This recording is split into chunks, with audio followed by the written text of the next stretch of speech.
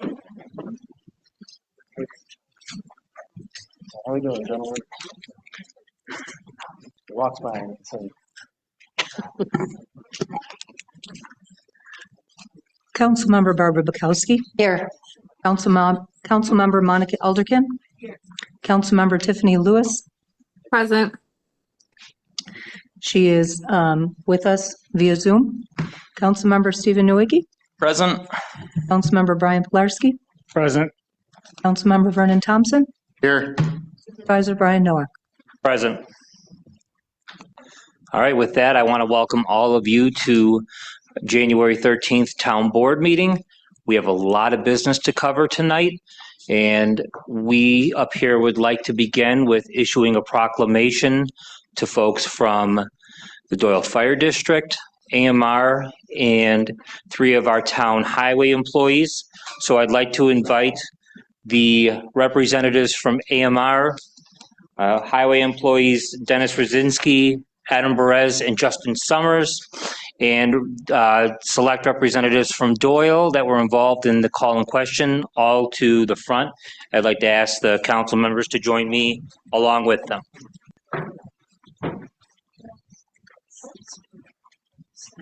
I was going to ask.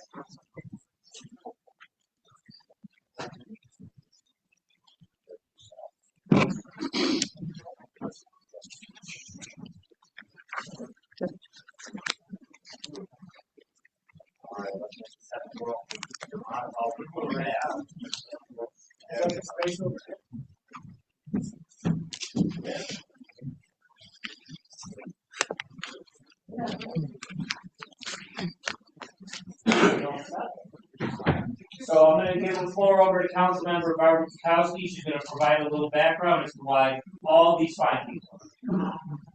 Channel 4 News had done an article about a mailman going down, and the story was about there were bystanders that came over to the individual and started CPR. The individual is Jim Griggs. He was a mailman for Cheektowaga, and he had went down on Harlem and Dingens.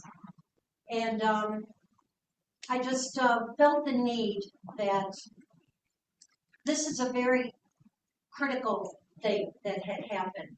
And the bystander, Justin Summers, was driving by, saw the person go down, stopped his truck, ran over, and started CPR.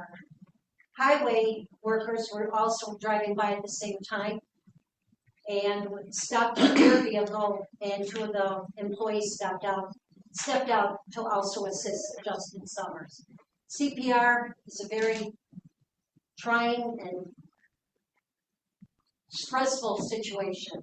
So I commend Justin Summers for stopping his truck, noticing the mailman was down, noticed he was not alert, not responding, and no heart rate. So he started CPR. And then 2 town employees who happened to take CPR classes that the town also held, jumped out, took the initiative to assist Justin.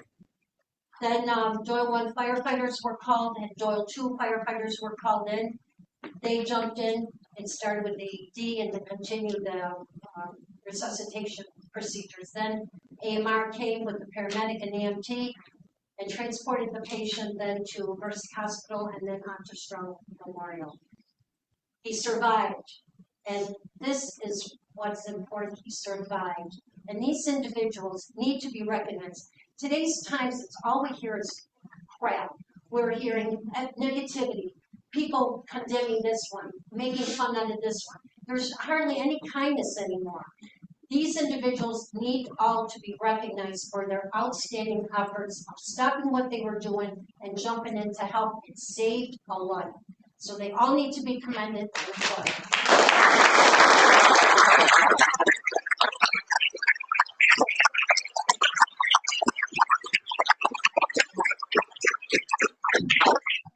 Council member, there's plenty more that can be added to that. We can get their individual stories, talk about the contributions of everyone from the fire district, from AMR, from our highway employees. I do have a half dozen proclamations in my hand. I'm going to read the one for Mr. Summers, and then following that, we'll hand all these over and give you the proper congratulations. So, just going to read it as it is. Whereas the town of Cheektowaga, in conjunction with the Cheektowaga Town Board, wishes to pay the highest tribute possible to Justin Summers for his brave and courageous actions. And whereas on December 12, 2025, Jim Griggs, a mail carrier in the town of Cheektowaga, collapsed while delivering mail near Harlan Road, Digits. Whereas Justin Summers was driving by and observed the mailman on the ground with several individuals nearby, and upon stopping his vehicle and approaching the scene, recognized that Jim was not alert, not responsive, and not breathing. And whereas, while others initially believed that Jim may have slipped and fallen, Justin Summers quickly assessed the seriousness of the situation and began immediately administering CPR while 911 was contacted. And whereas Justin Summers' swift actions, calm response, and willingness to help exemplify outstanding citizenship and sincere concern for the well-being of others. Whereas Jim was transported by ambulance and transferred to a second hospital where he spent some time recovering and has since returned home with his two young daughters. Whereas the town of Cheektowaga wishes to express its deepest gratitude for the courage, dedication, and compassion shown by Justin Summers and the responding emergency personnel in the face of a life-threatening situation.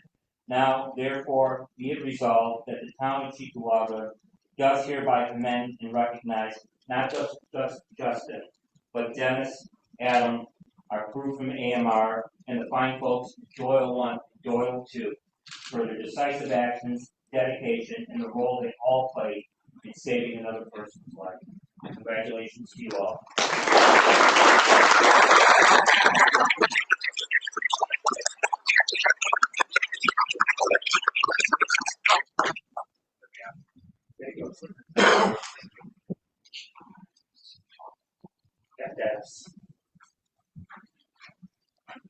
Congratulations. Who wants to take this on behalf of AMR? Thanks. Yeah, I don't know how to answer this right now. So everyone gets an answer. Doyle 2. Who wants to accept on behalf of Doyle 2? Thank you. All right, Doyle 1. Justin. All right, let's give him another round of applause.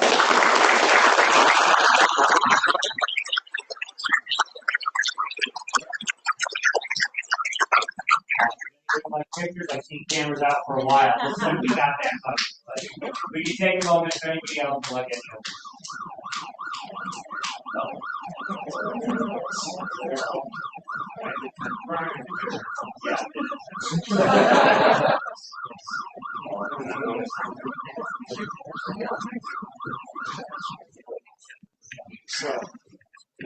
Sam, what's your buddy? What's your other?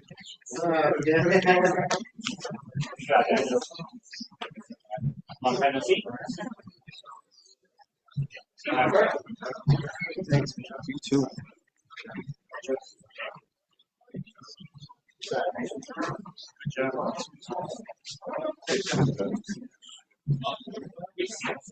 Good job. I know we were going. Good job, Joe. Hey, thank you. We're gonna get part Here. Really? Hey, look who's over there. Brian Strauss. Yeah, they'll be dusty forever.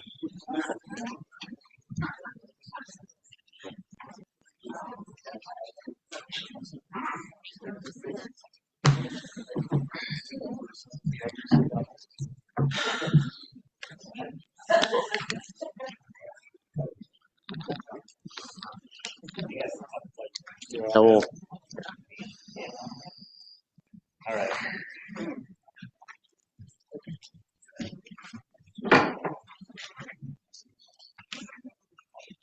With that, I'd like to move on to our next order of business, which is Resolution 2026-21. Resolution 2026-21, sponsored by Supervisor Nowak, seconded by Councilmember Thompson. 2 vacancies exist in the position of police officer in the Town of Cheektowaga Police Department. The following individuals being and hereby are appointed to the position of police officer at a salary in accordance with the collective bargaining agreement between the Town of Cheektowaga and the Town of Cheektowaga Police Club. Nicole Nazareth of Cheektowaga, New York, and Tyler Cruz of Cheektowaga, New York. Said appointments shall become effective January 14th, 2026, and are subject to verification of compliance with the residency law of the Town of Cheektowaga. On the question, all in favor? Aye. Any opposed? Motion carries. And with that, I'd like to invite the Chief of Police to the podium.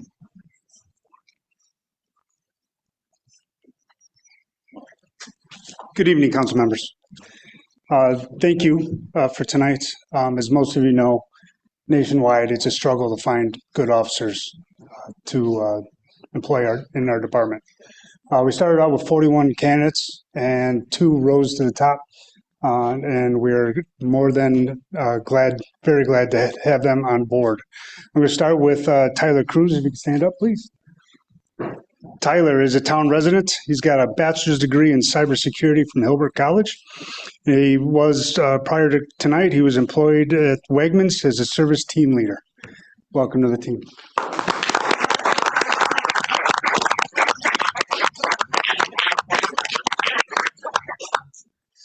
Next, I have Nicole Nazareth. Yes, you probably recognize the last name. It's a very popular name here in the town of Cheektowaga. She is a town resident.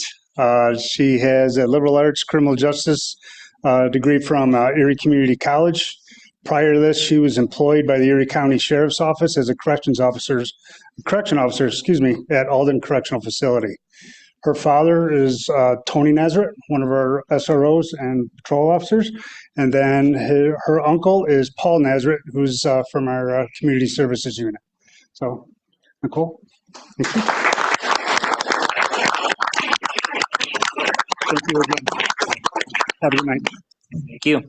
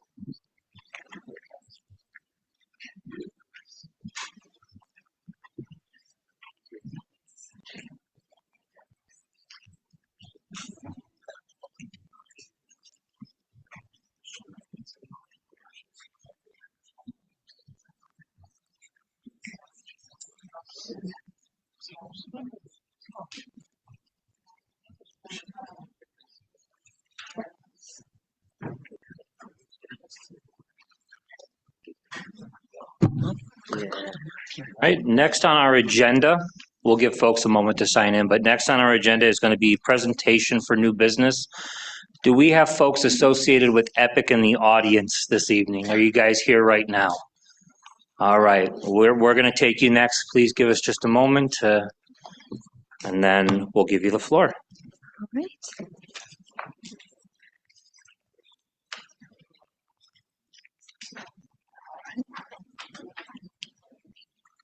Okay. The town board is ready when you are. If you can just give us your name and who you're representing, and then you can go ahead. Excellent. Thank you, Supervisor Nowak, and thank you, members of the council, for inviting me to present here tonight. My name is Leslie Murphy, and I'm here on behalf of Epic Fund New York, which stands for Empire Public Investment Cooperative Fund. So we are a local government investment pool, which is an investment option that's been designed specifically by and for New York local governments. It's a new product here in the state of New York.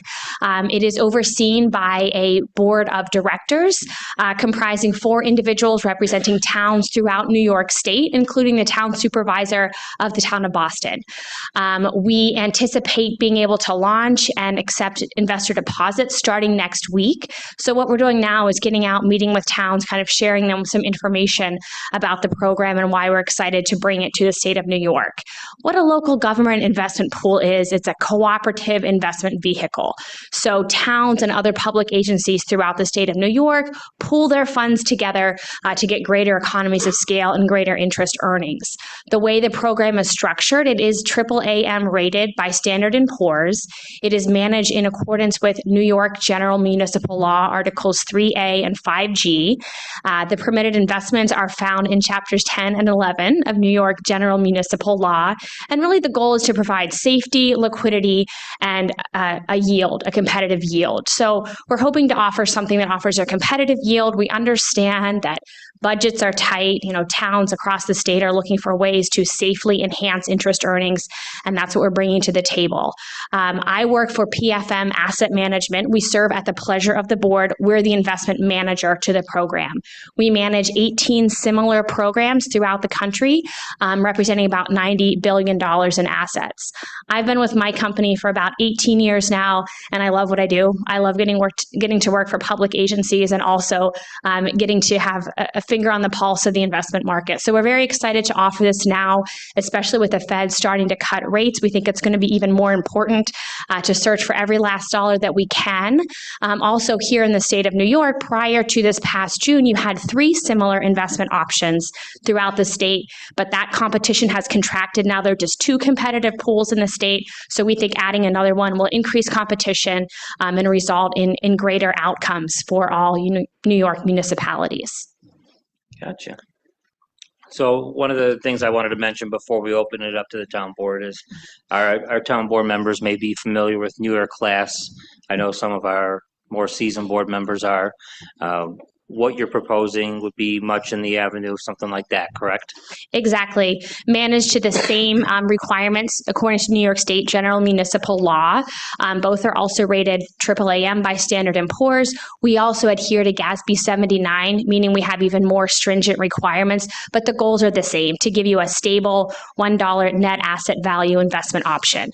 So you invest $1 with us, you can withdraw that dollar tomorrow. We offer same day withdrawals up until 2 p.m. Eastern time. So we know they're your monies. We want them to be available for you when you need them. Got it. And what you're offering is essentially the opportunity for the town to invest its money and make a return based on cash savings that we have.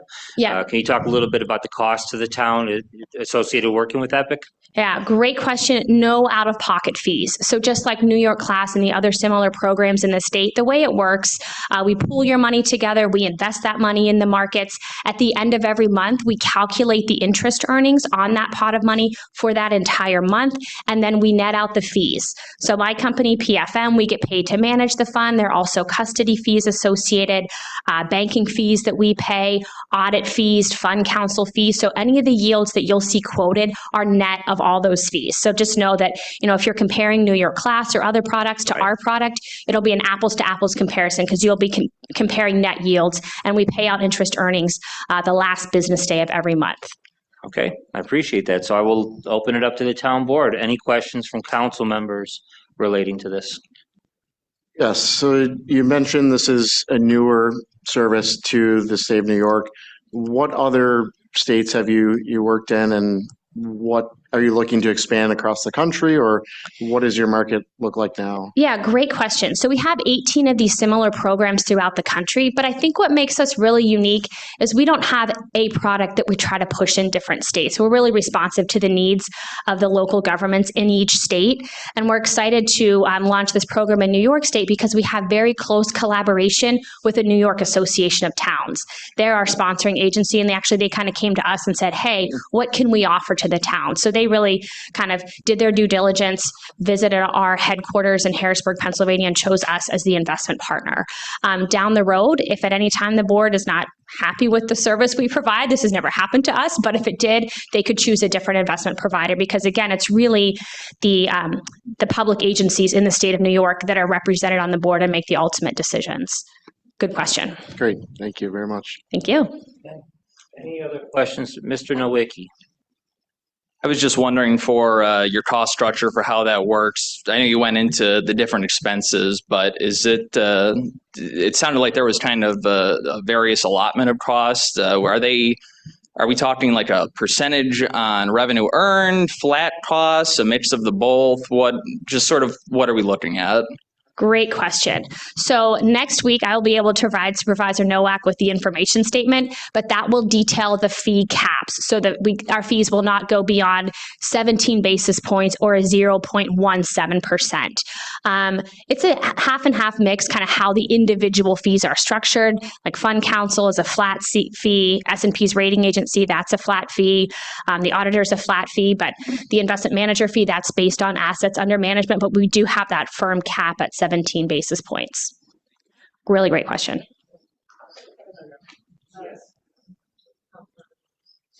Councilmember Lewis, you're recognized. Hi, yes. So I heard you talk a lot about fees. Are there any type of like exit fees or lockup fees or penalties if the town needs liquidity from this program at all?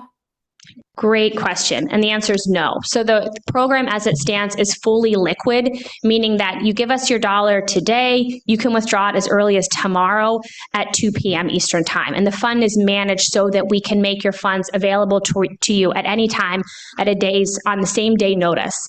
And that's because we understand these are liquid funds. You need to use them when you need them. We'll make them available to you. This isn't like a CD program or a term program where you have a lockup period. It's truly daily liquidity. Good question. And I have another follow-up question. Basically right now, I know you talked about like competitive yield. Like how do you measure competitive yield in a declining interest-free environment?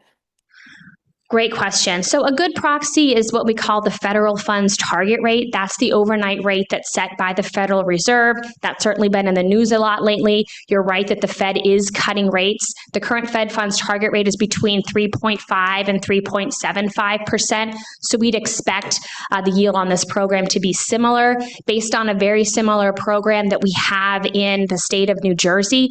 That yield was about a 3.66%. But again, all the yields, once we launch next week, will be available every single day on the website. So you'll always see what they are. I got a question over here. Councilmember Pilarski. So you said it's an investment, but then our money's available the next day if we wanted to because it's liquid. So is it an investment where there's risk, or is it like a high yield savings account where the bank may sweep my account every night, use my funds, and then I get a 3% return on that? Kind of confused on which it is. Yeah, good question. We call it an investment program or an investment pool, but it kind of looks and feels like the second thing that you described, sort of like an overnight sweep. Yeah. So we're taking this pot of money, we're managing it. We have to keep a certain amount, daily liquidity, 7 day, 30 days, so that we have funds to make available to you whenever you need them. But we're investing them on your behalf and on behalf of other towns and municipalities throughout the state to increase the interest earnings for you. Thank you. Good question. Hate to put him on the spot, but since he is here and very, relevant to your position, Director of Finance is here as well. So I'd love to see if he has anything that stands out, whether it's good, bad, or just in his experience and how this could work potentially for the town.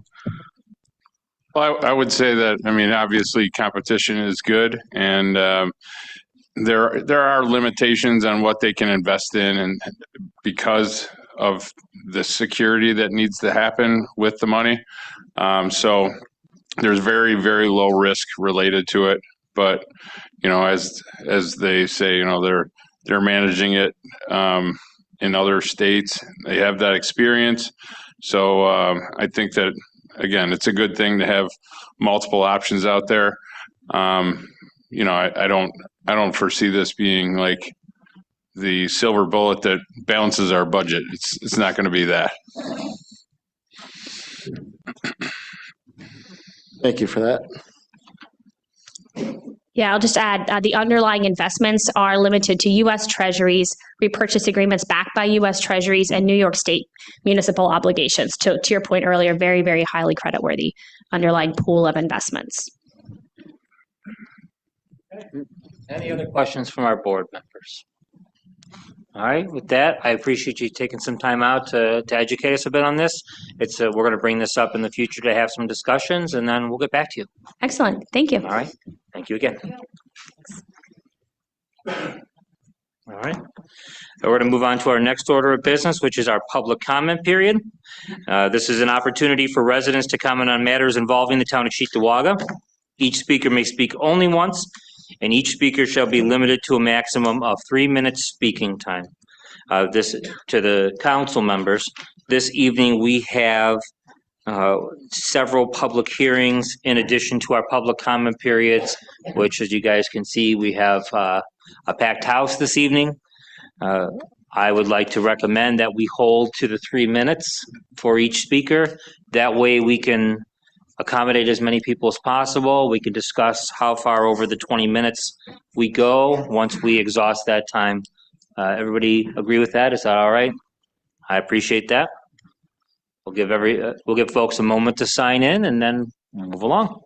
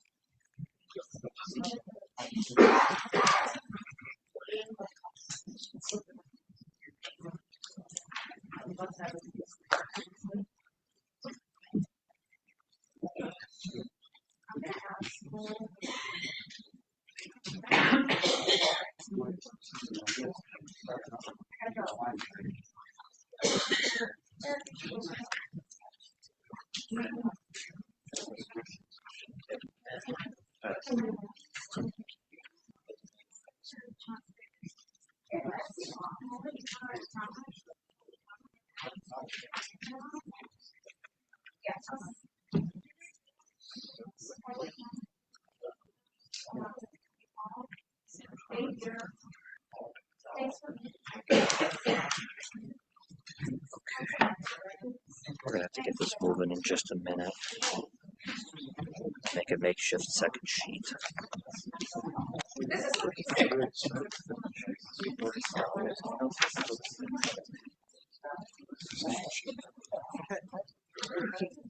Is Robert Coleman here? He's the first person on this list. Okay.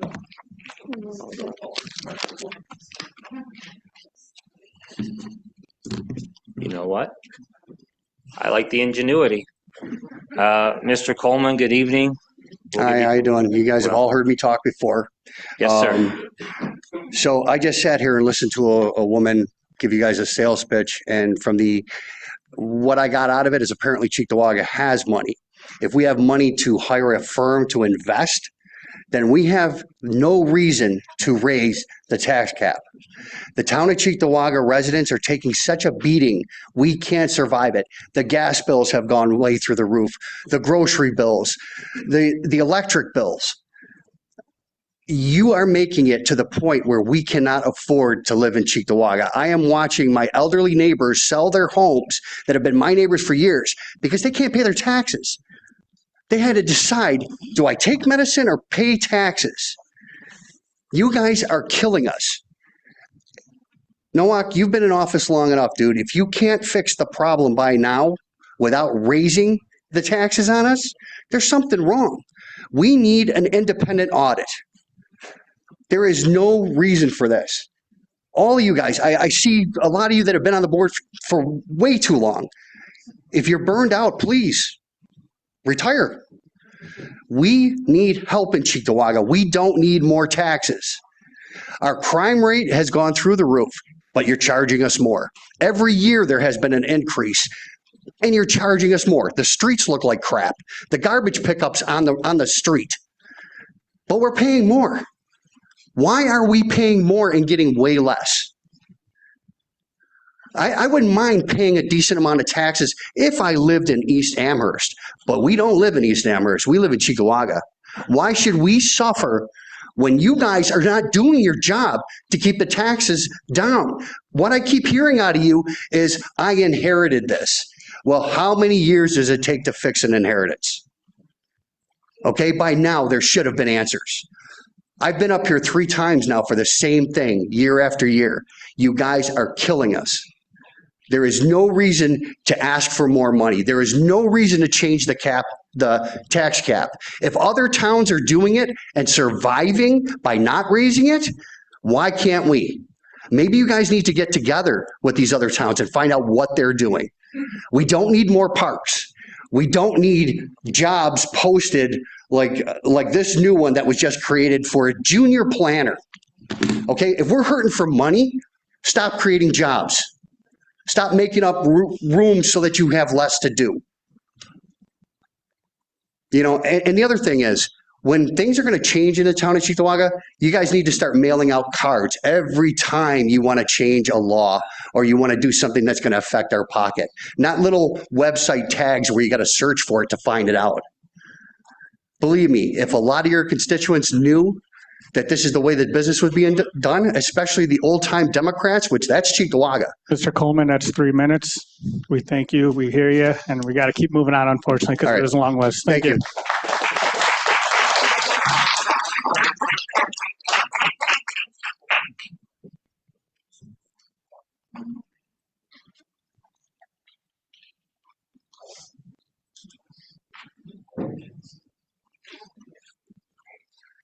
Our next speaker, Dan Ginevetsky.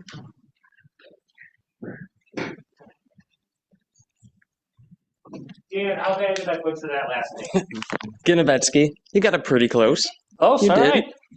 Floor is yours, sir. Thanks. Some of you may recognize me because I actually used to be the deputy town clerk here. And then I also was the chief of staff for Erie County legislator John Brusso. I spent 34 of my 39 years of life living in this town. I'm now married, a homeowner, dog owner in this town. So I don't want my dedication or love for this town to be questioned, but especially the people that make up this town, which is why I think we need to demand that our police force stop working with ICE.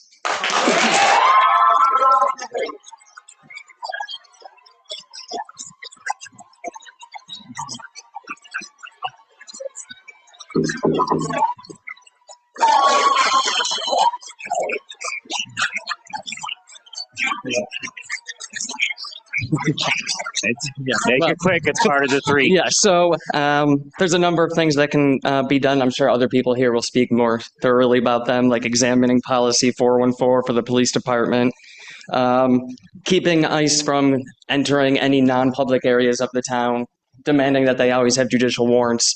There's so many things that... There you go. I don't know that we have the power to make them do that, but we've all seen the news. We've seen what they're capable of doing to our friends, our family, our neighbors, and they often make mistakes, and those mistakes cost people lives. So that's my ask for tonight.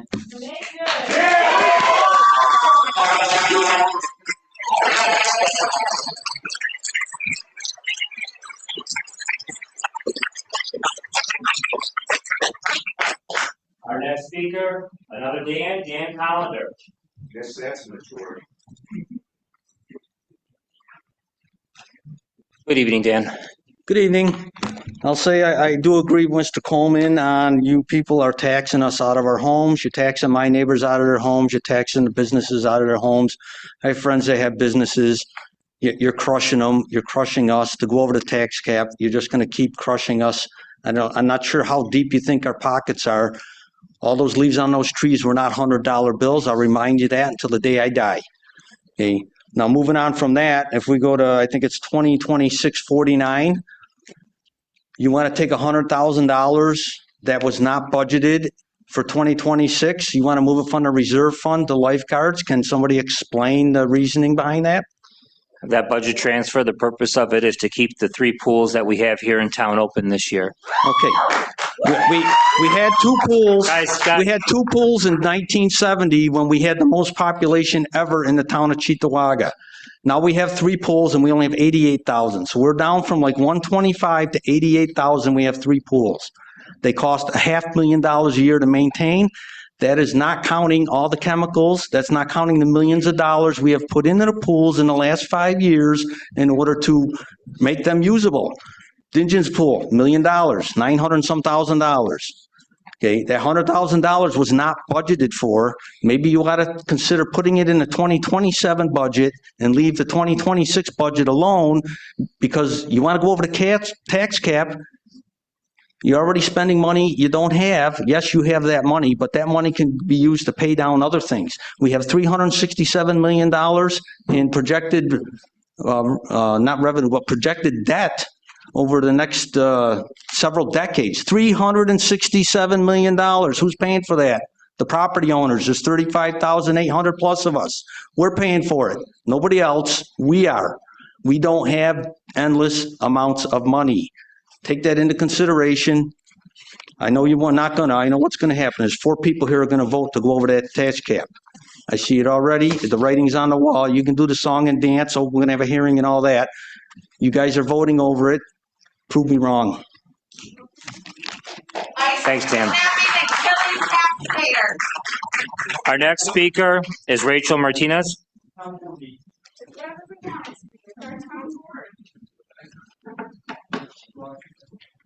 Hi, Rachel. I just want to ask the audience to be respectful of each speaker that comes up here. We're going to have differences of opinion this evening.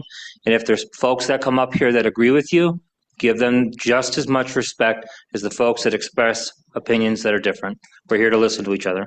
The floor is yours. Thank you. I'm here to talk to you about the Cheektowaga Police Department's continued collaboration with ICE. We've all witnessed what happened in Minneapolis. We saw a community mourn the loss of a neighbor, a friend, a wife, and a mother when Renee Good was shot and killed in the street. We also saw their school shut down due to the raids and concerns for the safety of their children. Do we want to be the next Minneapolis? Already, Cheektowaga is disproportionately represented in involvement with ICE activity, accounting for 2/3 of all arrests where local police assisted. What kind of community can we have when our residents cannot even safely access the services they pay taxes to be able to utilize without fear of repercussions? Why are we using our limited money to fund a $1 billion federal agency? Our neighbors...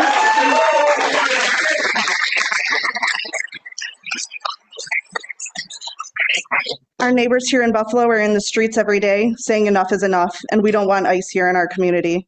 Sean Ryan has already made a statement that Buffalo will not participate in ICE's civil immigration enforcement. Do not allow Cheektowaga and this board to be complicit in the violence and human rights violations occurring at the hands of ICE.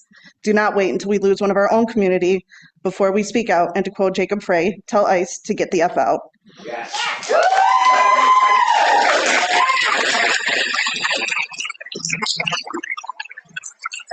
I'm here to ask the board to re-examine the Police Department Policy 414 and what factors may be considered in determining reasonable suspicion that a criminal, not civil, offense has occurred. Immediately cease all non-necessary cooperation with ICE. Enact a policy prohibiting town officers from enforcing federal immigration laws, funneling people into ICE custody, and sharing sensitive information with immigration authorities. Enact a policy ensuring that people in custody are adequately informed of their rights prior to being interviewed by ICE. Enact a policy that prohibits ICE and Border Patrol from entering non-public areas of town property without a judicial warrant. Enact a policy that requires ICE officers to wear identification and prohibits the use of masks. I also ask you pass a resolution in support for New York for All.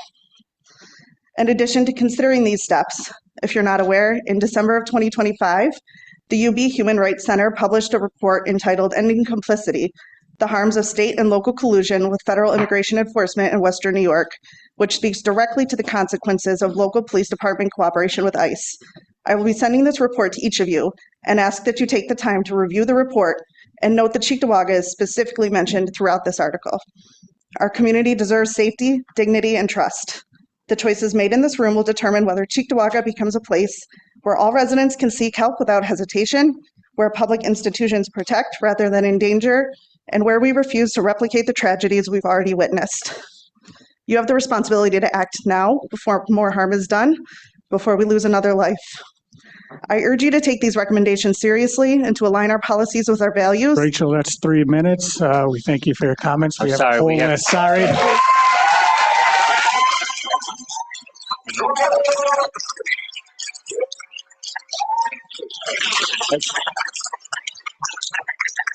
As a point of information to the town board, we do have 20 additional individuals signed up to speak, including Ms. Greenwald. You have 3 minutes. Yeah, this is something a lot of people care about. I want to address the people who still support ICE in this room. I've already addressed the Democratic members who I believe care about our Constitution and laws. What do you actually stand for? You claim to support small government, but you guys are cheering as armed, masked, unidentified men are coming into our towns. They are only using administrative warrants by and large, which is a warrant that they sign themselves in an attempt to circumvent the judicial process. And they're also taking people from court and violating our state's rights and our Protect Our Courts Act by arresting the people who show up here to legally become a citizen. You claim to be fiscally conservative. Thank you. Please don't take applause for my 3 minutes because I need every second, okay? You claim to be fiscally conservative, yet you're creating a massive legal liability in Cheektowaga. You guys know from the last time I spoke that we are violating the New York State Appellate Court and that in Suffolk County, they just paid out a $112 million settlement for this very same thing. You're wasting our town resources to support a federal agency with an $11 billion budget for this year to deport people who are the backbone of our economy. Immigrants in the 26th district pay $500 million in taxes and add $1.1 billion in spending power to our area. Why are we deporting our economic growth? You claim this is about safety, but the data says otherwise. Research from the National Institute of Justice shows that undocumented immigrants have the lowest rates of violent or felony crime. Sorry, I'm losing my spot. Locally, data collected in our area from December 2025 says that 83% of the people in our area only have committed a civil offense and not a crime. So these are not criminals. That's a parking, yes, that's a parking ticket violation. When CPD colludes with ICE, it destroys public safety. A community that fears its police force is a community where criminals thrive in darkness. We need to be able to protect our people and the real victims and not have our police force call ICE on people who are domestic violence survivors and not worry that when the government overreaches, that our police force will side with them instead of us, the people who they are here to serve and protect. I'm exhausted by the hypocrisy that ignores every quantifiable fact that we have. There is no data, none, to show that ICE provides a positive anything to our Jessica, that's society. 3 minutes. Thank you very much. We're going to move on to the next speaker. I'm sorry, you guys can kick me out for this. All I want to say is in the 1950s, Superman said it best. If anybody talks against somebody because their national origin, it's un-American. And we all need to remember we're Americans here, God damn it. Our next speaker is Jake Frank.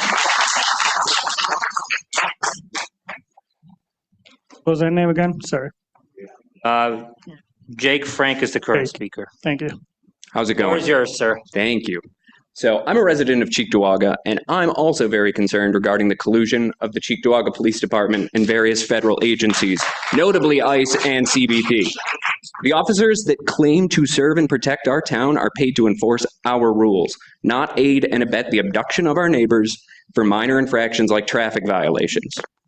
My town tax dollars should not be spent calling up federal agents every time a CPD officer pulls over somebody that looks a little bit brown.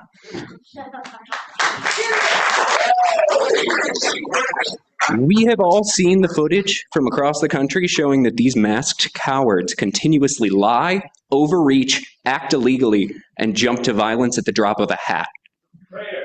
Myself and many others are here today to demand a full end to the collusion between our town's police force and these federal agencies before they're even further complicit with these monsters. We will not sit idly by as our neighbors and community members are abducted, tortured, and executed by these thugs and ski masks pretending to be arbiters of justice. Every person on this council and in town leadership that does not push for an immediate and complete decoupling of our town from these agencies is and will continue to be complicit. The people of Cheektowaga won't forget who spent their time hand-wringing and making excuses while these pathetic and illegal actions continue to be escalated by the government. To the police force, you are culpable. No hiding behind the actions of others will change that. No spokesperson saying, oh, well, once we handed it off to the feds, it's not our problem. That's not going to change anything. Our neighbors are rotting in prisons because you guys decided to call ICE.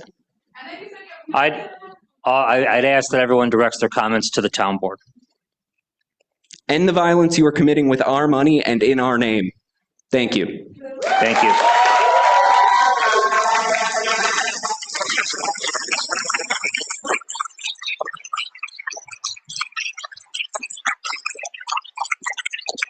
Just as a reminder, I ask that all speakers direct their comments to the town board. Our next speaker is Dawn Filipski.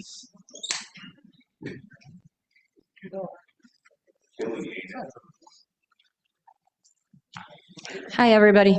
I'm here to talk about actual town business on the agenda for today, one of which is Resolution 2026-22. Hold on just a second. As I said, we're here to respect everybody else. Dawn has shown you guys the respect. As you spoke, please do the same for her. Go ahead. I guess they should wait till I get started then. Anyways, Resolution 2622 to go over the tax cap. I think this is highly premature. We have no idea how much money was saved last year. That's going back into the reserves. It's ridiculous that we would want to take away the only protection the town residents have and going over the tax cap in January. This just allows anyone to go over it at any rate. There's no set limit on how much you're going to go over. Nobody said, oh, we'll go over by 1%, so that'll be 3.5%. Nobody said any of that, because once the tax cap is exceeded, game on. And then for the following year, so that would be 27, this would be 28. How much does the tax cap go up over? Let's say you go over 10% in 27 now. So you're already up 10% on the budget. The next budget in 2028 goes over, now is up to 12.5%. Is that how this works? I'm guessing that's how that works. The other ones, Dan, you're adopting the policy on procurement and goods and services, and you increased all the limits. Increasing the limits takes away some financial oversight, I guess I'd call it, to the town board. And it just is going to lead to more increased spending on that aspect. And like Dan Collender spoke about the appropriated balance for $100,000 for the lifeguard. We don't know how much is going to be utilized. We don't know yet how much money from the last year's budget, 2025, is going to be carried over. I suggest you wait, see, and then act on that. This is kind of premature. And lastly, I support our town of Cheektowaga police officers, our town of Cheektowaga volunteer firefighters, and all those who served actively in the military. All right. Thanks. The council members, at that, we have had 7 speakers at 3 minutes apiece. We still have a good share signed up. I think it's important that we listen to the folks that come and speak with us tonight. I'd like to motion that we give every additional speaker 2 minutes, and I'm looking for a second on that. Before we go, can I comment on that?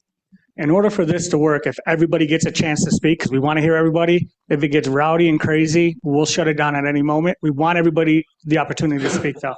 So please be respectful to each other, whether you agree with their opinions or not. And that goes for any other topic that's on there, because we don't know what topics are coming up. Could be tax increase, could be ICE, could be nothing on the agenda, whatever. So just please be respectful. Respect our Constitution.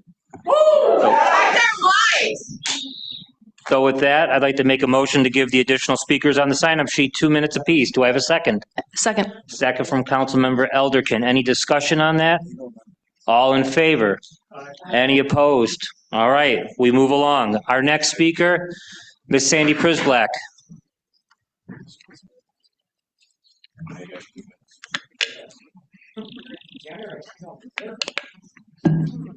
Hi, Sandy. It's good to see you.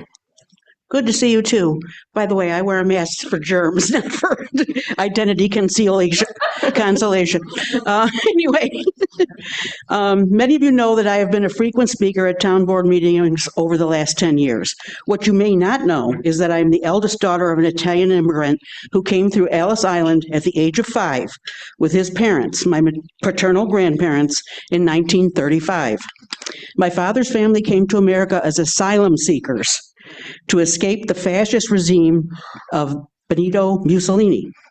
My father became a naturalized citizen, served in the Korean War, and was employed by the Veterans Administration as a social worker, assisting homeless veterans in accessing housing and other benefits until his death in 1997.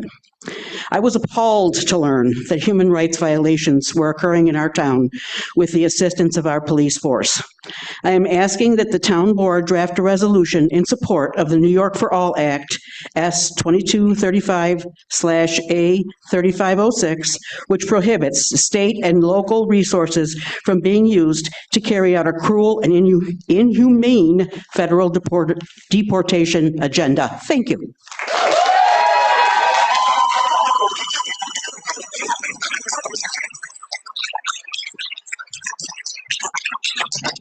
Our next speaker is Michael Baker.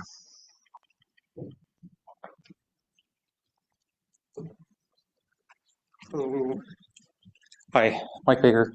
I didn't prepare anything. I know a few of you know me. Appreciate the response, Mr. Nowicki, from the email. I didn't email everybody. But I just want to say a couple things. First, regarding the pools, can we look into any type of corporate sponsorship? Maybe to make some people happy. I don't know if that's ever been brought up. Second, can we please stop the collusion of ICE with CPD? Even if it's just temporary until maybe temperatures calm down. Maybe every 3 months or every 3 years vote on it. Maybe something will change in those 3 years, hopefully.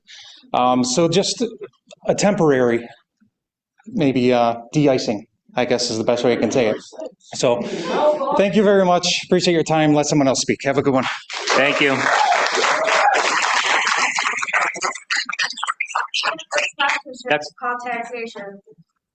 Next up, Kayla Lolito.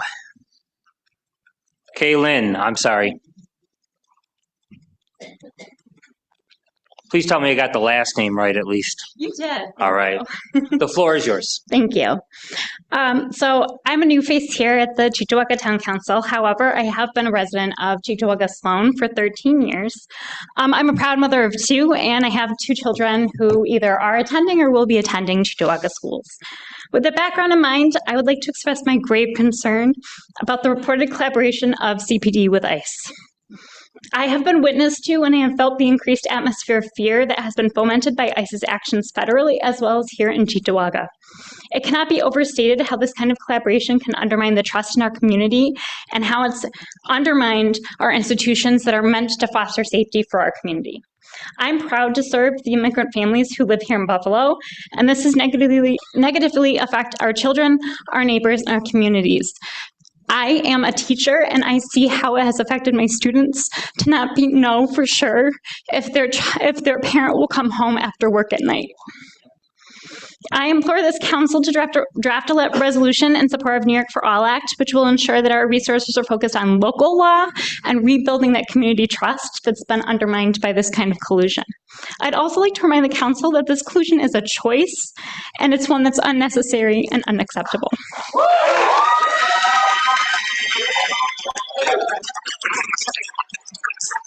Thank you. Thank you. Our next speaker is Catherine Bogdan.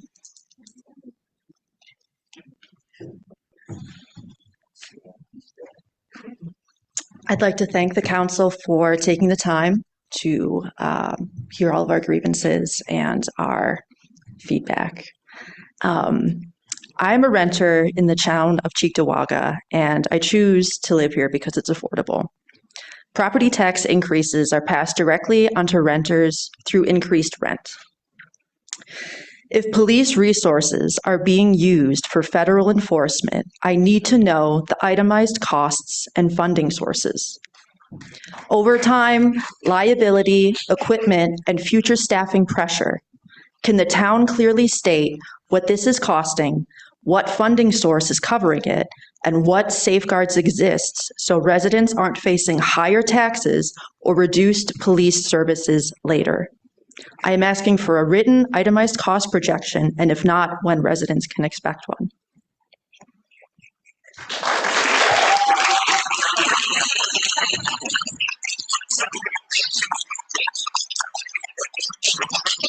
All right, thank you. Our next speaker is Jean Logren.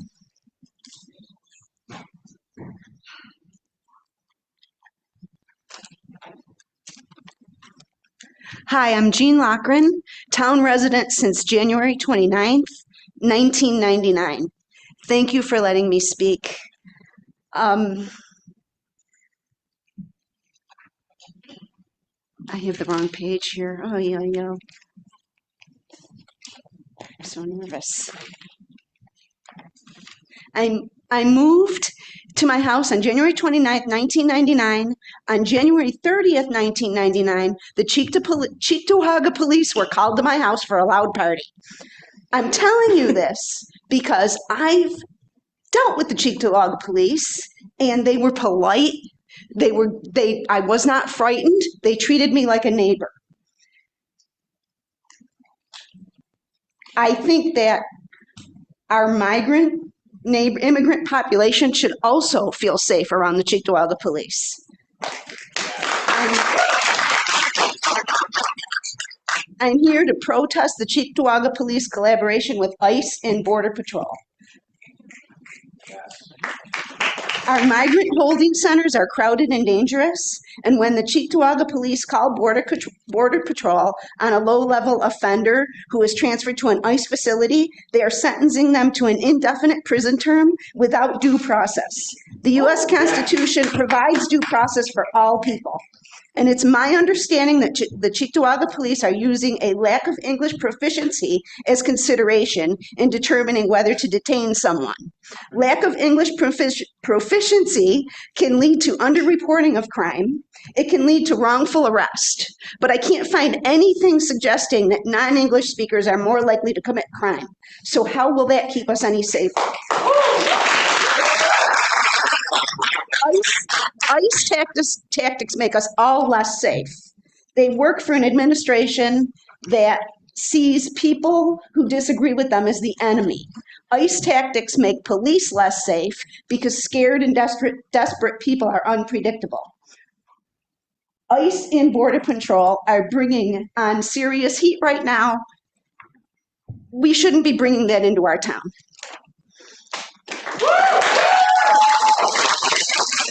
Thank you. Our next speaker is Kevin Hoffner.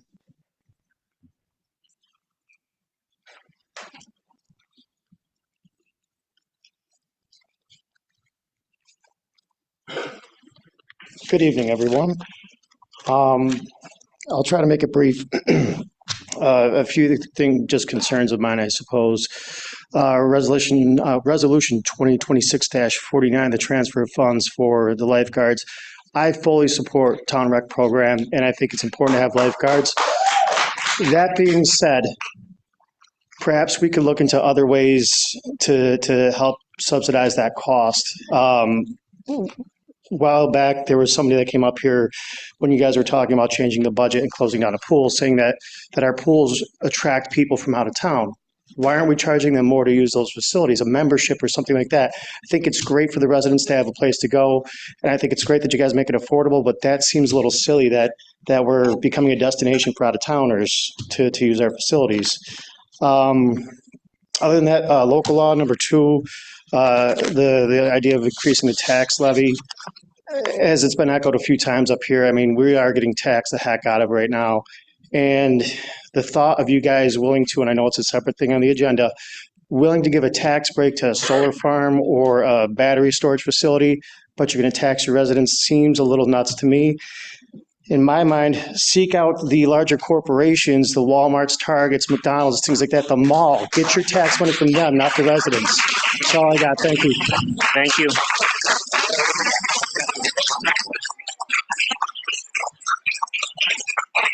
Next speaker on our agenda is Jessica E.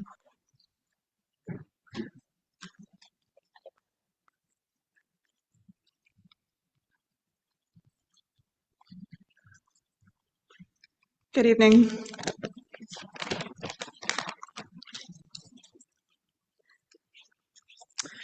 I'm highly educated. I vote. I'm paying attention. I took the time out of my busy schedule to be here tonight because I grew up in Cheektowaga. This is in reference to the town of Cheektowaga's cooperation with ICE. Many of my friends and family still live here. Both my great-grandparents migrated to America from Italy, Poland, Ireland, evading dictators and evil men in power. Mussolini, Hitler. I'm a direct descendant of Władysław Szpilman. My grandmother's last name, her maiden name is Spielman. You may better know him from the movie The Pianist, the award-winning movie about a Holocaust survivor. I'm a proud American. I'm beyond ashamed to share a country with Trump supporters. Those who voted for Trump are so concerned with illegal activity, yet they voted for a felon and an adjudicated rapist. A con man, a liar, a malignant narcissist, and a dangerous embarrassment to the nation. Every day, I'm enraged and traumatized by the current regime. I will not call it an administration, it is a regime. If you're wondering what my degree is, it's in history and anthropology. I know exactly what I'm talking about. This isn't about immigration. This is about white nationalist Nazi ideals for the United States of America. The DHS is using actual Nazi slogans openly on their social media accounts and ICE recruitment ads. I would like to read them to you. One of ours, all of yours. We will have our home. The enemies are at the gates, and remigrate. I encourage anyone listening to look up the origins of these phrases and tell me that isn't alarming and un-American on every level. Jessica, that is 2 minutes. Thank you for your comments. Thank you. Fuck ICE.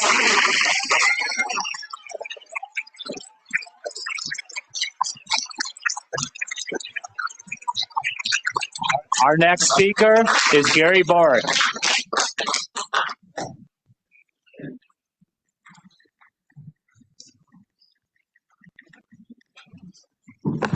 I agree with all the comments about ICE, but that's not what I'm up here to talk about. I'm going to ask you to table the resolution concerning the $600,000 paid to police. The reason for that is they choose to have their own police force, and we have no say in it. And I want to bring up for you something why I think you should table it is because you shouldn't make any decision on it until you learn how much they paid a Cheektowaga resident because they violated her rights. In 2022, a woman discovered people stealing the car in front of her house. She called the Depew police. In that incident, there were 2 white males trying to steal her car. There were 2 white policemen and 1 brown woman. Who do you think got arrested? Yeah. Ultimately, all charges against her dropped. Lawsuit filed and they settled. They tried to get the case dismissed, but they couldn't. And they did the wise thing because they knew what a jury would do to them for what they did to her. They had her, she was so upset, they had her, she vomited on herself, she urinated on herself, she was barefoot. They took her to jail that way. They didn't give her a chance to change in front of her children. In front of her children. Thank God she got a good lawyer and sued their behinds. But we should know how much they paid before you decide how much to give them. You're looking to cut $600,000, you need $600,000 more. Tell Depew they want their own police department, which we have no say over, to go pay for it themselves. Or to come into our police department where we do have some say over it. But we shouldn't be paying for that. As for the public hearing on the tax increase, I think we should have a public hearing. Why do people not want to hear what people have to say about it? Right. Yeah. Let's have the public hearing, then you can decide. Thank you.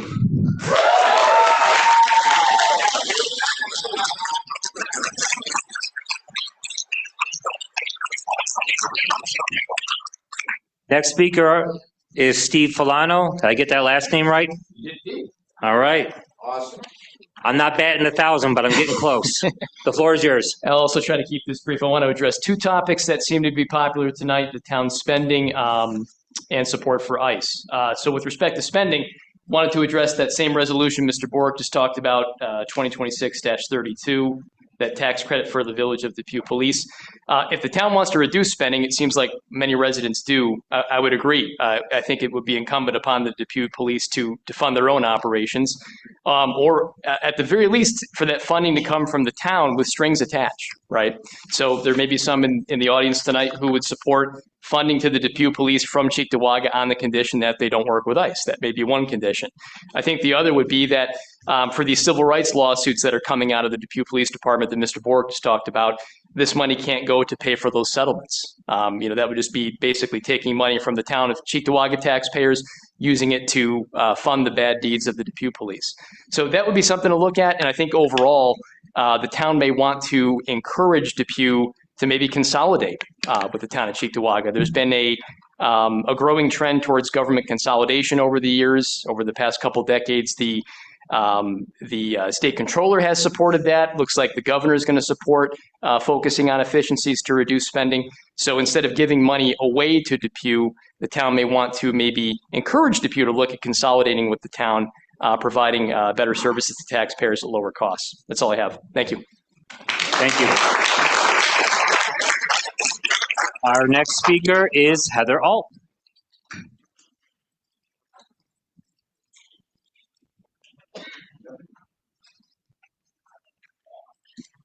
Good evening. I have some handouts to pass out.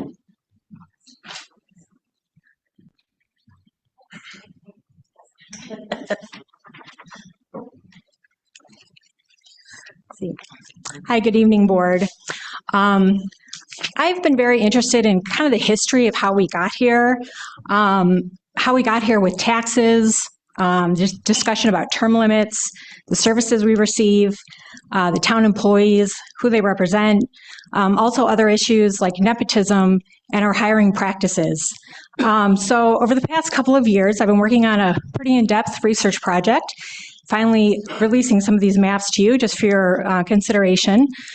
On the first page, the Cheektowaga council members over the past 40 years, 70% of them, the years served, have been east of Union Road.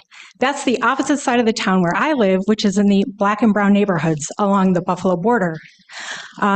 We do not have equal representation for all neighborhoods.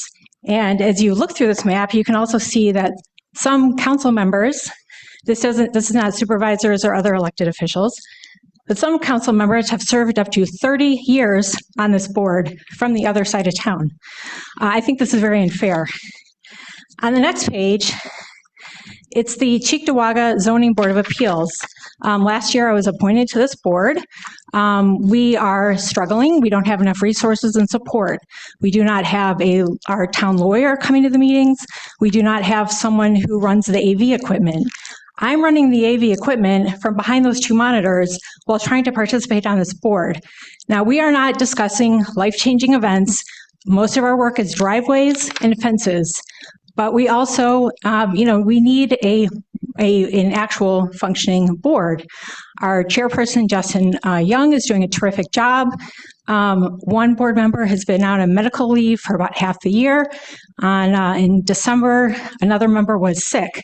So there were two people sitting up here in front, and I was behind the AV, behind the computers there running the AV.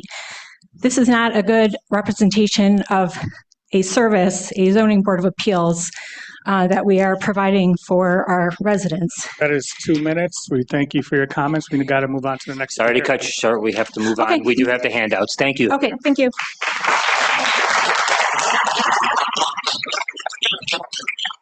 Our next speaker, I see Mara Chekhov. How did I do? Perfect. All right, there we go. Floor is yours. Thank you. Hello, Town Board. I'm here, like many others, to speak about the collusion with ICE. I won't make any comments about my opinions on law enforcement or anything like that. I would like to share a story about the immigration process here in America. I am myself a first-generation immigrant, along with my family. Recently, during the times of COVID, my grandmother immigrated with us after myself and my family have been here for 20 years. She had planned to go home when COVID came out, but she was unable to, as all the travel bans, and was forced to file for immigration. She was rejected, and during that time, she was an illegal immigrant. My family spent thousands of dollars on lawyers to fix that, and we had no other option. She couldn't leave. She couldn't stay. She had to stay. Crossing the border was illegal for her, as she had no papers to let her cross the border. And until her permanent residency was approved, she was an illegal immigrant. Thousands of dollars is something a migrant worker does not have. I bring this up as a news article came out as one of the people arrested at Macy's was in such a position. They were waiting for the permanent residency. They couldn't leave, but they had to stay, and they were illegal until the permanent residency was approved. These are the kind of people who become illegal immigrants, people who are just waiting for the process to let them in. It is not our job as the Cheektowaga people, the town board, the police department, to fix this system, but we do not have to help it. We do not have to bring in people who are just trying to survive, just trying to get into the system. We can simply say, no, we will not be part of it. We will not arrest someone who has no criminal history, who has a civil violation at most. We will not be part of the horror. Thank you very much for your time. Thank you for listening. Thank you.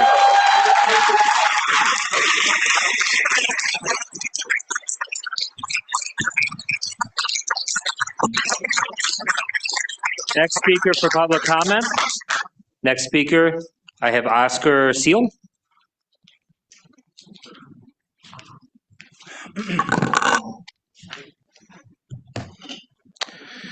Good evening. My name again is Oscar Fernando Gil Garcia.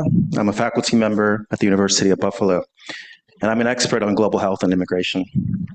Scholarship firmly establishes how children of immigrants who settle in the United States overall are a net economic benefit to the country. In addition to FBI research showing how higher immigration is associated with lower crime rates, a recent large-scale study directed by Rand Abramsky, a senior economics scholar at Stanford, and colleagues explored the intergenerational mobility among immigrants throughout the last 2 centuries, which reveals that irrespective of changes of sending countries, children of immigrants have higher rates of upward mobility than children of the US born.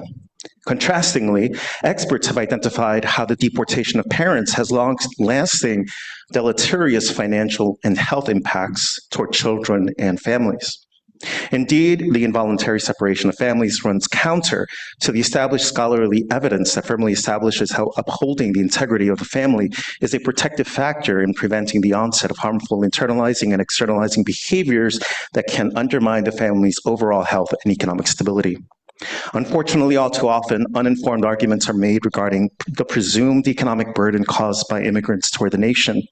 One such argument is that immigrant arrivals do not pay their fair share of taxes. It should be noted, all migrants, irrespective of legal status, pay taxes. The Institute of Taxation and Economic Policy identified how, quote, more than a third of the tax dollars, total $33.9 billion paid by undocumented immigrants, go toward payroll taxes dedicated to funding programs that these workers are barred from assessing. That means that the Cheektowaga Police Department and those who are currently present coordinating this hearing, including my own as a faculty member at the University of Buffalo, are fundamentally supported by the very taxes of the people you propose to remove through interagency collaboration between local Cheektowaga Police Department and the Immigration Customs Enforcement, ICE. Oscar, that is 2 minutes. We appreciate your comments. Thank you very much. Thank you.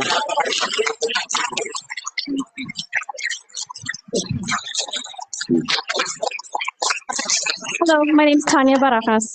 Since 2009, Congress authorized ICE to fill 34,000 beds in detention facilities. The quota has nothing to do with fighting crime or protecting the public.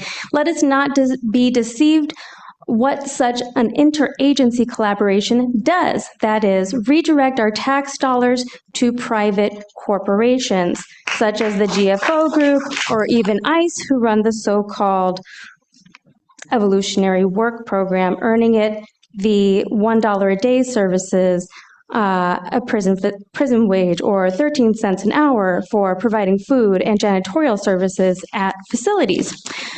I'll, Oscar, conclude my brief comments by highlighting the work of UCLA law professor Hiroshi Motomura, a national authority on U.S. and international immigration law, who cogently summarizes many fairness concerns associated with removing unauthorized adults. In his 2007 book, Americans in Waiting, he writes, "In the strictest sense, adult immigrants who cross the border surreptitiously or who overstay the terms of their visas violate immigration law and therefore earn the admonishment of the law.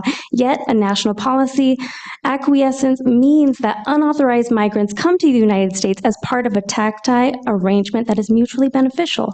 Rather than framing the moral consequences of unauthorized migration in binary terms of guilt and innocence, Motomura implicitly suggests that those consequences exist along a spectrum. To illustrate this point, Motomura employs the analogy of a merchant who routinely accepts late payments as a way of expanding his customer base, but then in the wake of a contract dispute tries to insist that a customer's late payment violated the contract terms. In other words, a fair moral accounting of an immigrant's decision to enter or overstay should consider the realities of immigration enforcement and the societal and economic benefits that authorized immigration generates, as well as the individual violations of formal law. Thus, unauthorized Anna, adults. 2 minutes. We Thanks thank for you your time. Thank you. Thank you.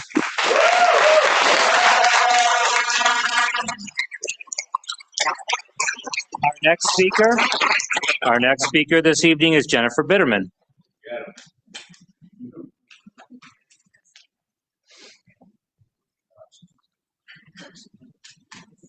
Good evening. I am not here to be polite. I am here because of what is happening in this town is wrong, and silence has become part of the harm. Investigative reports have shown that Cheektowaga Police Department has been turning people over to ICE and Border Patrol after minor low-level encounters of traffic stops, alleged shoplifting, trivial accusations, things that should never result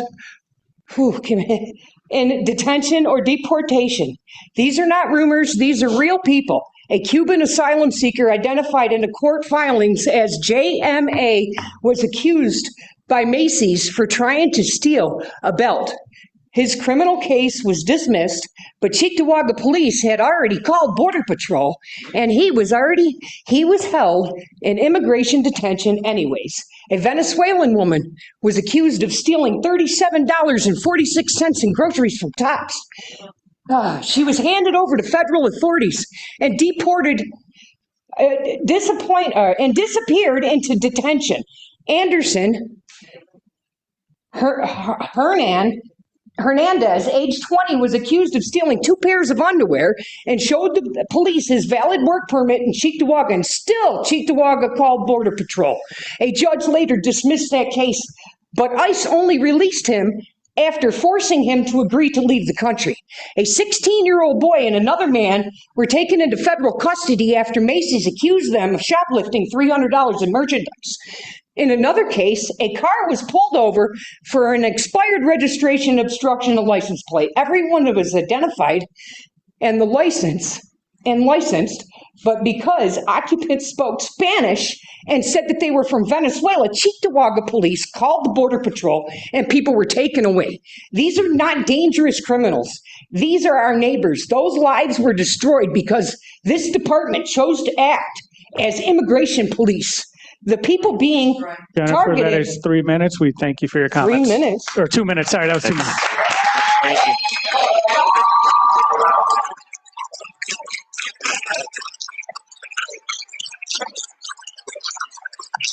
Our next speaker is Ken Young. Ken Young? He did. Thank you. Renee Marrier? Renee. Thanks for. I thought he was. Yeah, I don't think you're already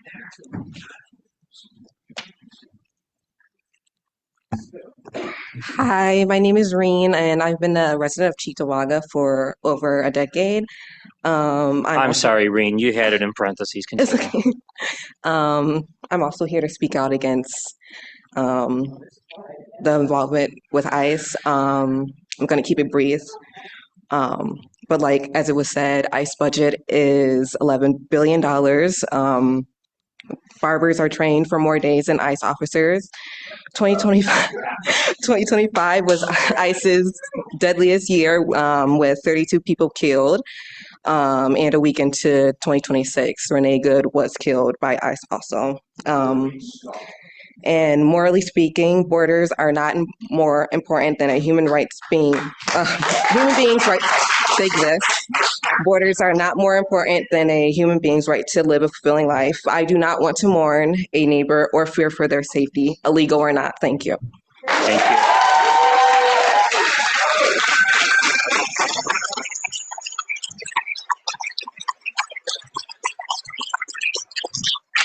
Our next speaker is Shantae Barnes.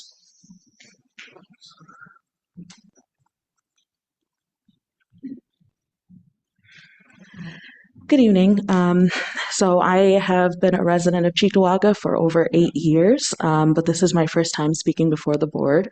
And the reason I'm here is something you've been hearing all night, but that this board needs to enact any sort of policy that's going to prevent what is unnecessary cooperation with ICE by the Cheektowaga Police Department. Our town doesn't have a legal partnership with ICE, but is leading the charge in turning our neighbors over to federal authorities, because that's who these people are. They're our neighbors. This board has the opportunity to flip the script and to stand in solidarity with people who might look different from us or who might speak different languages and say that they belong here. You've already heard about what those policies would look like, so I'm not going to go into that again.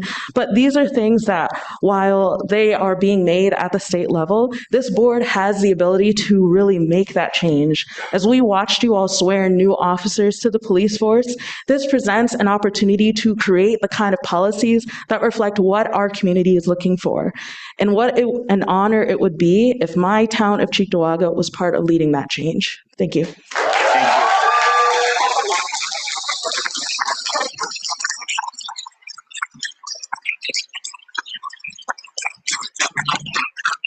Our final speaker is Brenda Shaw, our final speaker for this public comment period. Sorry for keeping you up late tonight, aren't we? It's democracy in action. Yep. The floor is yours. I've lived in Cheektowaga for almost 7 years, and I've been a resident of New York State for 12. I watch the news every day, and I think about what I would do if I saw, masked, anonymous, armed men snatching somebody off the street, and I didn't know if that person was going to be killed or, disappeared or kidnapped or what. And I think about what I would do in that situation, and my picture of what I can do and how far I would have to go and what I would have to sacrifice. Like, I'm thinking about these things realistically now. about what I would have to do. I am 20 years and 100 pounds outside my Batman era. And I don't want to just stand by. So my picture of what I could do and what difference I could make is very different, whether the police are on the side of the bad guys or whether they're on the side of the people. That's it. Thank you. Thank you.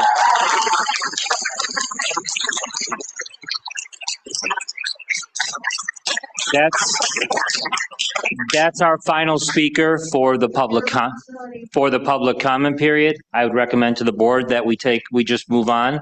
But before we do, just a very brief comment from me. Shantae mentioned 2 new officers that came in here tonight. I know a lot of the comments during this lengthy public comment period were about Immigrations and Customs Enforcement. We're talking about a group of folks that are running around in masks in unmarked vehicles, demonstrating poor training. I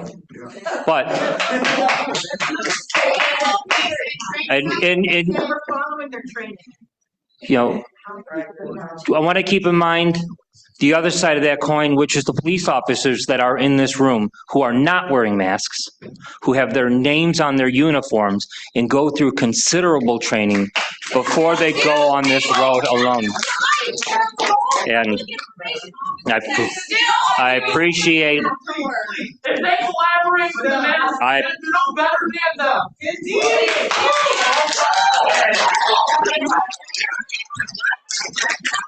All right. I see you're smart. All right. With that, we're going to move on to our public hearings this evening. We have local law number 9 of 2025, a local law chapter in the town code titled term limits. Madam Clerk. Real serious. Yeah, just remember what happened in the Nuremberg trials. Exactly. It's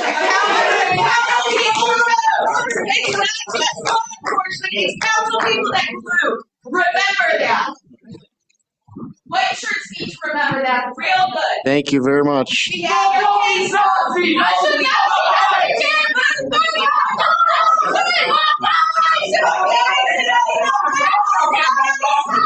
I can't hear you with your mask on.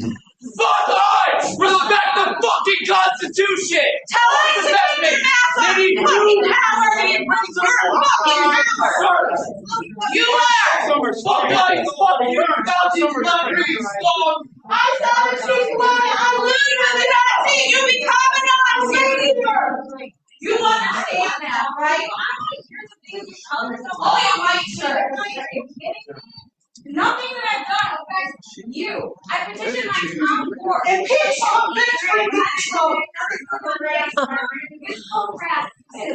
not what you go about. I would like you guys to stand up. Order here. And not try to intimidate Here, us. let it fly. Let it fly. You know we're talking about ICE with the entire police force who's never here. Yeah. I would like you to be trust. All right. And then I would like to talk to you. You need to earn that. All right, Jessica, can we get our meeting back on the rails here? We thank you. We've heard your comments. We got other business to address here. But you Republicans are going to lose your seat. That's fine. That's okay. That's fine. Thank you very much. I appreciate your opinion. All right. Have a good night. Madam Clerk. Okay, so we have a call from public hearing that was made at the December 9th, 2025 Town Board meeting, Resolution 2025-830, to consider and discuss and if need be act upon the proposed enactment of Intro to Local Law number 9 of 25, titled A Local Law Creating a Chapter in the Town Code called Term Limits. It includes 33-2 legislative intent. It is the intent of the Town Board of the Town of Cheektowaga to expand participation in the electoral process and to bring new ideas to governance of the Town of Cheektowaga. To those ends, the Town Board of the Town of Cheektowaga adopts this chapter to limit terms of office for elected officials. 33-3 term limits established says no elected public officer of the Town of Cheektowaga shall have no more than 2 consecutive terms for 4 years. Public office. For purposes of this chapter, same public office shall mean all public offices that are the same as the office that the elected public officer last held. Any terms of office held prior to the November 2026 election shall not be counted for term limitation purposes. We received no additional comments in regards to this public hearing. I will note that we did have a public hearing on this on 12/30 and on January 2nd of 2026. Right, thank you. And with that, the public hearing has been open, so we do have 2 speakers signed up this evening. The first is Dawn Flipsky.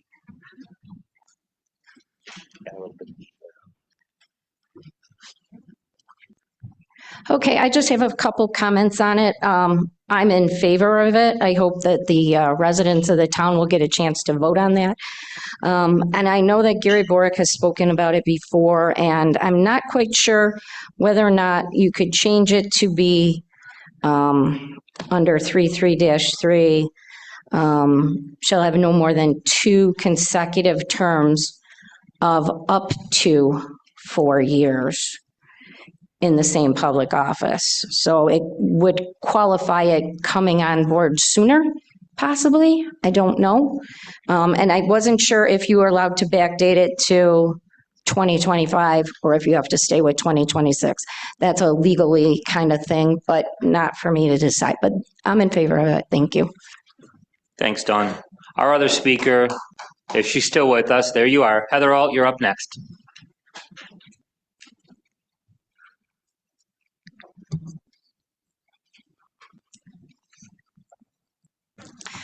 Good evening. I'll just kind of pick up with my maps here because what I'm trying to demonstrate with my maps is we have a lot of very long-serving officials, both who are elected or appointed, such as on the Zoning Board of Appeals. I very carefully went through all the minutes dating back a few decades. I went to the Buffalo History Museum to look for addresses and other kind of information, put people on maps. And if there's errors in any way, I will certainly update those. On the Zoning Board of Appeals, I believe there are 2 members who've served 30 years or longer. In terms of the Cheektowaga Council members, we had a member, an elected official who served, 30 years, 21 years, 18 years. I mean, these are very long terms where people can keep getting reelected.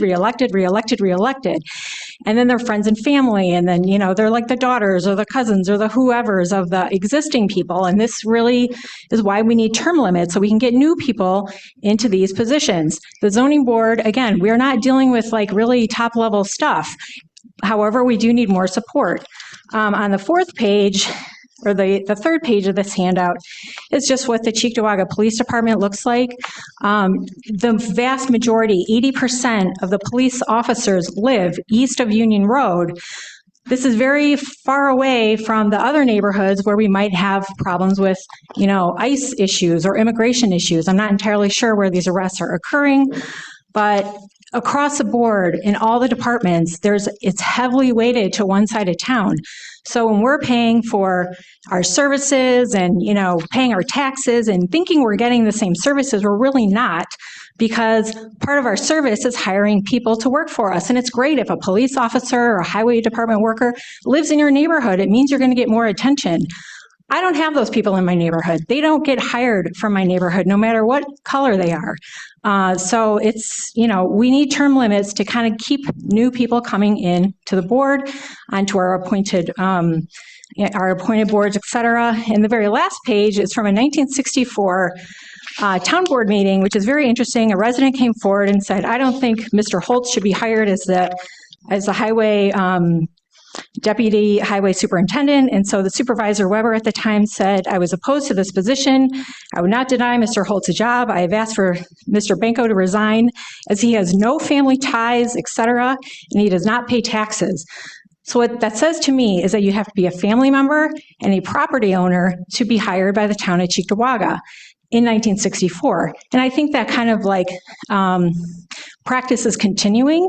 There are still friends and family being appointed and hired, and that, really brings down the entire town. So I am very much in favor of term limits, as well as districts. Heather, that is 3 minutes. We thank you for your comments. Okay, great. Thank you so much. Thank you. Oh.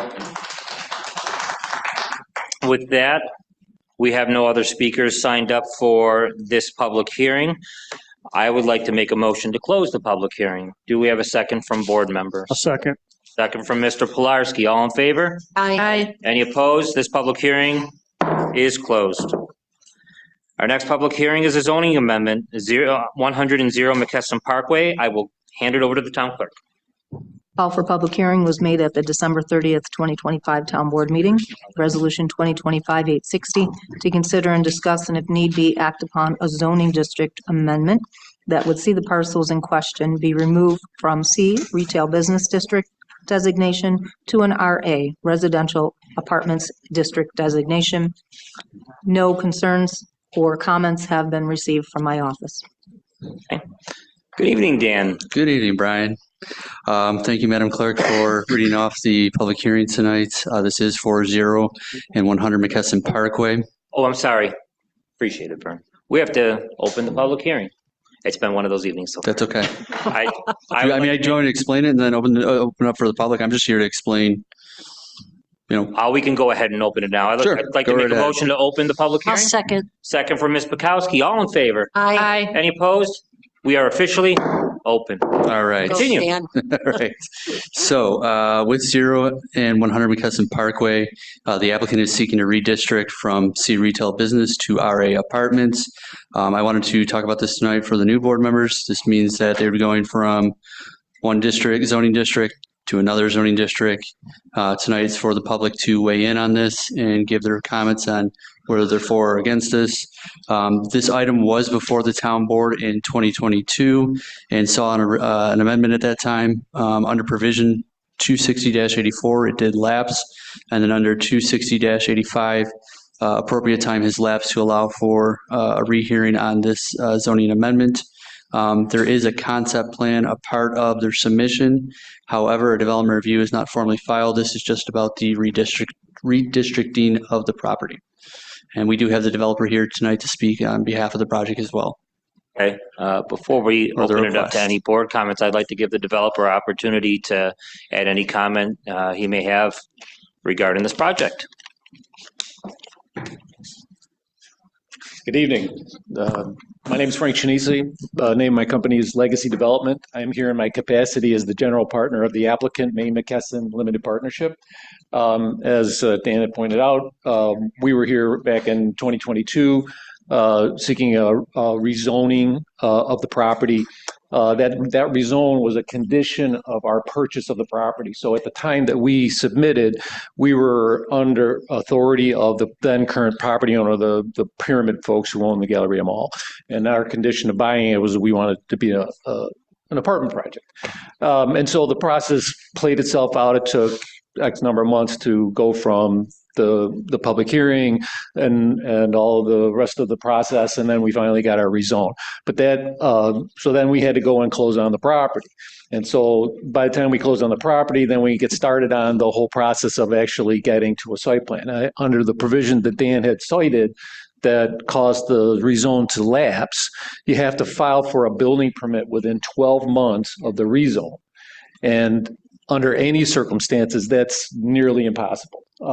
Many of the reasons are just because the process itself. If you got to get a rezone, then you got to get rezoned, then you got to get variances, then you got to get a site plan approval, then you can go to design, then you've got to go to outside agencies for permitting, and that's where the buck stops. In order for this project to be approved and permitted going forward, we're going to need a sewer extension from the New York State DEC. And I'm here to tell you that those guys don't do anything fast. And so I'll just give you an example. We have a project in Grand Island right now that we made an application for a sewer extension in October of 2024, and we still don't have it. And so I just here to point out the fact that we're probably going to run into this problem again, because if we are successful in this rezone, the process is going to play out in such a way as that would be I would call it nearly impossible for us to file for a building permit, because we wouldn't have the necessary precursor approvals and permits to allow for an actual vertical construction permit. So we're going to be faced with the same problem going forward. So I just did want to point that out. And the other thing that I would just mention is that the negative declaration that was declared in conjunction with the rezone back in October of 2022, that also considered as a part of that process the traffic issue. We had a traffic study commissioned back at that time. The project we had proposed back in the 2022 timeframe was a 340 unit project. The one we're coming forward with now is 160, so that's less than 50% of the total density that was going to be contemplated back at that time. The traffic study said that the existing traffic network could adequately handle the traffic that would come out of a 340 unit apartment project. So we're scaling it back to less than 50% of that, and we believe that that traffic study would conclude the same thing. So we would ask that there wouldn't be a new one required. And other than that, I'll answer any questions you might have. Ed, any questions from our council members? Starting with Mr. Pilarski. Got more of a legal question. Maybe our attorney knows it, or maybe he's got to look it up. Is to avoid having to come back and reapply, rezone, asking this board's blessing. If we bless it off and rezone it, can they come in prior to it expiring and asking for an extension, or does it just cut and dry? So they Yeah. I would recommend if you run into that again, come in, 30 days prior to the expiration and ask for 3 months, 6 months, and then we'll just keep addressing it as we go, so we don't have to circle back public hearing or anything. Absolutely. We'll accept some responsibility for that because we did not know that was the case. We didn't know that the code called for that permit to be issued within 12 months. And so it just went by and we didn't know it. So now that we know, obviously we'll take the steps necessary. Thank you. Yes, that does address the one question about what happened previously, but 2 questions if I could. One, the traffic. You said that you received a positive, blessing on that. Mm-hmm. I feel like that could, making a left out of there was just a new parcel that was redeveloped right across the street diagonally. That could certainly warrant a lot more traffic coming and going in that area. And I guess my fear or question would be people turning left out of there, especially in Russia. I mean, that could be, if you're on the other end there coming from, is it Nagel or Zorb? Turning left out of there can be difficult. Well, I don't know what that project is. Maybe you could tell me exactly sort of what is the project that was developed on the other side of the street? It's property. Pretty large. Yeah, it's a single story. I forget exactly the square footage. But I mean, is it an office building? Is it Talking about what a Oh, it's Starbucks commercial. Yeah, there's There's Starbucks, the yeah. daycare, and there's It's pretty large. Right, but I mean, as I said, but we've cut back 50, more than 50% of our density, so that would mitigate whatever's going on there. So The tough thing would be getting a traffic study for that because there's no traffic there yet. They're still developing, so that's really the tough part of it all, I guess. yeah. The last thing, as far as height, I know there can be limitations in there. What do you foresee as far as that? So the original rezone contemplated a 5-story building. We're going to be proposing a 4-story building. It will require a variance, but at 4 stories with a flat roof is what we're going to be doing. We would be significantly below the roof line of the Galleria Mall. So we're going to look. The Galleria is going to dwarf us, in terms of our 4-story building. So but we will be required to get a variance.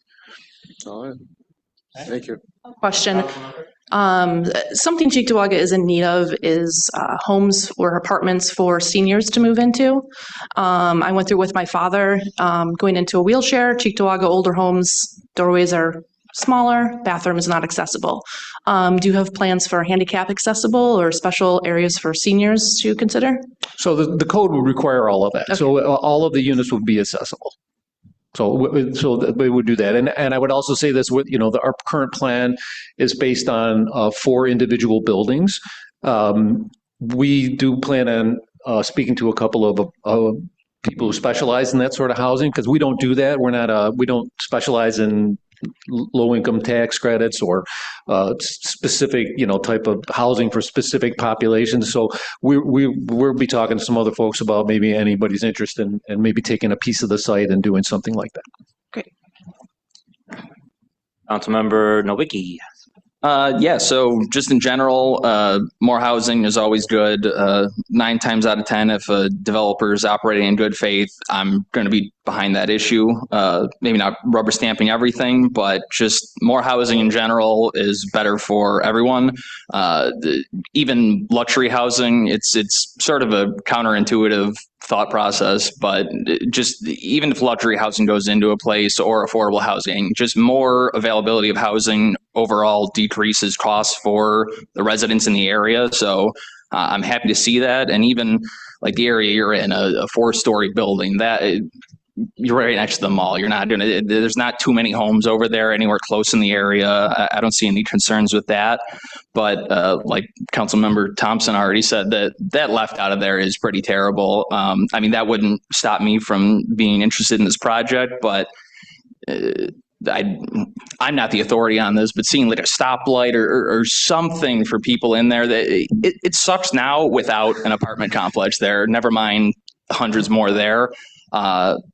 That wouldn't stop me from being in favor of it, but just I know that that's a rough area for making that turn. But for you, when you're looking at making this happen, we need more housing here. People always are having a hard time affording where they're living.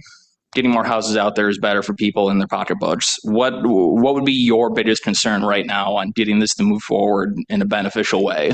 Well, I mean, we had to take a step back, just like almost every other developer on the planet, because costs went up, interest rates went up, bank lending got tighter. It was just harder and harder to get a deal done. We feel like that's slowly abating. Those headwinds are slowly abating, and so we feel like now is the time, based on the timeline it would require, it's required of us to go from where we are now to the point where we'd actually get a shovel in the ground. We feel like that the conditions would be appropriate for us to be able to start a project like that. And so that's really the issue, is that, you know, you just can't do something you can't do. I mean, that's unfortunate but true. Oh, I'm sorry. I did actually have one additional question. When I was looking at the plot of land, I don't know if this is feasible at all or if they'd be entertained and to listen to it, but with how close you are to that Galleria Drive there, would there be any interest in the mall with you having a pathway to getting over? I don't even know if that's feasible with like the groundscape over there, just as an— Do you mean vehicle or yeah, vehicle, like for pedestrian, not pedestrian, I mean, vehicle traffic. we're certainly in favor of it. You know, I mean, Yeah. like the thing is, like we're going to need a parking variance, right?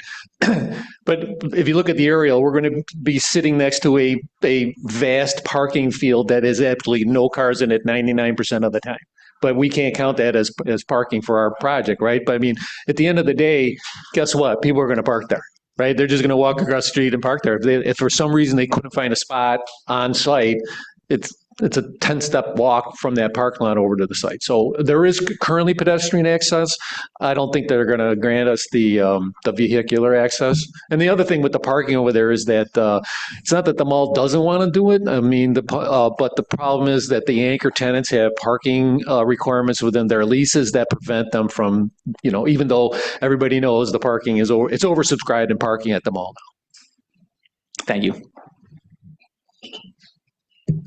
Councilman Thompson.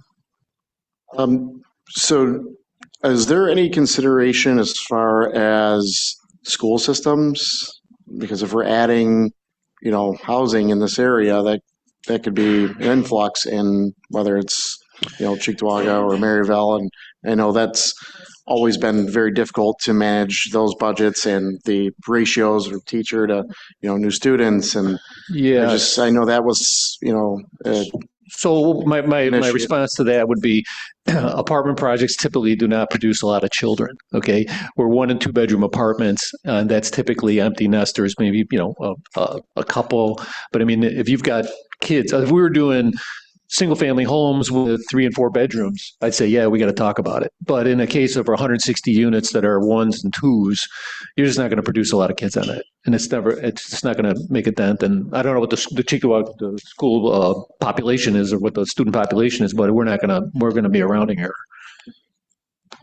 Yeah, I'm not so much thinking teenagers going to high school, more so the children that, you know, you do have a, you know, young family that all they can afford is maybe an apartment, 2-bedroom apartment. And sure enough, you know, their bedroom, the child has theirs. So that's, I guess, kind of, I should have clarified that a little bit.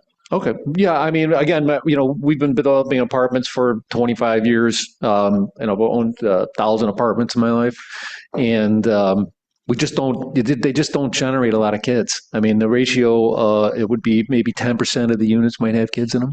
I did a big 225 unit project out in East Amherst. We put up a big jungle gym. It never got used. Put a pool in. There's nobody there. You try to anticipate these things, but at the end of the day, the fact is that apartment dwellers typically are empty nesters for whatever reason, singles, whatever. Older folks moving out of their house, kids are gone, that kind of thing. Thank you very much. Any other comments from board members? All right. Is there anybody, one last call, anyone from the public that would like to speak on the rezoning? I see a hand. Dave, we can get you signed in. Okay. So. Good evening.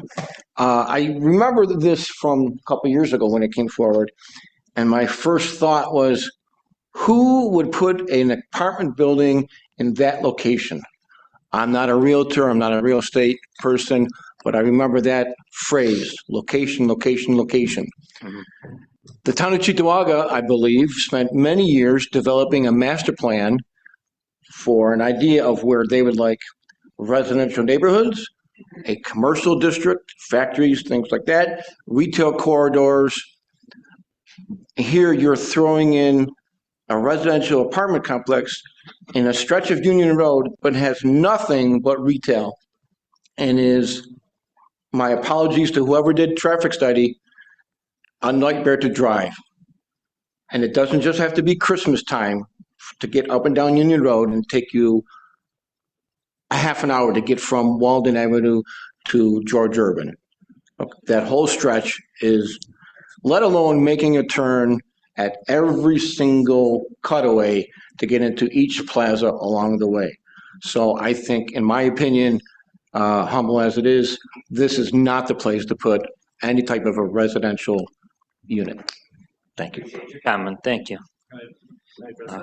Yes, if you would like. Well, I hate to contradict the speaker, but in our mind, they don't get better than this. This is as good a apartment site as you're going to find anywhere. There's a reason why the Galleria Mall is where it's at, because it's the bullseye in Erie County. It's the middle of the county, the easiest place to get to and from, and the gallery itself is also a draw for residents here. You can walk across the street and be at the mall. You can go walk across the street and get your groceries. You can walk across the street and get a cup of coffee. That's the convenience that people look for in an apartment lifestyle.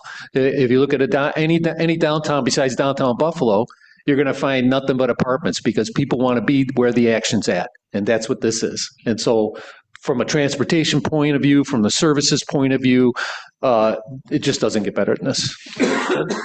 Did you want to speak for this hearing, Reverend? Yeah, Vern did ask the same question I had as far as the students go, because I teach kindergarten over at Maryvale as a senior volunteer, and I was at the town board meeting, their school board meeting last night, and I was reminding them about their budget for the next year. We cannot continue to get taxed like this.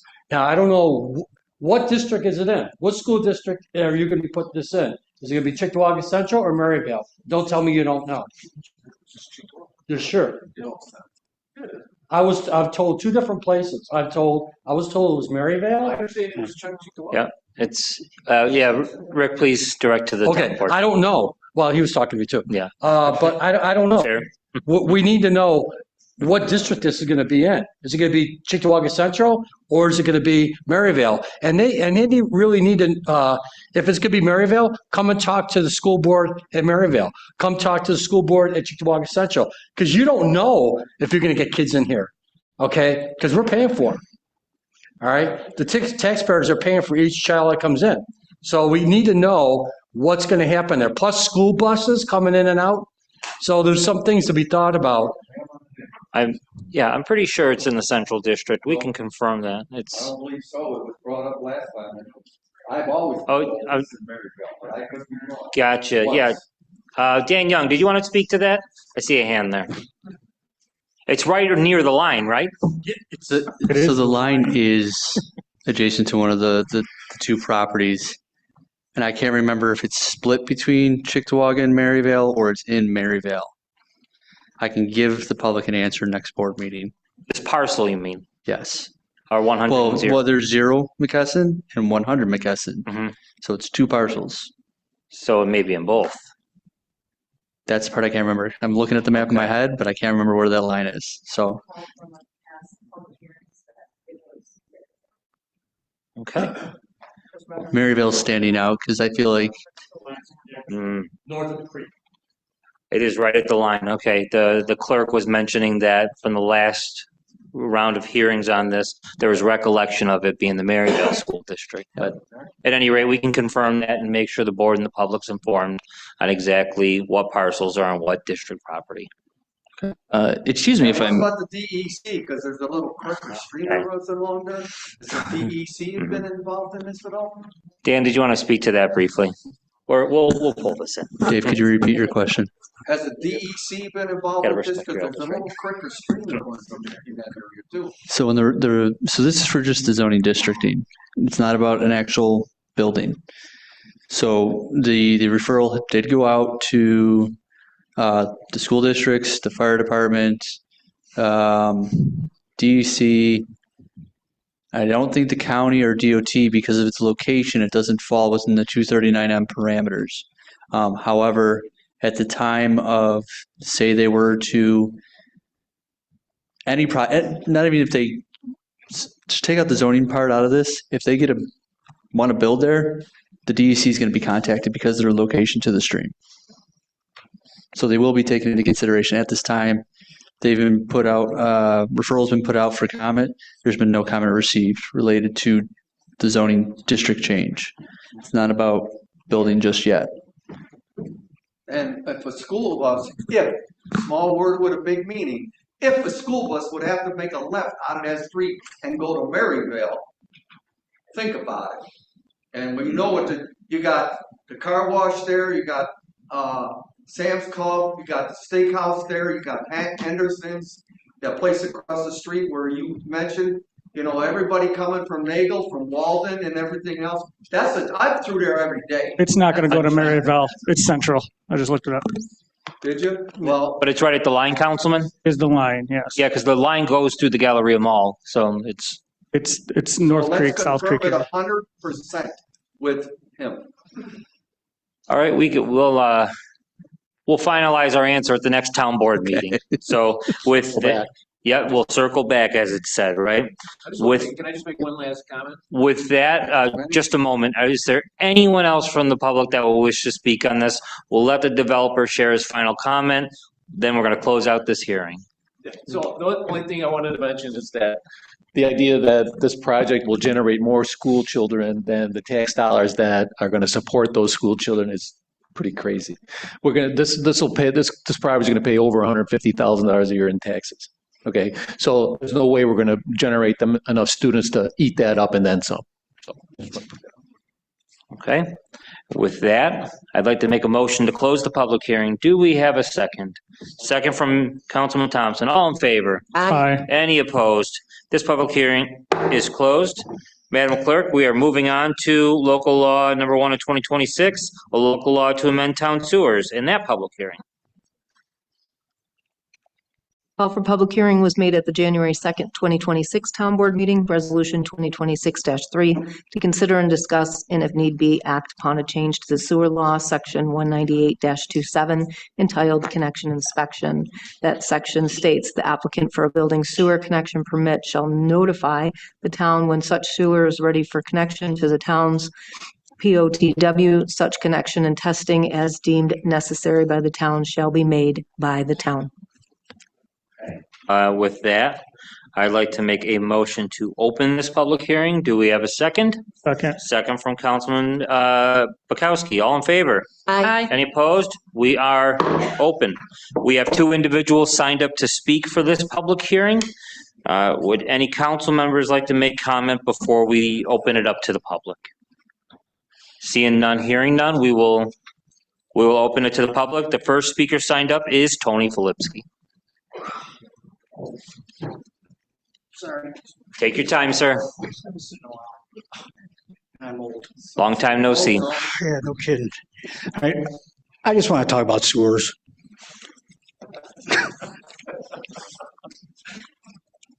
I'll be here for 2 hours just to talk about sewers. But anyways, okay, I was kind of surprised when I saw this. This law has only been in effect 3 months. If this was this time next year, you wouldn't have saw me here. Believe me, you wouldn't have saw me here. You're probably never gonna see me here again. But anyways, I don't understand. When I first started thinking about it, I'm like, well, maybe this is political. You guys won, victors go the spoils, no problem. But then I'm like, well, the cannabis law is not rescinded, the Airbnb law is not rescinded, the bed tax isn't rescinded, so that can't be it. So the only other thing that I could really think of was the one person that I spoke to that works for the town that was not very happy that I changed this. Now I go back to why. This is our sewer prevention backup from our website on the front page.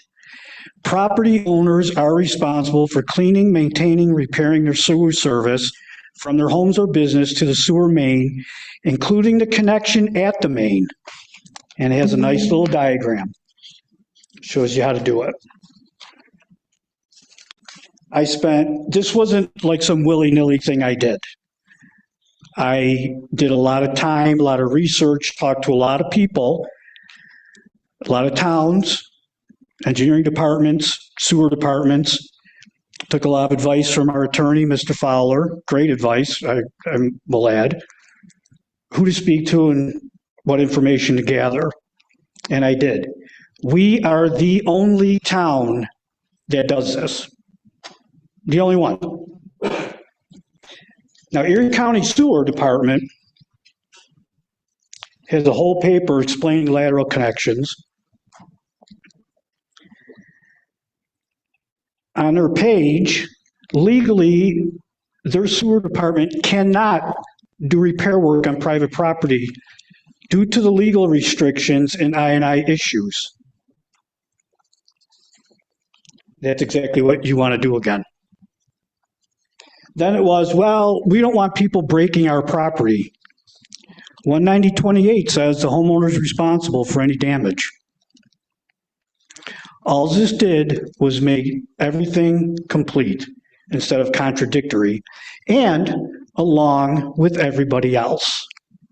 And when I mean everybody, I call Amherst, Lancaster, Orchard Park, West Seneca, Depew, Tonawanda, and Erie County. And like I said, I spoke to their engineers and I spoke to their sewer departments. None of them said they ever had a problem with a private contractor. Mr. Supervisor, you did tell me right from the get-go you were going to vote no on that. And that's absolutely, you're right, obviously. We did have several conversations about it. And cordial, by the way. They were good. I was always very nice. Don't even have to cut you up. That's fine, but I'm sorry. I'd like to make a motion to give Mr. Filipski 2 additional minutes. Would that be enough? Well, I appreciate it. Thank you.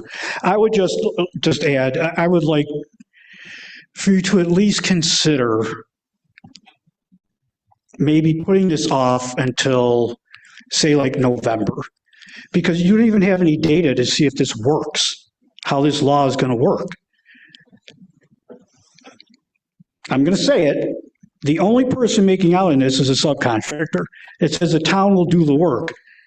The town's not really technically doing the work.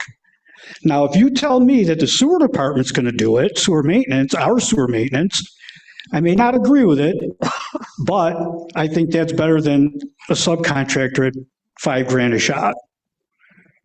But when I go to talk to the sewer maintenance people, well, we don't do that. They can't make a connection. And that's all this is. And the first person who had the biggest and only problem with the sewer department had told me it actually helps the sewer department. The building department said they could care less. Do what you got to do. It doesn't affect them that much. The engineering department had several concerns that I believe I addressed. Unfortunately, they waited till an hour and a half before that board meeting to add more. But we did have a meeting with engineering, and they had all their ducks in a row, and the building, or the plumbing inspector. We all met, and we all had a plan in place how to do this. This is 20% of the town is Erie County sewer, roughly, I think. More than 26,000 is within the sanitary sewer district, so. So we'll say 20% is Erie County sewer. They have to pay for their own lateral connections. The other 80% of the town doesn't. So if I have a lateral connection problem, it's my problem, but everybody else is paying for it. That's not right either. That's all I got. Thank you. The other speaker we have signed up for public comment on this public hearing is Kevin Hoffner.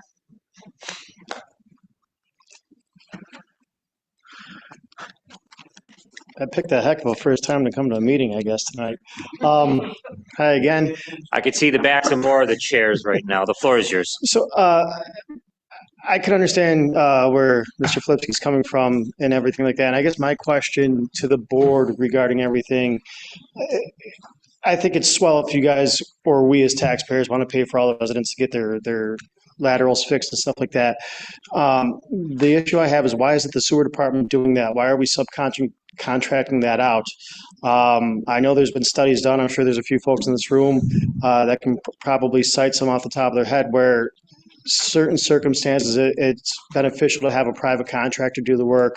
And then in others, it's probably beneficial for our laborers to do the work. I mean, that's what they're there for. They have the equipment, they have the resources. Hopefully they would have the know-how. And if not, perhaps they can go for training on that. But I think for us to pay a private contractor to do that work is kind of doubling down on the burden for the residents and the taxpayers to shoulder that for their neighbor to get that done. That's my take on it. And I think hopefully we could consider, if you guys want to go back to the way things were, at least seeing if our department can handle that work themselves. So thank you. Thank you. We have nobody else signed up. One last opportunity from the public. Is there anybody else that will wish to speak? Dan Collender.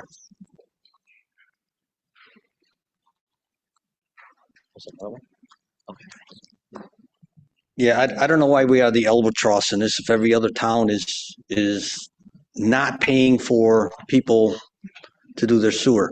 And because I am in Erie County Sewer District number 1, this law, does it affect me or doesn't affect me?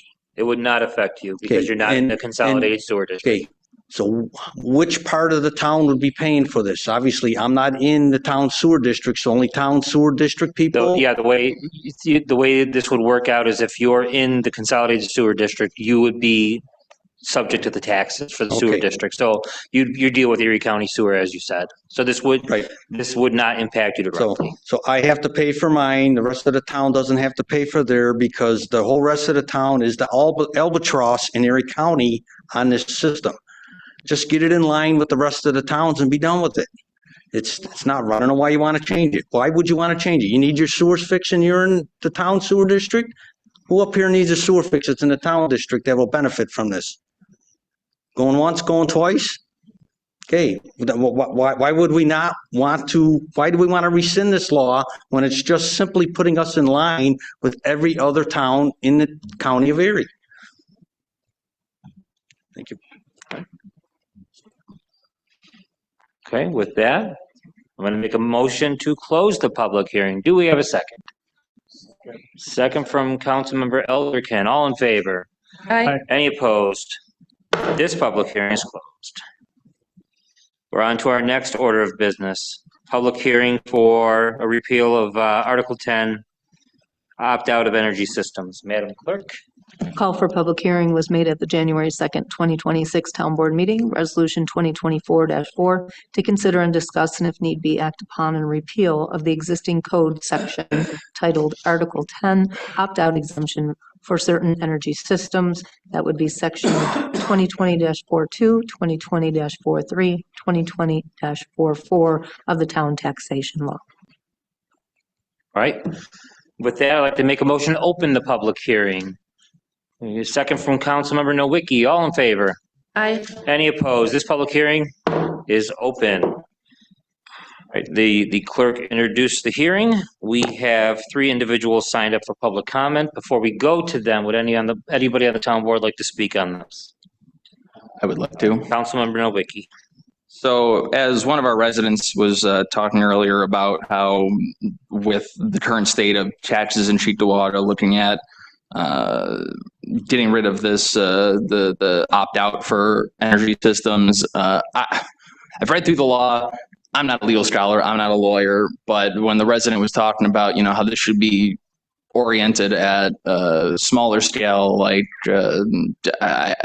either houses or very small scale things, I would like to see it targeted at those types of places to implement it. I don't know if that is possible under the law. I'd have to ask the town attorney or somebody more educated on the subject for that, because when you're a developer looking to build, the multi-million-dollar project, I'm not really looking to give handouts for tax exemptions for something like that. But when you're somebody who, we all pay our electricity bill right now and see how that's going through the roof because these companies just want to take more and more out of you, and they hide it behind, we put a smart meter on. That's taking your electricity. No, they raise the rates because they want to take everything they can out of you. They want to take all the blood until there's nothing left to take. So I'm not in. I have to look into the law to see if there's means to make that happen. I don't know if it's going to be possible. If I had to be forced on it, I still think I would be interested in it because I'm not here to pretend I am an electrician. This would be inherently good for me. I'm not going to sit here and pretend and lie to you, but I do believe in growing our energy resources in this country, where we have a divested energy source, where we're going to have places where we don't always have to rely on coal or natural gas or wind or this or that or the other. I want to see that diversified. If I had to be forced to put it in, if it was all or nothing, I'd want to put it in, but I would hope to have it more catered towards smaller scale, either under a certain dollar amount or certain kilowatt output. That's my intent for this. Thank you. And with that, we'll open it up to the public. Dawn Filipski is our first speaker.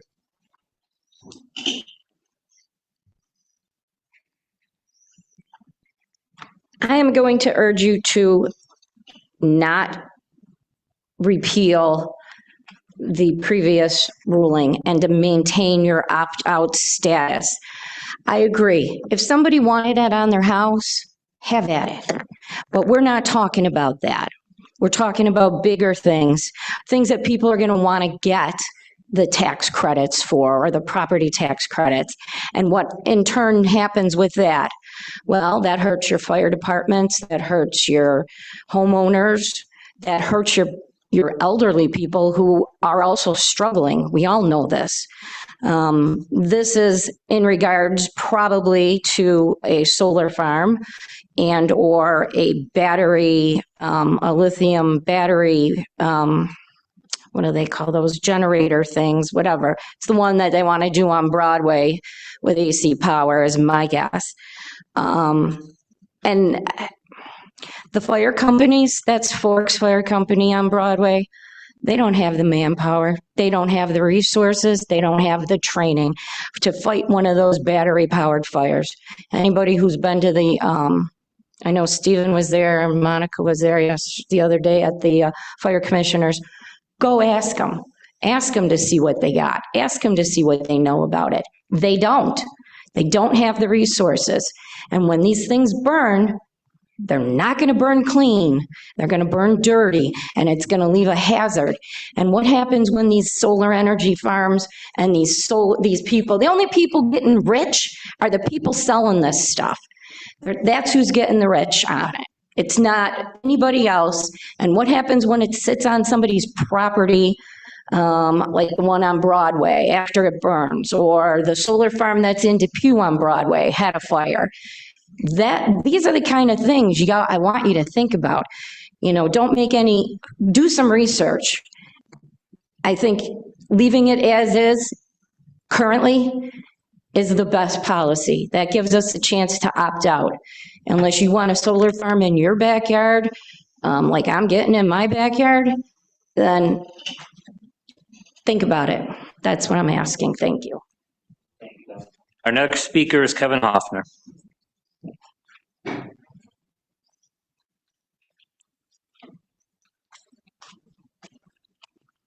And hi again. So to kind of touch on Don Flipsky's point, I have experienced a solar farm on fire, and when the developer came by, they go, we don't know what to do here. We got to call on somebody who had to come in from Rochester, but because they were on call, it wasn't exactly a 45-minute shoot down the road. So yeah, there are inherent risks there, and that we can get into a whole nother topic of conversation on. My concern is again, going to the tax credits. You guys are proposing trying to go over the tax levy for New York State for 2027, yet we're considering giving tax breaks to these out-of-town businesses and corporations. And honest question here, because I haven't followed every single meeting for forever and ever.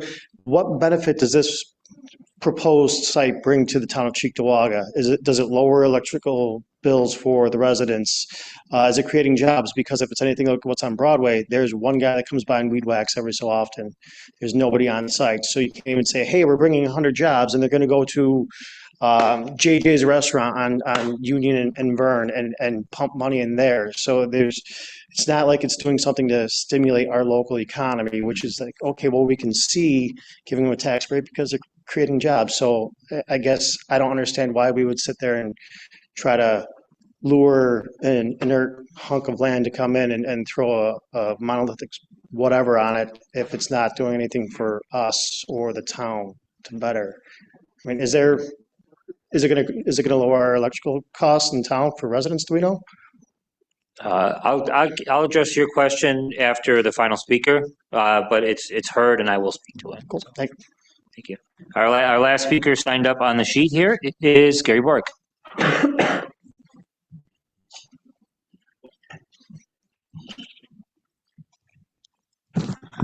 I'm in favor of increasing solar energy in our country, including if we have to do so in Cheektowaga. But like Steve says, I don't think we should be giving them tax breaks. Unfortunately, it's my opinion, and maybe Tom will tell me I'm wrong, that you can't decouple the homeowner putting the solar panels on his house from this law.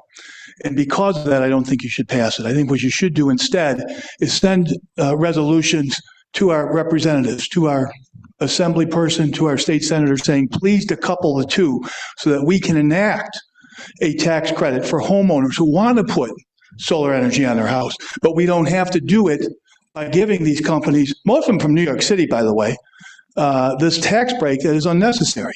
They're still going to come here. They're begging for places to go. They're not going to go away because we don't give them a tax break. They're begging for places to go.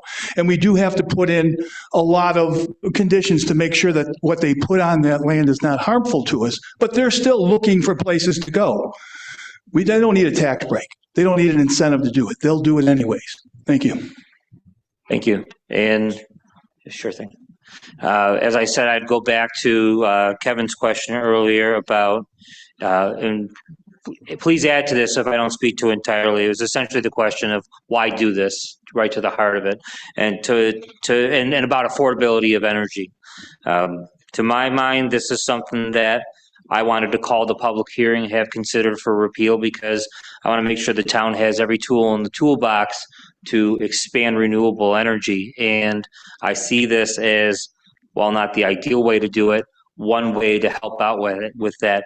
Do I think it's going to make energy more affordable? I think it has. I think getting rid of this law has the potential to slow that cost growth. But with that said, we've seen the explosion of solar power, especially on the commercial side, that whether municipalities have a partial exemption, no exemption, full exemption, a lot of especially in the rural areas, you're seeing interest in these, but you're seeing interest on farmland, and that's not the best use of land to do something like this. You know, we've got brownfield sites, we've got other opportunities in town that would help us to be a player in land that is more optimal than farmland for battery storage facilities or for solar power or renewable energy alternatives that are there. I recognize some of the issues that will come up with fighting fires and other issues like that. And I know that one battery storage facility in front of our zoning board had an initial proposal that was adjusted, taking some of those concerns in mind. Doesn't get to exactly where certain folks want us to be. It doesn't, but it does make some progress in the right direction there. I hope that speaks to your question, where I'm coming from on that. It may not answer it in full, but that's my logic. That's the best I've got to offer right this second. Yeah, if you'd like to come back up. You know, in retrospect, I probably should have just answered you right away, huh? But So I appreciate the response. But as Mr. Borg said, you know, it's not going to stop these groups from wanting to come here. They're looking for places. And you said so yourself, we have plenty of brown sites, this, that, whatever, undeveloped lands. Test the waters. Let's see if they're going to do it anyway. I mean, what would the proposed tax be for that parcel on an annual basis? And how long of a term are we talking about giving them a tax break for? So if we're, for fun, $100,000 a year in taxes over 5 years, that's $500,000. That solves a problem with lifeguards at the pool, you know, for example, and stuff like that. So like he said, these groups are looking for places to put and build and stuff like that. So why are we sitting there going, please come here, we'll do whatever it takes. They're going to come here anyway. So I appreciate the thought on that. Thank you. all right, with that, I'm going to make a motion to close this public hearing. Is there a second? Second from Councilmember Thompson. All in favor? Aye. Any in favor or any opposed? All right, this public hearing is closed. That gets us to Rachel. All right, next up is the second public hearing for Town of Cheektowaga 2026 Annual Action Plan. Call for public hearing was made at the December 30th, 2025 Town Board meeting, Resolution 2025-859, to solicit the views of citizens, public agencies, and other interested parties on housing and community development needs throughout the town, develop proposed activities, and to review program performance of the town's community development programs as it is related to CDBG and home funds. No comments were received. At the podium, we have our Community Development Director, Rachel Straker. Good evening. The podium is yours. Thank you. For those of you that don't know me, I'm Rachel Straker, the Director of Community Development here in the town of Cheektowaga. And this is, do you have my slides, Kim? Yeah. This is the second of two public hearings held by the town regarding its 2026 Community Development Block Grant and Home Investment Partnership Program funds. The purpose of this hearing is to provide the citizens of the town and all interested parties the opportunity to express their views and opinions on the draft annual action plan. HUD has established regulations for the Community Development Block Grant Program that requires completion of a 5-year consolidated plan in order to provide grant funding to the town. The town's most recent 5-year plan covers the period of April 1st, 2025 through March 31st, 2030. Each year, the town must complete and submit for public review a draft annual plan to outline funds expected and the projects that will be funded with those allocated award funds. This year's plan is the second of the current 5-year consolidated plan. The draft annual action plan was published December 26, 2025 for citizen review and a 30-day public comment period. The plan was distributed at branch libraries in the town clerk's office, posted on the town's community development website, and at both Depew and Sloan Village Hall. The town of Cheektowaga is eligible to receive approximately $300,000 in home investment partnership program funds during 2026 and an additional $200,000 of anticipated program income from existing loan payoffs, which will be reinvested to the homeowner housing rehabilitation program and home administration costs. The town is also eligible to receive approximately $956,973 in community development Development Block Grant funds, along with an anticipated $300,000 in program income from the Housing Rehabilitation Loan Program and $127,512 in program income from the Economic Development Business Loan Program. Because HUD has not determined the final allocation of grant funds, any increase in CDBG funding will be absorbed into the Housing Rehabilitation Program, while any decrease in awarded funds will trigger reassessment of all public service and admin activities in relation to HUD mandated caps. Any necessary adjustments to the public service or admin activities will be on a pro rata basis and will be absorbed into the Housing Rehab Program. In accordance with an allocation agreement for shared funding under a HUD-defined entitlement community, a portion of the town's annual funding is allocated to the incorporated villages of Sloan and Depew. The share is based on estimated populations in each community, and each village has determined and selected their own projects to be funded. Community Development Block Grant and home funds must be used to principally benefit low to moderate income persons by providing decent housing, creating suitable living environments, and expanding economic opportunities, with the focus of our program being on housing and neighborhood preservation. Regulations for the CDBG and home grant programs require that funds be limited to certain defined eligible activities, such as housing, public services, and economic development activities. Regulations also require funds be expended in accordance with the needs and goals identified in the 5-year consolidated plan. Accordingly, the planned expenditures as detailed in the draft annual action plan include a variety of activities expected to address the needs of low to moderate income citizens of the town. CDBG funds are being allocated to housing activities as follows. Such housing activities include housing rehabilitation, environmental hazard testing, weatherization, sump pump grants, and program delivery costs, which includes staff salaries and fringe benefits. New this year, a senior at-home safety program will be created to aid in allowing seniors to safely remain in their homes. Next slide, Kim. Thank you. Administration costs must not exceed the 20% HUD mandated admin cap and are associated with planning, oversight, reporting, and implementation of HUD programs. Public service allocations must not exceed 15% of the HUD mandated cap.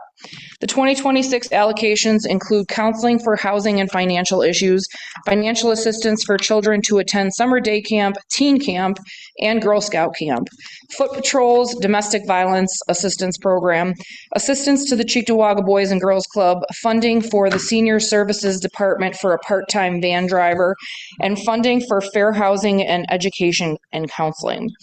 New this year, the Boy Scouts of America will be provided funding for activities in support of our youth.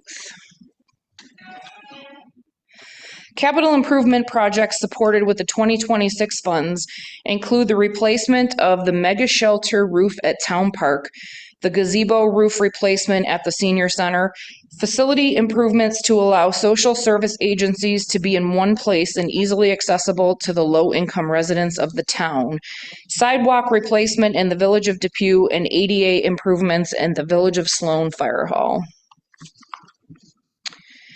Finally, economic development activities will be funded with program income generated from loan payments in the past and future. These activities include business assistance loans expected to generate jobs for low-mod residents, program delivery, and administration. Are there any questions? I'm sorry, Journey's in my head. I'm trying to get outside of that. At this time, I have no questions. Well, you were before us once before with this. I'll upload it to the town board. Thank you. Sorry, it just went down, but there was assistance towards the businesses in the area. Do you have a list of these businesses, or because the conversation that at least I hear, oh, businesses are leaving, you know, they're not coming back into town. I'm just wondering if there's any, you know, outreach to businesses that maybe, I know it's hard, there's so many in the town to know which ones may need assistance, or I guess, to try and get that outreach out there? So the Cheektowaga Economic Development Corporation handles that piece of it. Obviously, we're a part of it, but that's their main purpose. And it's basically for relocation or expanding in the town, and to either create jobs or retain jobs. The past couple years, the corporation hasn't been providing loans like it once did. They're trying to revamp just the dynamics of everything. There hasn't been the interest that there once was. So they're trying to redo their marketing, see if the program can be redone so there is more interest and there is more available to businesses. And we've kind of been back and forth with the chamber too, because we used to work in conjunction with them, and with the changing over of the directors over there, it's been difficult to keep in that, we give them plugs, they give us plugs, if they hear somebody that's looking for something, reach out, word of mouth and stuff like that. So we're working on getting back to that, and trying to figure out really what the needs are and how we can be more beneficial.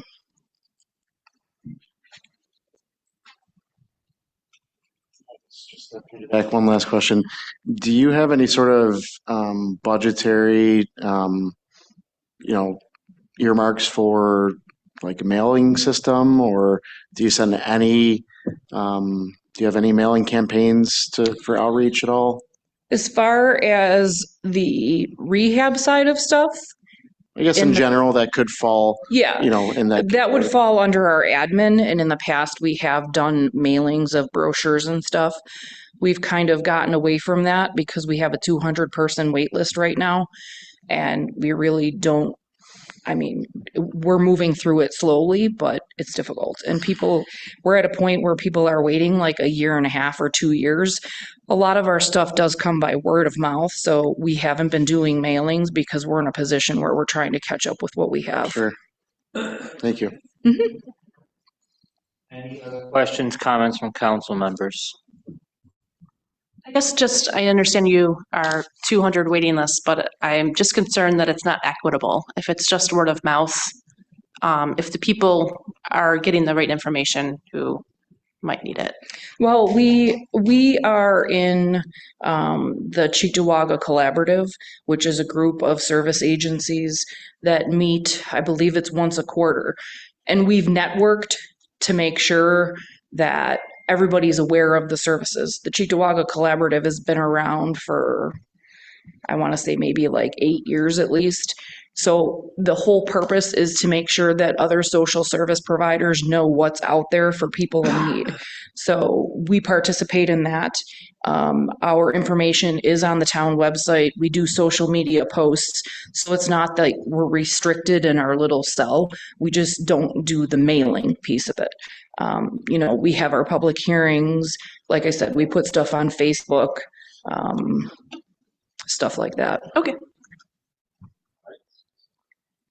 With that, can you just talk a little bit about the timeline here on when you have to have a final proposal in, and when the opportunity for the town board to weigh in on potential changes is over and all that? Typically, the approval will go on the next board meeting, but because of training, I'm in training the last week in January, so we bumped this back a couple weeks. So it won't be until February where approval will be gotten. But a lot of it relies on the federal government. Last year, I don't think that we had gotten our final numbers until May, maybe. So up until that point, we can make changes until we submit the final draft until HUD. Typically, it's like March or April. Okay. But up until that point, when it's submitted to HUD, changes can be made. Gotcha. All right. What? She's still on. Oh, okay. Yeah, Councilmember Lewis, any questions from you on this? No questions. Okay, thank you, Councilmember. And I just want to comment quick on the outreach piece of it. So the Oshai Foundation actually created the collaborative because there were service gaps in different services, and people didn't know about what we were doing. So the whole purpose of that collaborative is to get us all together so we know about health and counseling and budgeting and all that stuff. So even food pantries are involved. If somebody goes to the food pantry and say they have a housing issue or something like that, everybody, all the members are well versed in what's available out there so that they can point the people in the right direction, or at least point them to a person that can help or answer their questions. And we're very involved in that. All right, I think we're all set. Thank you. Thank you. With that, I'd like to make a motion to close the public hearing. Oh, Heather, I'm sorry. I'm trying to rush through this thing and I shouldn't be. The floor is yours.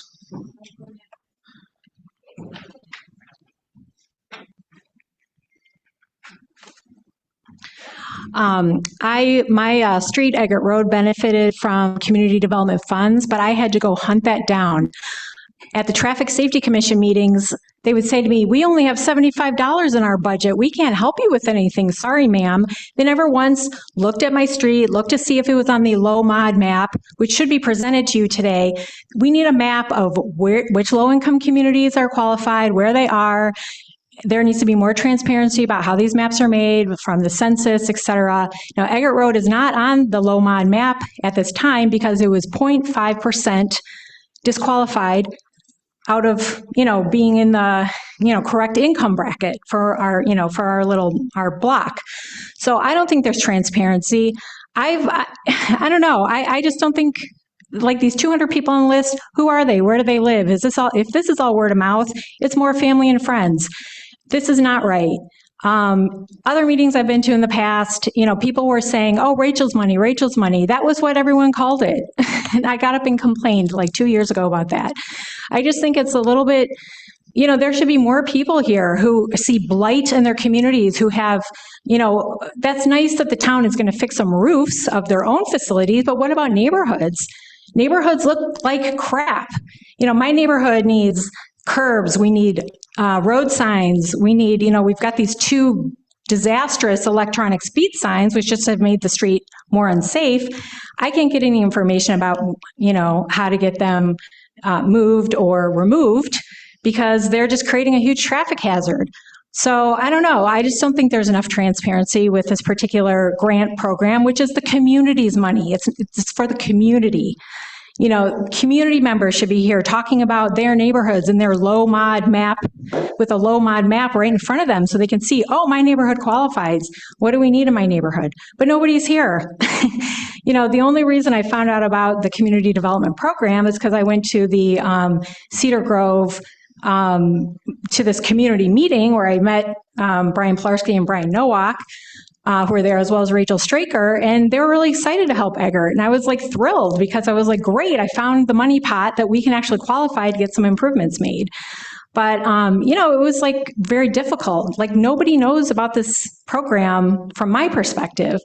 And again, if it's just a word of mouth type of thing, that's not fair. That's not equitable. And I appreciate Monica bringing that up because again, this is for low income neighborhoods.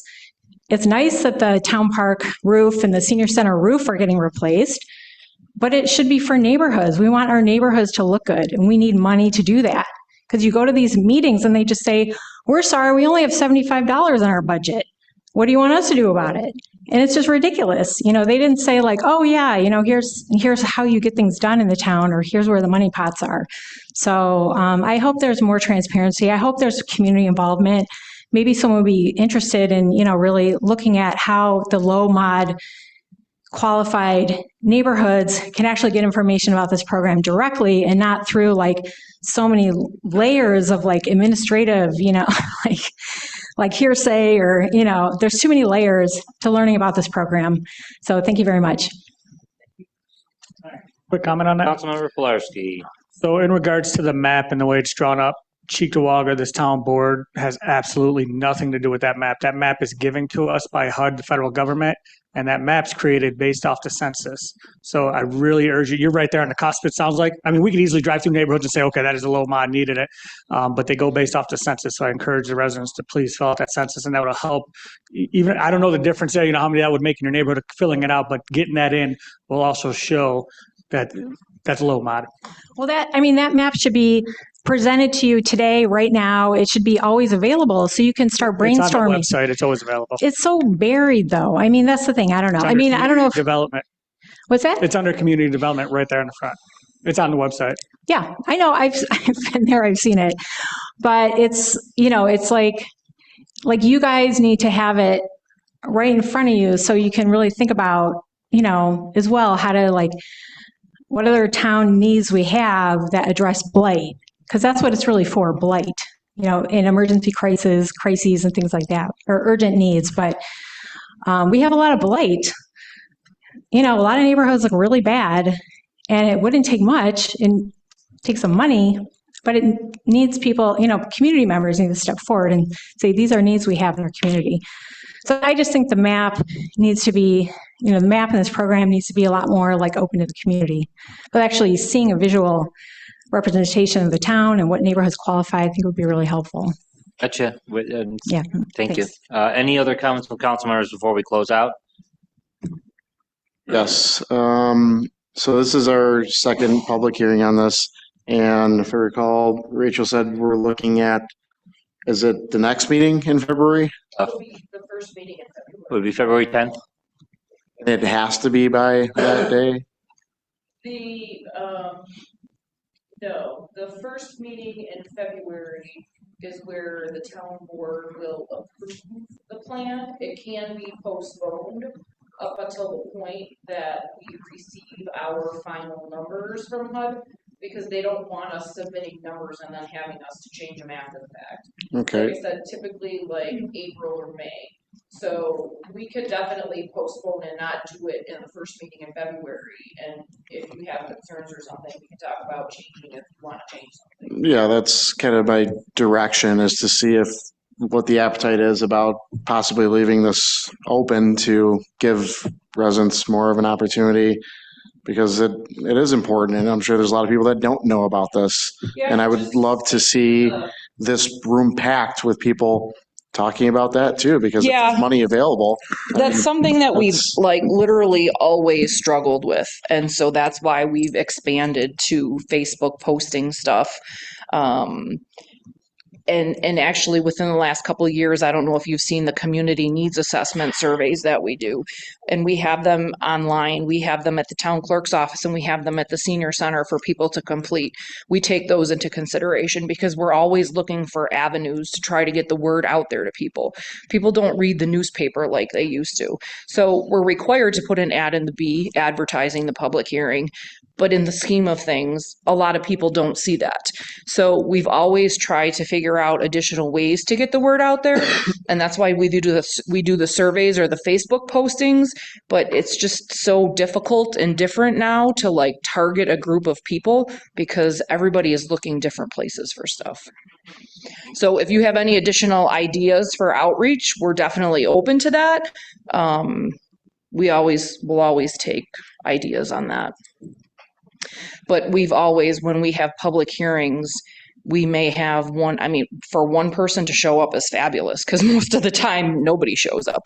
I have not seen the posting in the B, but I'm sure one of the two of you may be able to answer this, but does it just say public hearing for XYZ, or does it have an explanation on what it's for? And we actually have to do a display ad and a legal ad. So we do notice a public hearing for the first public hearing that we hold in October. And then we also have to put an ad in the B that the draft annual plan is available and where it's available for the public. So it goes into a little bit more detail. And as far as the display ads or the ads go for the public hearings, it doesn't get into the budget, but it's lengthy. It doesn't just say we're having a public hearing here and there, I was just thinking something straight to the point. Hey, this is an opportunity. If there's something in your community that, we may be able to allocate funds towards, And we've had a lot of success with the community needs assessment surveys. The past 2 years, I'm going to say around between 50 and 100 people have completed those and given them to us. A lot of feedback, though, is stuff that either we already do or relating to like other departments. Like a lot of people want to see more code enforcement, you know, in neighborhoods, certain neighborhoods. We also get feedback when we do the police foot patrols. Each person, neighborhood that they're in, they ask for surveys to come back and opinions and stuff. So sometimes we get feedback from those too. It's just hard to get the word out there to a larger group. But like I said, if anybody has any ideas, we are open to that. We're limited funding wise because that does come out of our admin budget. We have done mailings in the past. We also get grant funding from New York State. We just recently were awarded a $650,000 grant that's used in conjunction with, and that is targeted to certain areas of town low mod neighborhoods. But like I said, we have so many people. We had like 75% of the 200 people in the low mod neighborhoods, west of Harlem Road on that list. So that's why we sought more money so we can help those neighborhoods. And we haven't had an issue with that. Clerk? Like to put something together to leave at the tax office windows. I'd be happy to leave it there for you since we'll be having many people coming in to pay their taxes in the next 4 weeks. Yeah, we have brochures and we have all sorts of stuff available right outside our office too. And I can definitely give you some of those to put right by the windows. So maybe one thing, you know, we as a town board might want to entertain is having, there's a group that spearheads participatory budgeting. And this kind of ties in with this and ties in with our budget, and it gets more residential input on where they want to see their tax dollars go. You know, is it pools? Is it youth and rec? Is it housing and you know, streetscapes, all that good stuff. So if we have a presentation maybe down the road, have them come in, show how it's done, how to get more involvement from the residents. And then that might be something if this board has the appetite to move forward with and saying, hey, look at X amount of dollars in our budget or in this budget are going to be strictly earmarked to the residents to decide where they all go. And they do all these different, you know, public meetings over time. It's lengthy, but there's more participation and maybe that grows over the years and maybe there's more involvement that way. And just to add to that, so we have the 5-year plan, and then each year is a part of that 5-year plan. For our 5-year plan, all of our public hearings, there's a lot more public hearings than there are with just the annual action plan. And we do that in conjunction with everybody in Erie County. So we do that with the county, the city, the town of Amherst, and the town of Tonawanda. And they're open to anybody in the county. So we have more participation typically every 5 years to hear because they're larger, they're across the county, they're more accessible than they are every year. But we do that also. Good, thank you. You're welcome. And with that, any final comments from council members? Would anybody from the audience like to speak? Seeing none, hearing none, I'm going to make a motion to close this public hearing. Do we have a second? A second. All in favor? Aye. Any opposed? This public hearing has come to a close. That gets us on to our next order of business, board discussion. And we'll start with old business. Is there any old business from council members? All right. Seeing none, hearing none, we'll move on to new business. Do we have any new business from council members? Okay, going once, twice. That gets us on. Oh, council member. No, wait. Did you want to pick something up? Yes. So there was a resolution that was passed, and forgive me, I don't have the number, but there was a discussion that the board had recently also about vehicles being clearly identified in our town, especially for employees. And we had a policy in place, resolution passed, stating that you have to be identifiable, especially if you work for the town. It's a town property owner owned piece of property. All vehicles should be marked, and I'm not sure why certain departments or individuals feel it's okay to use their personal vehicle or like it's their personal vehicle to drive around town and God knows who else. So I'm not sure what the thoughts on the rest of the board members. I know we're pretty similar on the mindset of that, but I think it's something that if we don't at least discuss further and we just kind of kick down the road and say, oh yeah, you can't do anything about it. I mean, it can be a problem.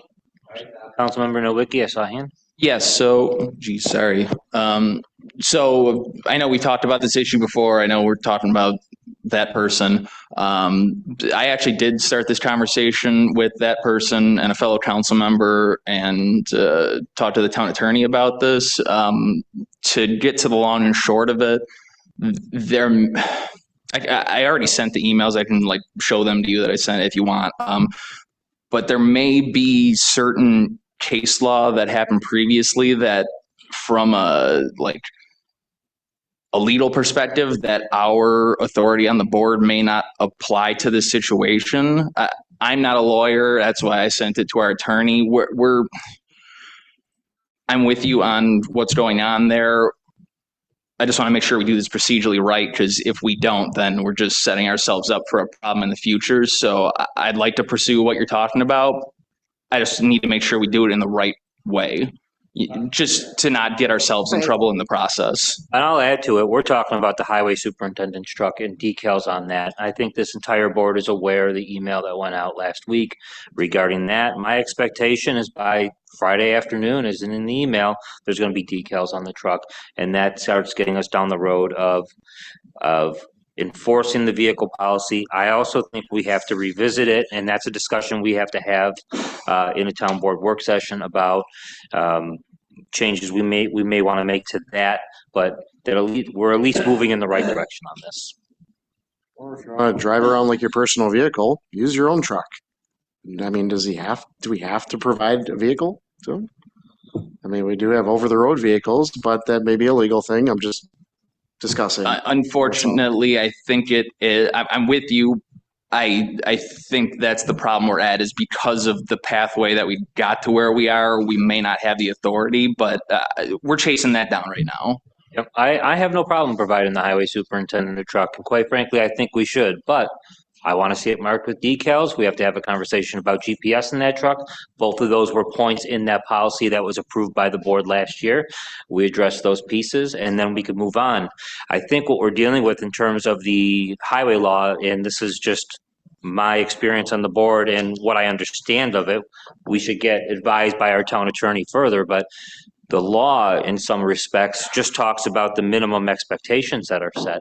We may well be able to go above and beyond that. You know, that's just because it doesn't speak to certain things. These things can be done voluntarily by somebody. You know, we may not have the power as a board after looking into legal precedent, case law, things like that, to enforce things as a board, but it's a matter of having a conversation and saying, okay, and to show a good faith, and you know, it's the public's asset. You know, we're talking about these vehicles that are in town in all departments. They don't belong to the seven of us or just a handful of people. They belong to everybody out here and to everybody that hasn't shown up to the meeting tonight that lives in this town. So I think we're making progress on it, and I know it's I know folks want to see more right now, but I do think we're going in the right direction. So, and you got it. Any other new business? All right, with that, I'm going to move on to the consent agenda announcement. Consent agenda is contained in this meeting. The consent agenda is designed to assist making the meeting shorter and more efficient. Items left on the consent agenda may not be discussed when the consent agenda comes before the town board. If any council member wishes to discuss a consent agenda item, please tell me now, and I will remove the item from the consent agenda, and it will be added as a separate resolution item. I did reach out to board members. I've got a couple that I'd like to pull, but I'll open it up to the rest of the board first to see if there's any that they would like taken out of consent agenda. And we take number 15, which is 2026-36, and number 16, 2026-37. Okay. I would like 32 pulled. Okay. Okay.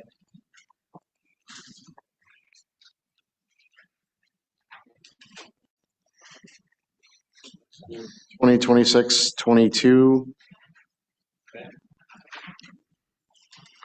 2026, 28, 2026, 29, 2026, 30,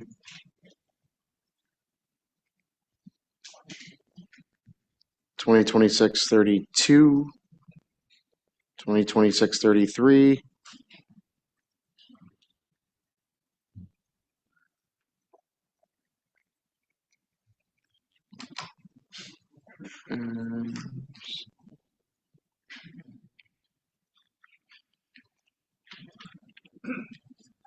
I have 5 from you, Councilmember Thompson. 32 was already pulled by Councilmember Nowicki.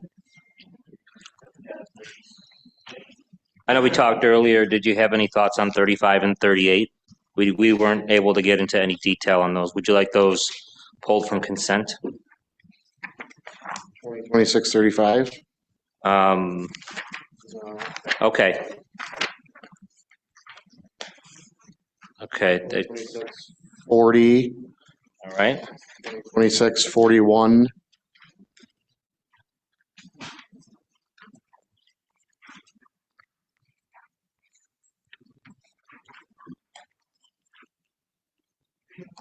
Five in your list? Believe so. No, we're leaving that inside consent. Okay.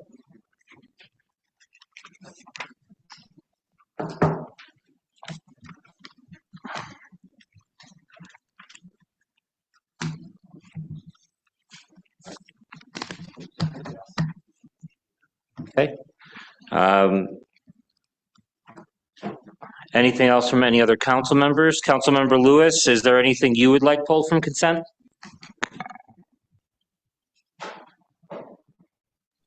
No, I'm all set. Okay, thank you, Councilmember. Madam Clerk, can you read the list back to us, please? 1 second, please.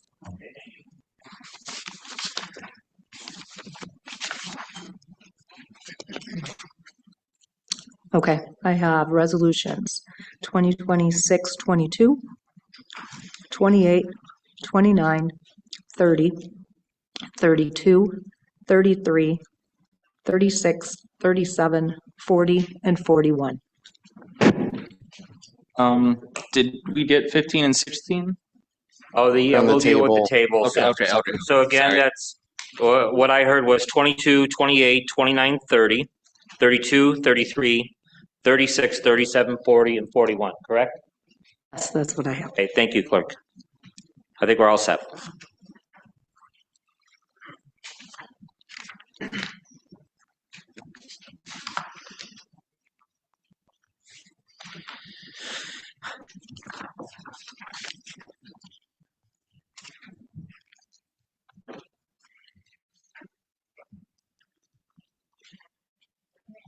So I need a motion and a second to approve the meeting agenda.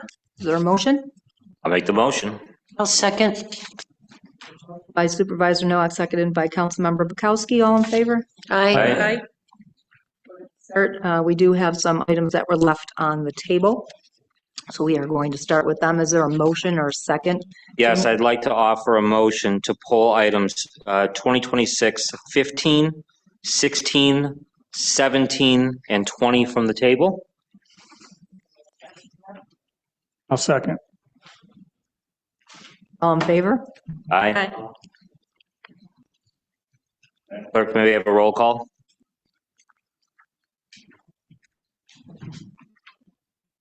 Roll call on the tabled items. Councilmember Bukowski? No. Councilmember Elderkin? Councilmember Lewis?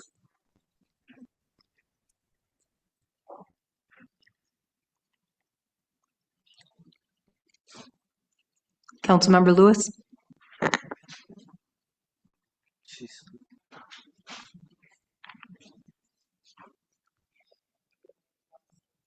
Okay. Councilmember Nowicki? Councilmember Pilarski? Yes. Councilmember Thompson? No. Supervisor Nowak? Yes. The items will be moved to the table. Let me just see if she's going to try and log back in here.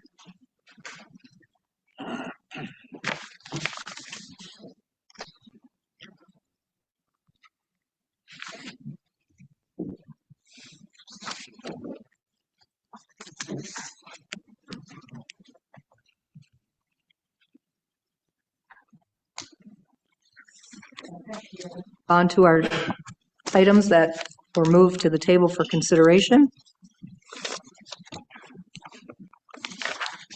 Looking at Resolution 2026-15, sponsored by Supervisor Nowak, seconded by Councilmember Pilarski. Term of Ruth Kasachi as member of the Planning Board expires as of December 31st, 2025. Nick Zelinski of Cheektowaga being hereby is appointed to the position of member of the Planning Board effective on December 31st, 2030. Right, on the question, this was an item brought up at the previous meeting. We have a planning board member whose term expired. The person up for consideration's name is Nick Zelinski. The long and short for him is that he's somebody new that expressed interest in serving. I put up his name for consideration. I'll leave the sponsor to speak to this as well as he would like, but this is somebody who has experience in the private sector, working with a company called Rubber Form Recycle LLC.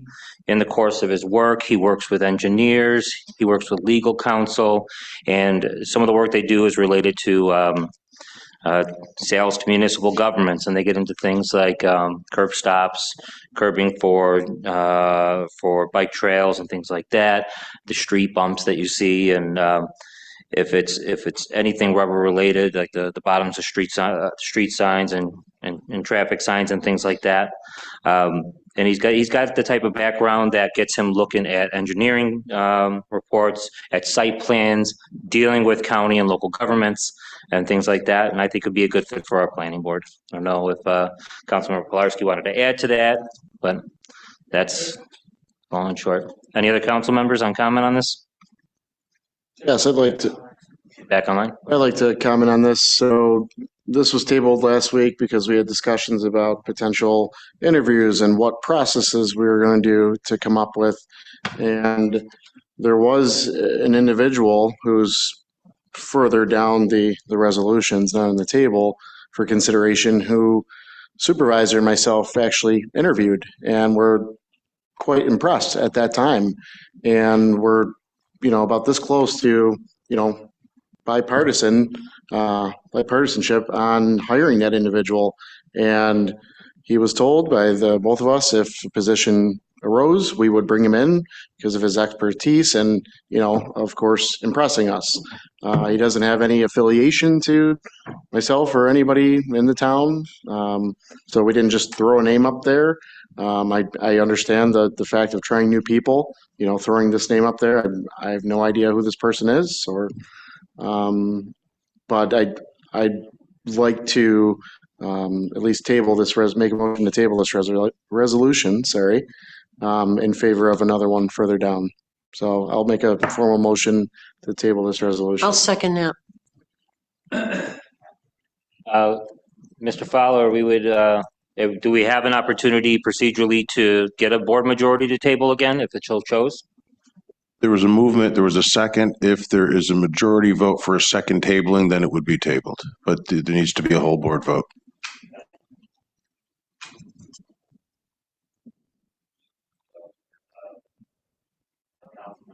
Like a roll call vote on the tabling? And just want to figure out a path to move ahead with you on this procedurally. I don't believe there'd be majority support to table this again, so. Yeah, Councilman. Again, Yes. like we spoke at the last board meeting regarding this, is the fact, again, I never received any kind of resume or information about this individual, let alone any of the others that may have applied. And it's just, I would have liked some kind of, at least a resume, to find out about this individual. And it's no disrespect to this individual. It's just I'd like information ahead of time to know why. And that was our argument last board meeting and why we tabled it. Is there anybody else on the board that would like to join in the tabling? Should we take a roll call vote? I think our concerns are just going to the wayside and similar to what a resident said earlier about the friends and family deal. So I'm imagining he must know someone. Mr. Supervisor, there's a move and a second. You have to take a vote. Okay. Thank you, Tom. Madam Clerk, may I have a roll call vote on the tabling item? For Resolution 2026-15, there was a motion to table by Councilmember Thompson, seconded by Councilmember Bukowski. Councilmember Elderkin? No. Councilmember Lewis? No. Councilmember Nowicki? Councilmember Pilarski? Supervisor Nowak? No. We'll ask Councilmember Bukowski. Yes. And Councilmember Thompson? The motion is defeated. And with that, I'd like to call the question. All in favor of Resolution 2026-15? Aye. Aye. Opposed? No. Councilmember Bukowski? Yes. Member Elderkin? I'm sorry, yeah, just, could we start that over just for clarity? We're voting on the appointment of we're voting on the item yes or no, as it is stands. So I just wanted to give you an opportunity to reconsider. Yes. Are you in favor or opposed to the resolution? Councilmember Bukowski voted in opposition of the resolution? Voting in opposition? Yes. Councilmember Elderkin? Voting it up or down? Up.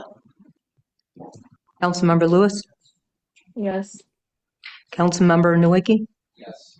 Councilmember Pilarski? Yes. Councilmember Thompson? No. Supervisor Nowak? Yes. Motion is carried.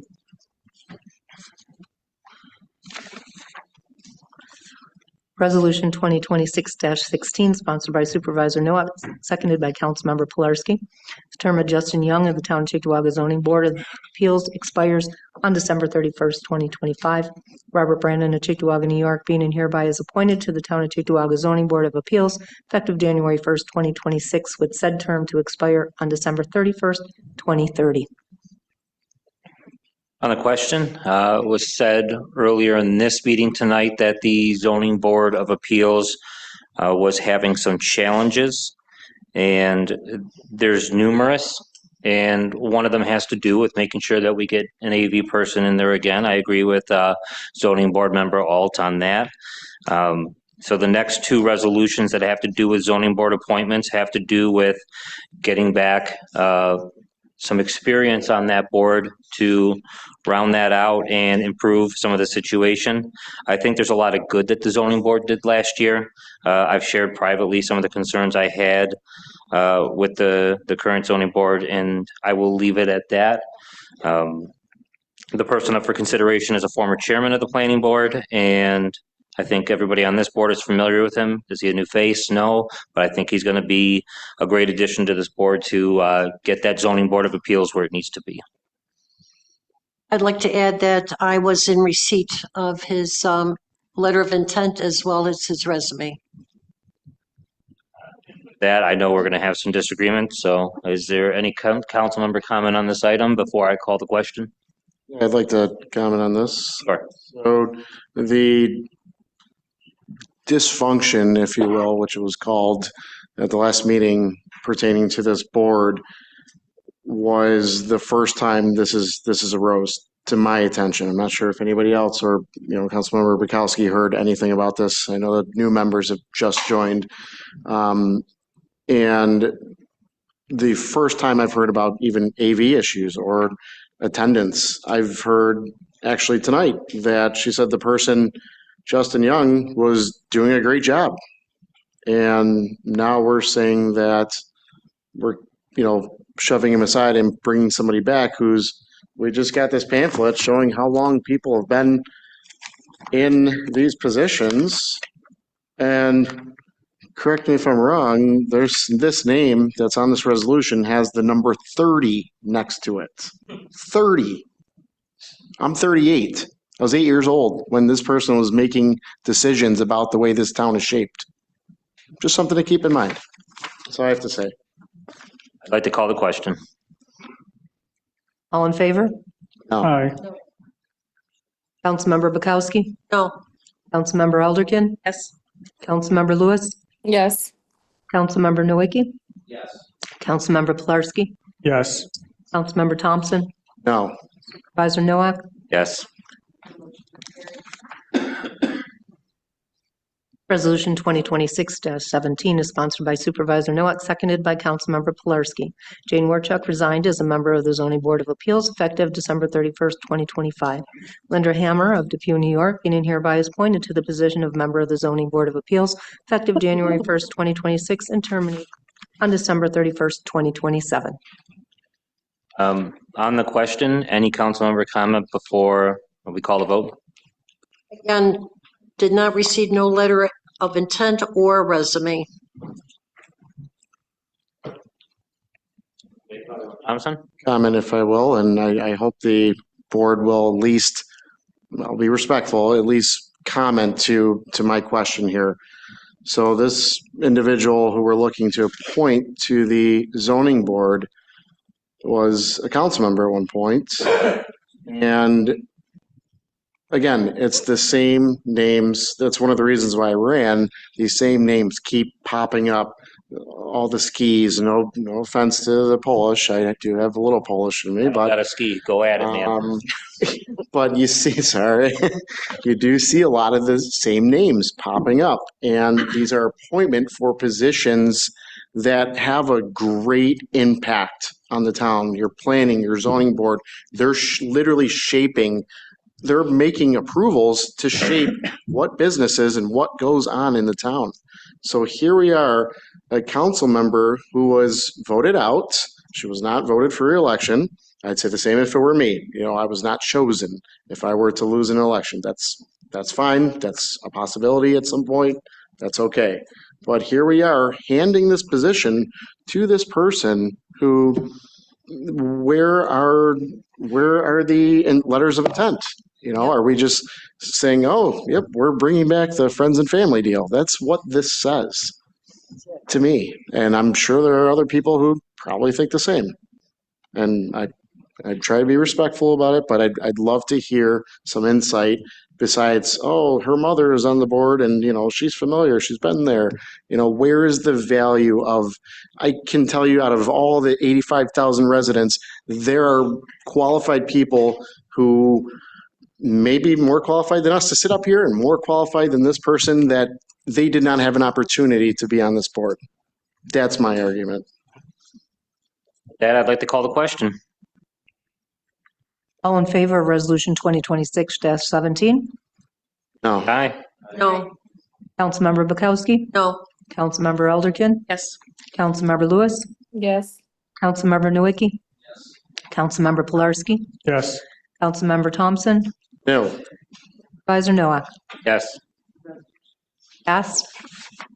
Moving on to Resolution 2026-20, sponsored by Supervisor Noack, seconded by Councilmember Elderkin. Following listed hourly rate for the individual is established as of January 1st, 2026. Marianne Nowacki, a cleaner, labor at a rate of $20 an hour. An item that came up at the last meeting. We had brief discussion on it at that time. Any other board discussion on this? Just one quick comment. I did see the emails that her direct supervisor did provide, and that's great. I just don't recall, forgive me, if this was budgeted in there. I know he said it was, but did anybody verify that? I personally did not. I have the paperwork I'm looking for right now. It is budgeted. All right, I'm good then. Thank you. Brian mentioned, yeah. Be clear. Any other comment from council members? Questions? All right. I'll throw it back to the clerk for Resolution 2026-20. All in favor? Aye. Opposed? Motion is carried. That is the end of the tabled items. We will move on to our consent agenda. I need a motion and a second to approve all items on the consent agenda, including the meeting minutes of January 2nd, 2026, and in including resolution items 2026-22 through 2026-47. We are going to recognize the resolutions that were removed, and we will be taking them as separate resolution items. I need a roll call vote to approve the rest of the items on the consent agenda. Councilmember Bukowski? Yes. Member Elderkin. Yes. Councilmember Lewis. Yes. Councilmember Nowicki. Yes. Councilmember Pilarski. Yes. Councilmember Thompson. Yes. Councilmember Nowicki. Supervisor Nowak. Yes. We have a motion by I'll make that motion. Supervisor Nowak and seconded by Councilmember Pilarski on that. The rest of the resolutions have been approved. We're moving on to the resolutions that we pulled off the consent agenda. Resolution 2026-22. Sponsored by Supervisor Nowak, seconded by Councilmember Pilarski. A public hearing will be held at the Town Board of the Town of Cheektowaga, Erie County in Cheektowaga Town Hall, the council chambers at 3301 Broadway on the 27th day of January 2026 at 5:30 PM. On said day for the purpose of considering the adoption of Intro to Local Law Number 2 of the year 2026, a local law authorizing the Town of Cheektowaga to impose a property tax levy in excess of the limit established in New York State General Municipal Law, Article 2, Section 3C. Question. I've been in this office as town supervisor for a little over 2 years now, and some time on the town board prior to that. I have been on the record about some of the structural deficits in the budgets, and the 26 budget that we're operating under right now increased the projected revenues by about $1.89 million, and it increased projected spending by $3.6 million. It's the most recent example of the issue we're facing long-term. We have long-term obligations in a number of forms, and a few of those come to wages, healthcare, pensions for employees, and the way those compound when we give when those costs increase year after year. We've also got long-term debt that we have to service. We've got other cost drivers in addition to that. This is a call for a public hearing to have a discussion about those things, to hear from the residents, and that's all I've got on this item. Any other council members? Oh. Yeah, Councilmember Thompson, then we'll go this way.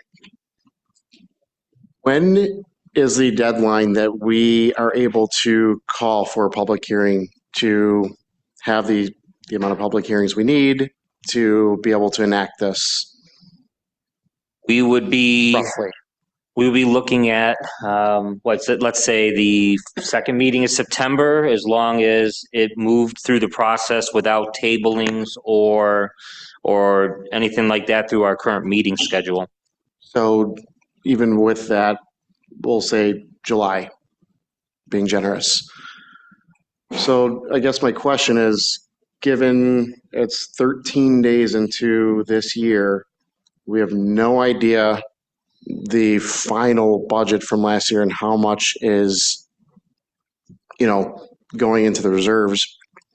I am all for a public hearing to allow residents to speak on this. I just feel this is very premature and it's not necessary at all right now, because it's basically saying, again, 13 days into the year, 13, we're saying we give up and there's no chance that we can correct or right the ship in the right direction to not exceed that limit to raise your taxes.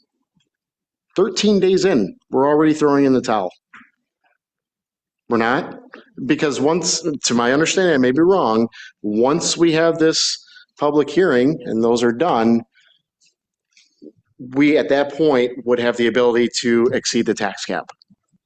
So there's the ball is rolling at that point. So if we have the public hearings already, why are we rushing for the public hearings? I guess is the thing I can't understand.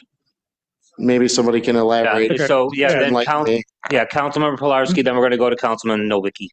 So my thought process on this is This is the first of three for me. I'd like to see three public hearings, just so the public knows, and hey, I missed this one, or I have a conflict, I can't get to town hall and express my concern or agreement or disagreement with it.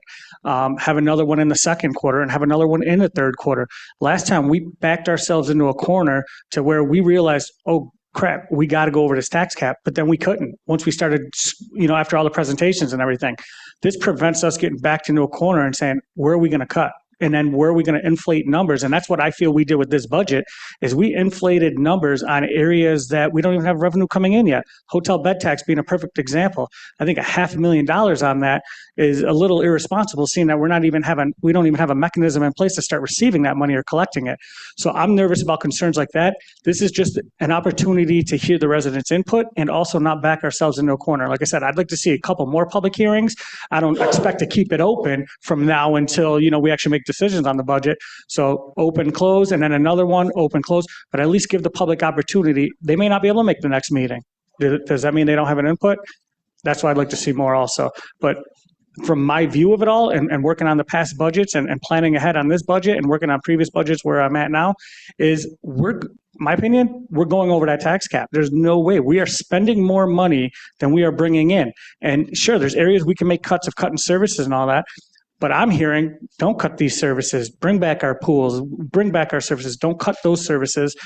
Then where do we cut? Our CBA agreements have us at a 3.25, and we're bringing in, a 2.56 on the tax roll there, as the tax cap. So this is just getting ready and get the ball rolling rather than starting at the fourth quarter when it's too late. And that's what we did last budget season. And that's my intent on this, is just the first of three. So the comments that I'm going to say, the board has already seen the email that states basically what I'm about to say, but last year we played this game all year. We hired a comptroller to find all of these issues in the town and where they might land. I don't know if this is proper paraphrasing, but I believe the comment he said was, there's no gold at the end of the rainbow. I don't believe there's a lot of areas where we just have these piles of money that we're just going to find, because I believe in earnest that this town does run efficiently. While it may not appear that way, when you look at the numbers, when we hired a person whose role was specifically to find these issues and he is unable to do so, not out of his inability to do so, but for the fact that they're not there, you can't create an issue that doesn't exist unless you're lying. I'm not saying anyone here is lying, but you can't, if it doesn't exist, it doesn't exist.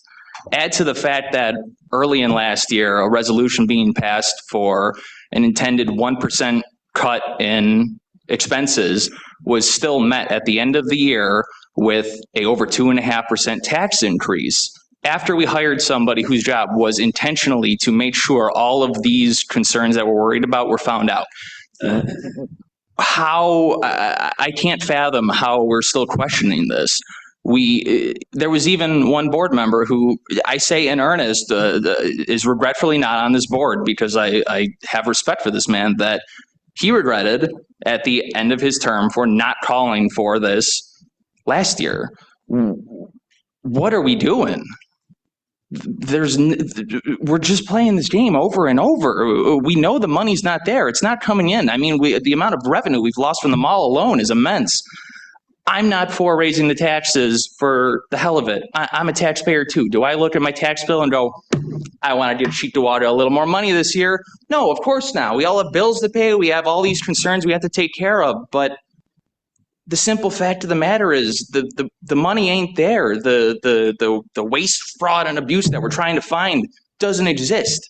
Are we perfect? No, of course not. I know plenty of areas in this town that we have room to improve on, but it's not a pot of gold. It's your pennies here and there. It's your thousands of dollars here and there. This is roughly $10 million budget we're talking about here. When I pinch pennies all through that time, we're not going to find it. We can hear from the residents and hear if they want to say, we want these services cut, or we want the tax burden to go up on us. I saw how this election went this year. I was very transparent with all the people on the doors I knocked on precisely what issues would come to play if I got on this board and how I would intend to vote on them.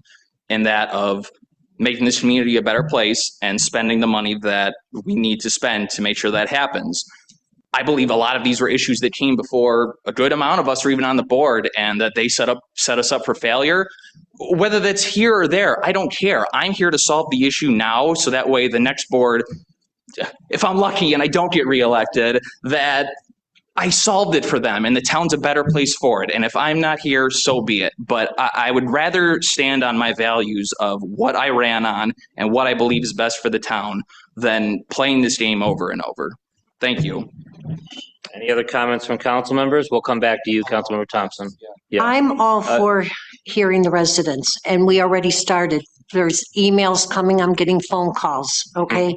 However, we are only 13 days into this new year, and I just think that this is premature. But I also agree with you, Councilman Pilarski, not to wait till the last minute like we did last year to have this public hearing. We got caught, okay? But again, I think maybe if we readdress this, maybe in June, let's get at least the first quarter into our business and see where we're at, then have this public hearing, June, July, whatever, or into the second quarter. In plenty of time, again, for us to reassess and have a couple hearings before the actual budget is, voted on. And one thing I think what we could ask the controller to do is audit each department. I don't think that has been done yet. And maybe each department, maybe we'd find something there. 100% in favor. Councilmember Elderkin. I will just make the comment that I think 13 days in is a good time to start discussing, and I'm not saying close it next meeting, but the discussions that were done in the last quarter of last year are fresh in our minds. I was on the other side of it, so obviously I had my opinions. But these cuts that were made are fresh in the mind, so we can start focusing on what cuts can be made and where we are realistically. But I agree, keep it open, not making decisions in January, but start giving people an opportunity to voice their opinions. All right. Any other council members? Oh, yeah, I'm sorry, Vern. So conveniently, on this same agenda, you have call for a public hearing to undo something that was referenced earlier in changing a local law. And this goes back to make us the only municipality who are in turn paying for these connections. Why? That's just one facet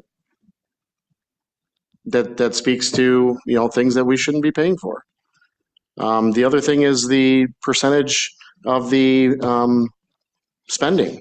Yeah, you're 100% right. We wanted 1% cut from spending. In your day jobs, you say your boss says you want 5% cut. You're like, oh, I can't do it. I cut 3%. I'm sure he's going to be happy with that. For so long, we say, yeah, just cut where you think you can, and just give us what you need.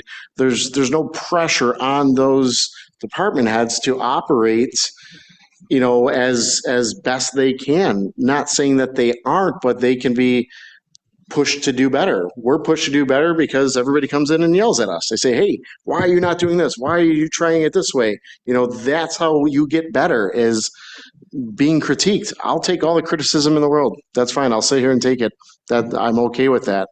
I'm fine with admitting when I'm wrong, but that was the intent behind that 1% cut. Will we do it again? Maybe not. I'm all for trying something different than the same thing we've done every single year. And that's what this local law was, to change this, because that's what we were doing every year. And we were the only municipality doing this and paying for it. So I just wanted to speak on that portion. And, we're at this is a call for public hearing. I think we should have a public hearing at the next meeting. I think it would be great if we had a public hearing at the beginning of February as well. That gives time for the comptroller and the director of finance to talk to us about the labor contracts and how those costs compound, about our healthcare costs and how they have gone up, about our pension cost, about our debt obligations. We've got over $75 million of debt as a town.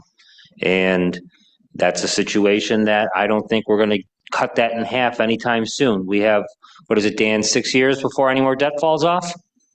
Yep. We have some long-term cost growth there. We have infrastructure needs that we've talked about. We have heavy equipment needs. We've got a DEC consent order that we have to manage. There's a lot more, and doing these public hearings and getting on this at the beginning of the year gives us an opportunity to lay bare why the mathematics are such that if it's not this board this year, it's gonna come up again next year. Conversations about having a 2% or a 2.5% cap in terms of revenue growth, and how you have all these costs growing on the other side. I think voting for a public hearing gives us an opportunity to get into these numbers a bit. We had the comptroller tell us last year that it was his view that he didn't see how the town was going to address the spending imbalance without exceeding the tax cap. The increase that we did got us right to the tax cap, that 2.85% or $1.85 million. The spending went up about 3.6 million, the projected spending. And again, we also paid with that in part by using more of the reserves than I had planned with my proposed 2026 budget. And, I can go on. I'm sure you've got more to share as well. And I'm thinking you're making some good points. We do have some common ground, but, this furthers that discussion. So at that, unless any other council members. Oh, Councilmember Lewis? Yeah, I just wanted to say, just listening to, everyone and hearing what everyone has to say, 14 days, into a year does not diminish the importance of the resolution. Like, for me, I think good governance is not measured like by the calendar year, but by just like our responsibility to respond when an issue is identified. And I think this resolution like really reflects due diligence and also responsiveness and our obligation to act in like the public interest.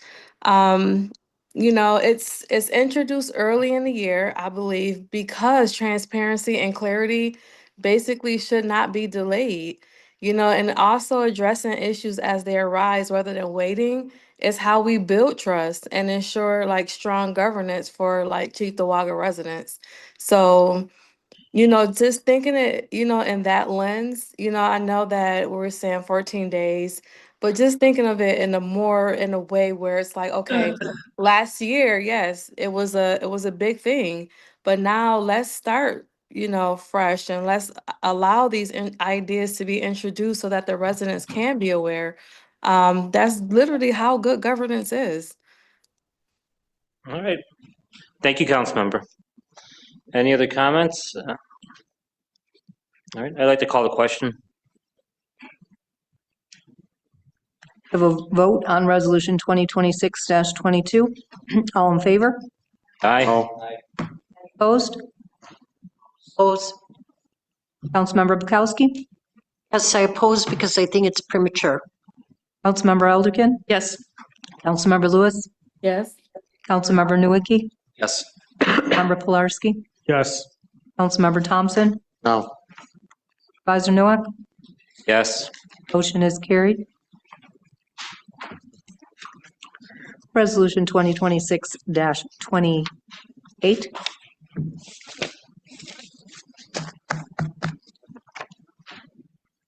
Sponsored by Supervisor Nowak, seconded by Councilmember Elderkin. The salaries of the following town officials and employees who are not covered by any bargaining unit be and hereby are established and set forth as follows, effective January 1st, 2026.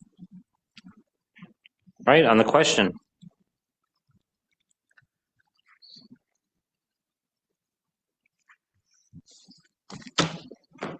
Vote on Resolution 2026-28. All in favor? Sorry, Councilmember Thompson? So my only reservation about this is reflecting exactly what is in the budget. Okay. And I do not believe that is the case. Know where the discrepancy is? So right here, you're looking registrar vital statistics, $15,000. Where is that going?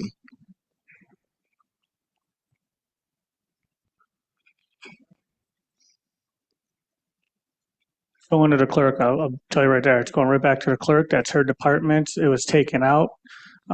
Clerk's department was the only one, call it a stipend, call it, extra duty pay, whatever it may be. Clerk's department was the only one town-wide that was taken from and is put back in.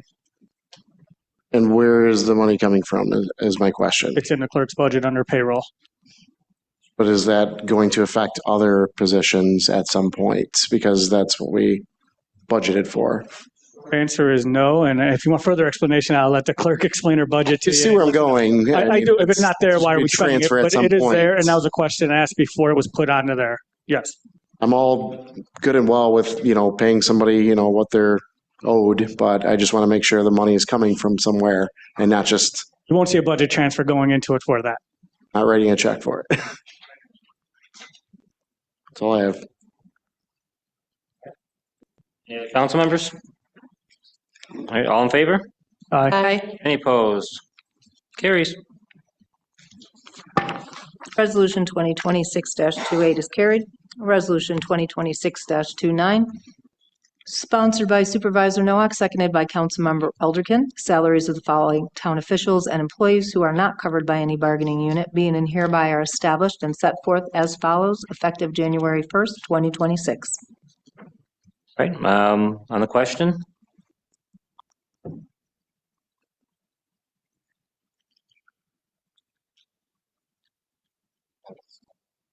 Oh, okay.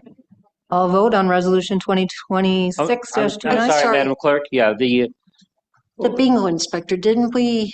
we have a plan to have that need filled without putting a body in as the bingo inspector. So while we would be approving a salary at that amount, I think you and I have got common ground that we should not be putting a person into a position for that amount.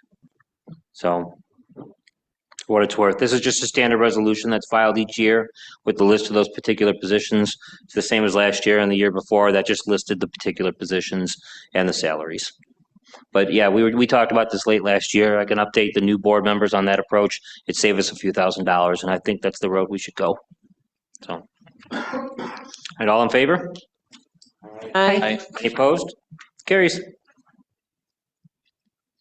Resolution 2026-30, sponsored by Supervisor Nowak, seconded by Councilmember Elderkin. Following individuals and their part-time positions were discussed in budget deliberations.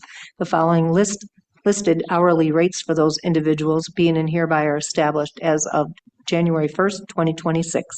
All right, on the question? I have a quick question. Okay. Who determined these raises? Was it equal along each position? Oh, and I'm okay with doing this, but By and large, these were proposals from department heads that were included in the 2026 budget. There is, and this was guided by my ask of department heads and the finance director and everybody else involved in helping me get together a budget that anybody that worked for this town was paid at or above the minimum wage. So the answer to where did all this come from?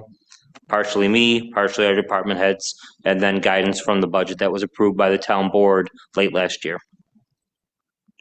I would say, 50% of this is just staying on pace with minimum wage. So half of these outside of us willing to pay under New York State minimum wage, which I don't think really much of us have an interest to do so.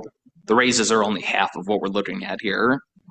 Well, the non-forced raises, let's say.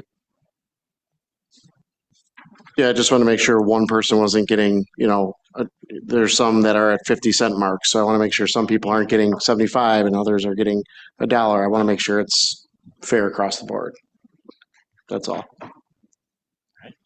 On the question? All in favor? Aye. Any opposed? That carries. Resolution 2026-32, sponsored by Supervisor Noack, seconded by Councilmember Eldricken, Thompson, and Bukowski. The Village of Depew is located partially within the boundaries of the town of Cheektowaga, and in addition, the Village of Depew maintains police department on an annual full-time basis.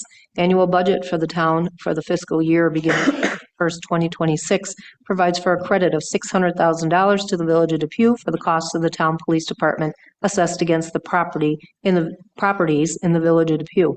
This aforesaid agreement is approved, and the supervisor being and hereby is authorized and directed to execute same on behalf of the town. All right, on this one here, I know there was public comment earlier in the meeting. Might as well rip the Band-Aid off on where we are here. And Brian Kraus, please correct me if I'm wrong, but as I understand our 2026 budget, built into it is the $600,000 credit for the Village of Depew. And the way the budget is set up, we're in a position now to where we can't adjust that. Is that correct? That is correct. So, I mean, it's a very unique situation related to this. That being years and years ago, when we established a police department, whoever was in charge put the cost of the police department in the general fund. And now the general fund, that goes encompassing people that are in the villages. Now, the Village of Sloan doesn't have a police department. So we cover them, and the Village of Depew does have a police department. And, the debate is we don't support them or we don't provide services to them. So ultimately, the question has, the law says we can give them a credit. It doesn't say we must, but there is a law that discusses this specifically. So we have given them credits in years past. In the public hearing, I discussed that it was being adjusted from last year of 500,000 to 600,000 in this current year of 2026. What that means is that we take $600,000 of the tax levy that would normally be put on the Village of Depew residents, and we take that off of that group of people and we move it over to the town outside village group of people. So it's kind of a mathematical situation.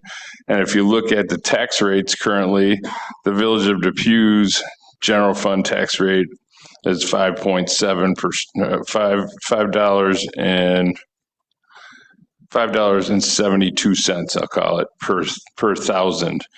The town outside village residents have a tax rate of $6.60. So, I mean, the discount is in the tax rate, and the residents receive that benefit that way. So we don't cut them a check for $600,000 and send it over to them. It's the benefit of the resident in their tax rate. Appreciate the information. So, with that in mind, the only other thing I had to add is the law department. I want to thank you guys for your work on it. We found an agreement that a brief agreement between the village and the town that was dated 2009. In my time here, we've simply had the resolutions that were put up. So at some point in the past, we signed an initial agreement when this all started out, and we couldn't find any evidence in the records of updates and renewals on that. So what I'd like to do is approach the village mayor, show him the historical agreement, and get something in writing very similar to that about the credit. The historical agreement had a one-year term on that. That was between the village and the town. I'd be happy to forward what I found today. The board can take a look at that. We get something similar on the record for this coming year and going forward. And when Brian Kraus and I had a quick conversation about this, if we're to deal with this resolution and this idea in this proposal around budget time, we should probably bring up the tax credit for 2027 closer to budget time. So that way, we're not doing a resolution after the fact. We're doing a resolution before our final budget where that would be built in to the adopted budget. So that's all I've got. Any other comments from council members? All right. With that. No, I would like to speak on this. So I've been going back and forth on this since I first read it was in there. For the most part, I was trying to justify giving them the money that we have in here. I'll speak into this a little closer. I was trying to justify this, giving it to the village, because as I was on campaigning, I talked with a lot of people from Depew, trying to get their concerns on what they want to see in the town. When they cover a service that our town covers, for in this case the police here, we're cutting them not a check, but off of the levy from them because of them having that service. Now that's, as I'm understanding, Brian Kraus is saying that's a privilege we give to them, not a requirement. And why I've been going back and forth on this is, as our one resident was saying, with the Village of Depew Police Department having the lawsuit dealing with infringing on the rights of people in the town, I have a really hard time saying we should be able to give them this money for them taking care of this service for us when the action of them taking care of the service is them infringing on the residents in that town. While I understand accidents happen, the stakes are a lot higher in a field like that. And I don't know the nitty gritty on this. I can't get into the specifics, but I can't sit here and say that I want to be in favor of giving them this money for their police department if I know that that money is not being put to necessarily a good use. And it's not even that I'm against giving them this money in principle for the taking care of the service. That part I'm completely fine with. It's seeing that knowing the money that this service is supposed to go to is now paying for the lawsuit of the things that they did wrong to someone else. And I don't know if I can say yes to that. I don't want to say no. I'd be entertaining if somebody wanted to table this with me to talk about it more, to see if we could put this money somewhere else where it's not going into the police department. So maybe they can understand we're not giving them this, it's not a handout, but a handout, so to say, for the things they did wrong. So maybe they should focus on not creating lawsuits. If anyone's interested in tabling that, I'd be interested in doing that. If not, I would prefer a roll call vote on this. Can I speak on this quick? Yeah. Couple things is one, I'm not seeing it as, like Kraus said, we're not cutting them a check. So I feel comfortable knowing that, hey, that $600,000 is not paying off a lawsuit to settle them. What they're doing is getting a discount, is the way I'm looking at it. They're just not getting charged for the service that they're not receiving. So it's kind of a la carte is what they're getting. They're paying their tax bill in Depew for the services they're receiving minus police, which they're not receiving. Also, if I am correct, and please correct me if I'm wrong, we can't vote no on this anyways because it is in the budget and legally it binds us, if I'm correct on that. You're correct. And that's why Supervisor just brought up that we should probably do this vote in September or October before the budget is completed, because that $600,000 is already baked into the tax rate. So the tax bills are already printed, they're in the mail. It's kind of silly. That horse has left the barn. I get it. So I'm not even so much concerned with it's the money. It's if we could maybe necessarily allocate this to some other part of their budget. I think they should be getting this money because they're taking care of the service. But it's a privilege and an obligation at this point. I can't sit well knowing that that's where the money's going after things like this happen. So if that's the case, nobody wants to entertain doing something other than calling for a vote, I would like to roll call and abstain in knowing that it'll pass, but I get to stand on my point.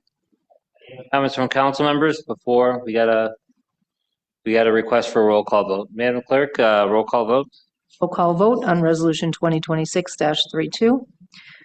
Councilmember Bukowski? Yes. Councilmember Elderkin? Yes. Councilmember Lewis, Yes.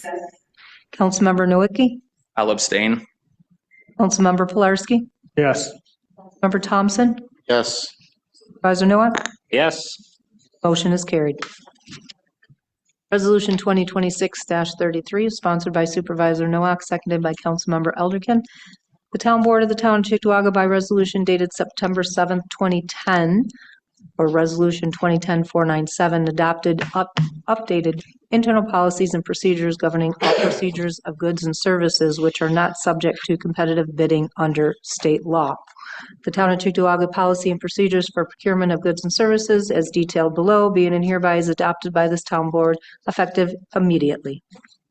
All right, on the question, this is a policy for procurement that is much like the one passed by the town board last year, but there's a major difference, and I suspect it's going to be the point of discussion here.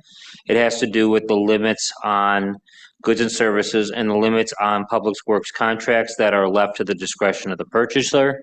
The proposed limits for this year are higher than they were last year. The thinking on that is it allows our department heads that are purchasing automotive parts, for example, like our central garage or our highway department, a little more discretion before having to come to the town board for resolution because automotive prices on parts and that are increasing. Along with that, we do have a town comptroller now that is auditing bills and is able to be an additional check on these purchases. And we talked earlier about doing department audits. We absolutely have the opportunity and we should be doing those kind of things. I've talked to the town comptroller about getting to work on a vehicle audit. We're in the we're still discussing that, but we have some of the information we need for early stages of that to look into our fleet and how many vehicles we have, what we need and what we don't. So that's all I got to say on this item. Any other comments from council members? If I could, this does go back to last year when I had discussions about taking items off the warrant. And, you know, long and short, these are services that were already rendered. Why are we going to negatively affect these businesses because, you know, one of our employees didn't follow the procedures in place? So I guess a discussion for the board is, you know, even having this in place, and if there are things that the comptroller will note out and say, hey, this wasn't done correctly, how are we enforcing this? So this is great, it looks nice, but where is our punch behind that to enforce this? Yes, we have the controller, but what's he going to do? Is he going to, take money out of your paycheck? That's where are the internal controls of this? And I don't have an exact answer for that right now. I'm not going to lie to you and say I do. It's something that really needs attention, and I'd love to. Yeah, if I can tonight. No, if I go can, into it, but that's a fair question. If I could speak to it briefly. Ben. Oh, Brian Kraus, and then we'll go over to Pilarski, and I'll just shut up. Sorry to interrupt. No, So- you're fine. You're fine. So we have just implemented our new accounting software. And with that, we've created workflows that, and I think the comptroller has added his opinion as well, that we really need to utilize purchase orders more frequently than we have in the past. And so those workflows for purchase orders will incorporate these specific guidelines, and these guidelines will be in the actual software. So it's going to say from this dollar to this dollar, who needs to have that approval. And we've made it the town comptroller's job to approve things at a certain level. So that is going to be more of where the rubber meets the road of following these guidelines to a much better extent than it has been in the past. Yeah, and to add, I did discuss these increasing dollar amounts with the comptroller. I'm almost certain it was exactly these dollar amounts, but there might have been one adjustment here, so I don't want to say that on the record and that it was precise, but I can say that the comptroller and I discussed increasing dollar amounts, and he was in support of that. Going to what Vern says, I think every member of this board, and correct me if I'm wrong, agree with you. Where's accountability? That's the issue. The issue isn't what the level is. It's great we have a flow going and it catches them if they accidentally, try to make a purchase that falls without it, it'll flag it and catch it right away and educate them on it. But where's the accountability if somebody just outright doesn't use the system, follow the policy or, the procedure and just goes out there and makes a purchase? It's not the vendor's fault of not knowing our policies, procedures, and they're not going to, catch them and flag them and say, oh, it's over X amount of dollars as per your policy and send them back to go get it. The question is, how do we address that when it's just outright the big middle fingers given to you and I'm going to go do what I want? And that's us as a board. We don't have that answer right now. And legally, I think that's where, Tom may come in and say, hey, these are your parameters. This is what you can and can't do. Some of it may fall within bargaining units. Some may fall within elected officials, et cetera, those different rules and that. But I think that is something we definitely need to look at and address because we could have all the policies and procedures we want. What do we do when it's not followed? We need that bite and that, not be all bark. Any other comment on the resolution? All right, I'd like to call the question. Resolution 2026-33. All in favor? Aye. Any opposed? Motion is carried. Resolution 2026-36, sponsored by Councilmember Bukowski, seconded by Councilmember Thompson. David Sedlak being and hereby is appointed as a member of the Board of Ethics effective January 1st, 2026 and expiring on December 31st, 2029. I pulled it. Okay. If I could speak on it quick.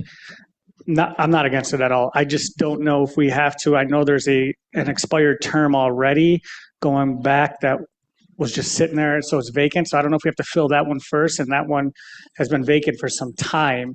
So I know in the past we went back and cleaned up all these terms because they were just kind of filled in and some were forgotten, so we skipped years. So there's a gap there. I want to say the one ending in 2027 was held by Nick. So I don't know if we should fill that one first with this, appointment, and then, this one that did expire, then do the next one on that. I'm just making sure, so it's clean. We don't, if I can add to that, we don't have to. I would recommend we do. I called the sponsors on this last week about it, or maybe was it Monday? I don't know. But a couple years back, we had the terms on the Board of Ethics were staggered in a strange way. We weren't appointing people to the remainders of 5-year terms and all that, and everything got out of whack. The town hired outside counsel to help us do legal research to line all these terms up.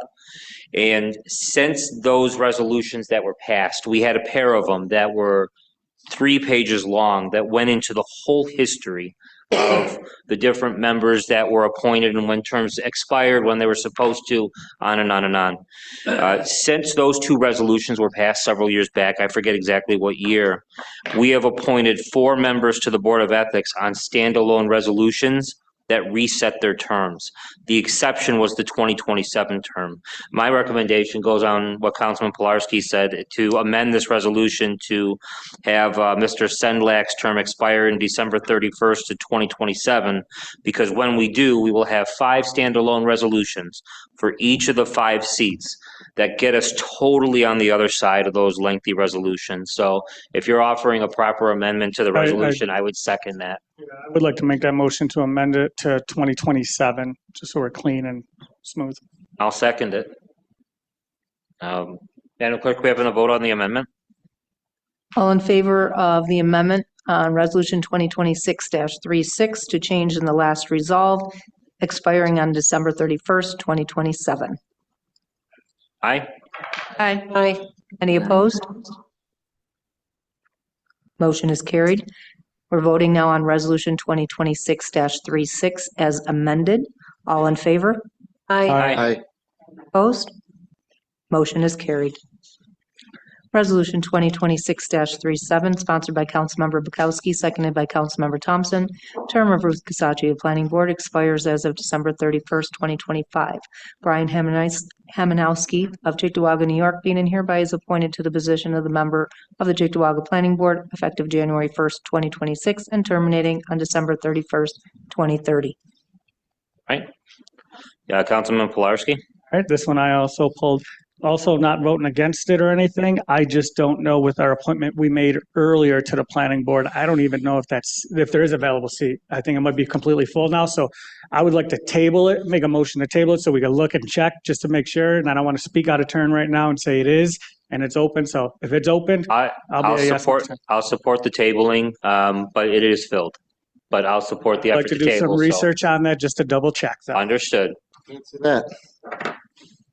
Resolution 2026-37 is tabled. Resolution 2026-40, sponsored by Councilmember Nowicki, seconded by Councilmember Lewis. The Highway Department owns and operates a Vermeer HG 6000 horizontal grinder. It was damaged, and Vermeer is hereby authorized to perform the needed repairs to the Highway Department's Vermeer HD 6000 horizontal grinder for the itemized estimate that they provided, the cost of $17,871.43. On the question? Councilmember Bukowski? Was this thoroughly looked into, and with all the estimation or the estimates, is this exactly what is definitely needed? Because we were given different information. So I could speak briefly on this. So this is literally a bumper-to-bumper repair on everything. We had them out to look at what happened with the accident and the rear end of it all. While they were there, because this machine is theirs, proprietary, they came and looked bumper to bumper, and while we got them out there, they might as well fix everything that also. So there is some issues in the front of that vehicle that they're going to address and fix to make the vehicle all good to go and move forward. And not have to be called out a second time for a future repair or whatever. So not 100% of these, repairs are not associated with, the accident that happened in the yards. It's just in general to repair the whole vehicle. Okay. The whole chipper. Okay. Is a sole source company as well. All in favor of Resolution 2026-40? Aye. Any opposed? Resolution is carried. Resolution 2026-41, sponsored by Supervisor Nowak, seconded by Councilmember Bukowski. Due to a recent high demand and urgency for the need of more refuse totes and recycling totes, due to a large number of existing totes in an unusable state of disrepair, this town board, based on information provided to them by the General Crew Chief of the Sanitation Department, determined that there was a need for the purchase of a quantity of recycling bins and refuse totes. Source, while formerly known as National Joint Power Alliance, an agency created by Minnesota state law, led a contract for the purchase of roll carts from 16 to 97 gallon totter of Statesville, North Carolina, has provided the attached quote based on contract 120324-TOT. The town of Cheektowaga will purchase 400 refuse totes at a unit price of $49 each, totaling $19,600 with an added shipping charge of $1,800 for the lot. Madam Clerk, this resolution is in because we've got a need for garbage totes, as the resolution says. We had 3 bidders on that, and Councilmember Bukowski and I had a conversation about this. I might have spoken to others, but we went with the toter company because of looking at our options between the tote quality. Toter is a company that supplies a product that stands up to the conditions here in Western New York. And while it's not the lowest bid, it's the best value bid. And that's a conversation we had about wanting the best value for the town. So if you looked over the 3 quotes that we had, you may recognize that this was middle of the pack rather than the lowest. It's not always better. So. Any other council member comment? I believe we were going to make a amendment to this resolution. Yes, Bob. Before that, Councilmember Thompson, and then. Listen to the amendment. Okay, sure. Amendment, we were adding another whereas. It would be the 5th whereas, just stating that the bid of Totter Company was accepted due to the product quality of the low bidder following prior test run by the Sanitation Department. I'll make a motion for the amendment added to the resolution. Second. Any discussion on the amendment? All in favor of Resolution 2026-41, the amendment? Aye. Opposed? Motion is carried, and we're voting on Resolution 41 as amended. All in favor? Madam Clerk, we would like further discussion on the amended resolution. I'm sorry. Thank you. And we'll pass it to Councilmember Thompson. So, looking at this resolution, there was a similar resolution passed last year, 2025-23, and we purchased 500 totes last year for the same reason. What's the date on that exactly? Was it October? This was April 8th, April 8th. Okay. 2025. I believe everybody voted yes for it, and Barb was absent. So I guess I'm just confused because there were a lot of discussions about this and the warranties, because if we were paying,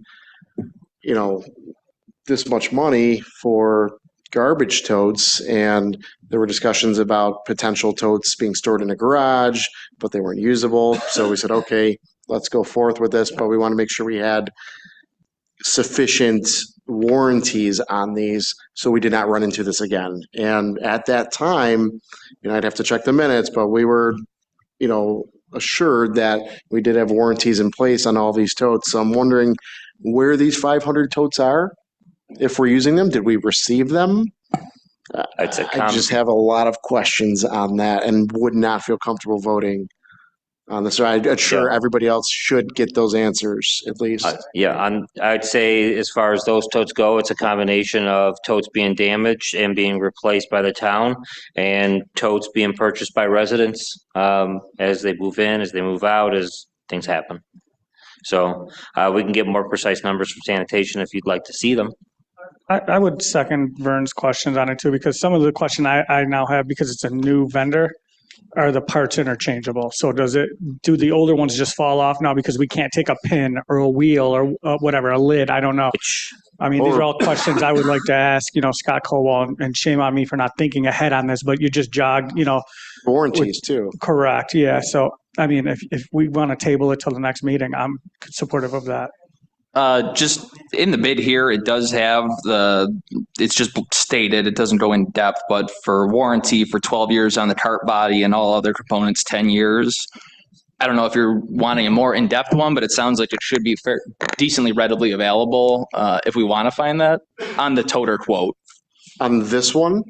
I'm sorry, not on the new ones we're getting. I'm seeing the warranty, not the one we did previously. Because I'm concerned about the warranties that we may have for the ones that we already purchased. Because we approved the purchase of 500 totes a year ago.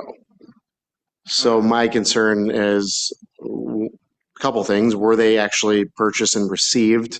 And if they were, do we have warranties that are available to us so we may not have to replace so many? So there's a couple things in that. So, I mean, I'm all in support of this, but if I'd like to at least get more information, at least on those. Yeah.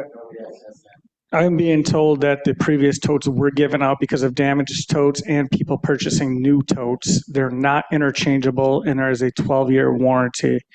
But I still have some more questions that I'd like to have, some FaceTime and with the department head to kind of ask them more questions, because it's bringing up more as we go, rather than just go through a text exchange.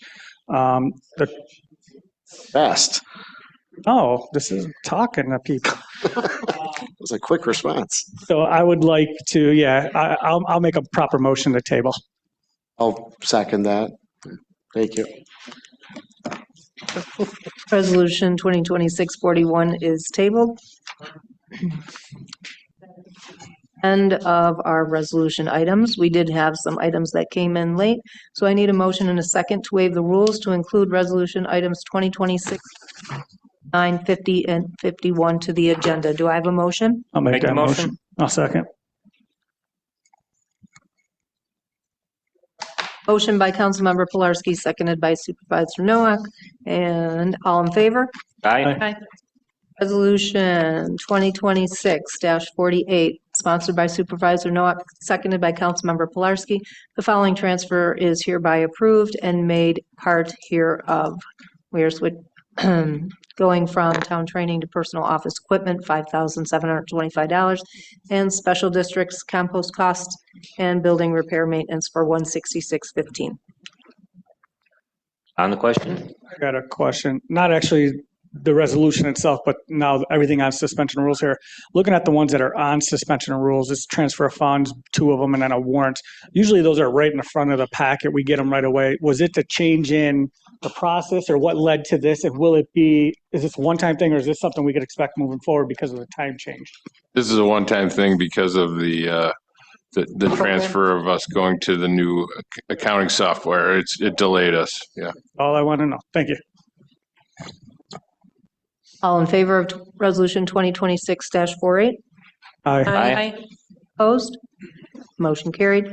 Resolution 2026-49, sponsored by Supervisor Noack, seconded by Councilmember Pilarski. The following transfer is hereby approved and made part hereof. Appropriated fund balance to lifeguard of $100,000. All in favor? Aye. No. Roll call vote on that. Councilmember Bukowski? No. Councilmember Eldricken? Yes. Councilmember Lewis? Yes. Councilmember Nowicki? Yes. Councilmember Pilarski? Yes. Councilmember Thompson? No. Supervisor Noack? Yes. Motion is carried. Resolution 2026-50, sponsored by Councilmember Eldricken and Councilmember Lewis. Town clerk being hereby is directed to publish a notice to bidders for furnishing equipment and operators for providing and installing emergency temporary fencing on properties in the town of Cheektowaga for January 1st, 2026 through December 31st, 2026. 2026-2.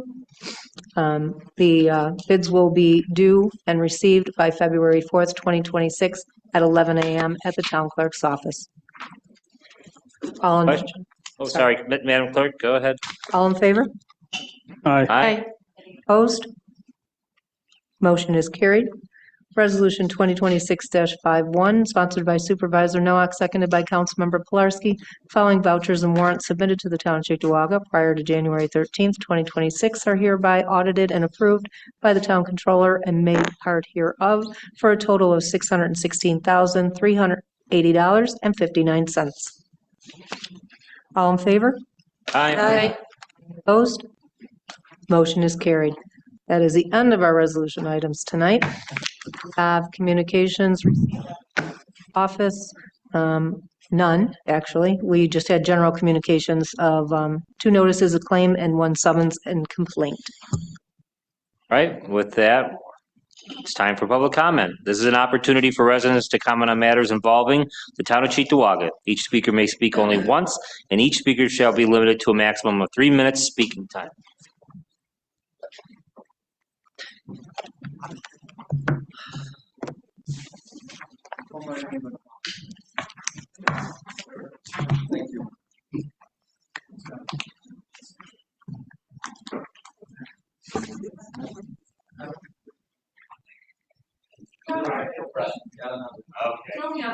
Yeah.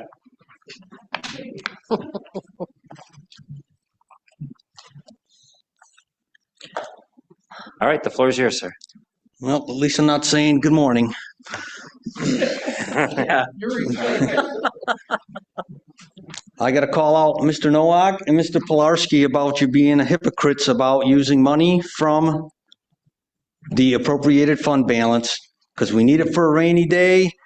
We shouldn't be using it from this last year. You're going, no, don't use that. Don't use them funds. Don't use them funds. I don't want to use them funds. And what did you do tonight? You spent $100,000 out of that rainy day fund to hire lifeguards for a 3rd pool when really we can get away with 2. And I'm just going to remind everybody where I live in Cheektowaga, there's no pools in that section of town that are a town pool. If you don't own your own pool, you got to travel all the way to Dingens, or you got to travel all the way to Harlem Road, Town Park, or you got to go all the way to Maryvale. Okay, no easy way to get there. I don't even think the bus takes you there if you wanted to take NFTA. It's absolutely ridiculous that you'll say you can't spend that money and then you go and you spend it like it grows on trees and I'm just going to whip out my wallet and hand you $100,000 along with the rest of the taxpayers. This is getting ridiculous. You got to cut the spending somewhere. Yes, people aren't going to like it. Some will like it, some won't. That's the way it goes. You have to do it for the good of the 35,800 plus taxpayers in this town. You know, pretty soon they're going to be moving out faster than they're moving in. We need to put an end to that. Now I'm going to jump on to the assessments. When are we going to see a resolution so we can file our grievances online with the town? This was brought up last year. I shouldn't have to go fill out all the forms and go stand in line at the assessor's office to file my paperwork when I can press a button and send it over via email. But the town board has to authorize that. I'll bring up the conversation again with our new assessor. It's something I broached before. We didn't get too far into that. It's stuck in the mud. Yeah. It's ridiculous. Shouldn't take this many times. It's another conversation. Thank you for getting my light fixed on my street. I had bad wires in it, by the way. I seen them pull them out and put new ones in. There's one more thing, and I got to remember what it is. Oh, that is our incompetent bar, the Board of Assessment Review. I'm bringing it up again. I'm going to bring it up every meeting if I have to. They need to resign, or you need to fire them and get some competent people in there. We can't be having them denying, and then we go to SCAR hearings and we get approved for something. When they flat out deny and they won't even give us a penny. It's getting old. That whole reassessment thing, that whole game is starting again. It starts, Gary know better when it starts, but I think it's February or March where you can start doing informals. You know, we need that in place ASAP, because that's like 2 meetings from now. We have until early March to get it done. There is some time. Yeah. Well, we had a whole year to get it done. So now you're under the gun again, so to speak. Thank you. So Dan, I heard you say you didn't have a pool accessible to your neighborhood and community. Do you want one there? I'm just kidding. No, I know where you stand on the topic. I know where you stand on it. Absolutely not. Just kidding. Unless it gets 110 degrees, I don't go in the pool. My wife will swear to that. Thank you, Dan. Gary Bork, you are up next.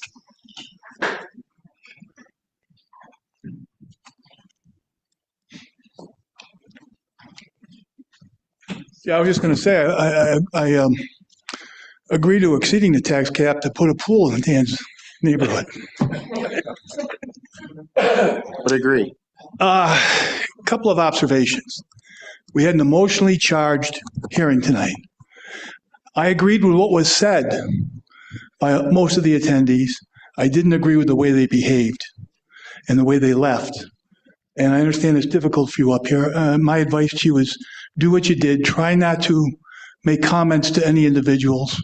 Address them as you did, Brian, correcting them about our police force. That we are not, our police are not ICE. Our police have the badges. Our police have their names. Our police don't wear masks.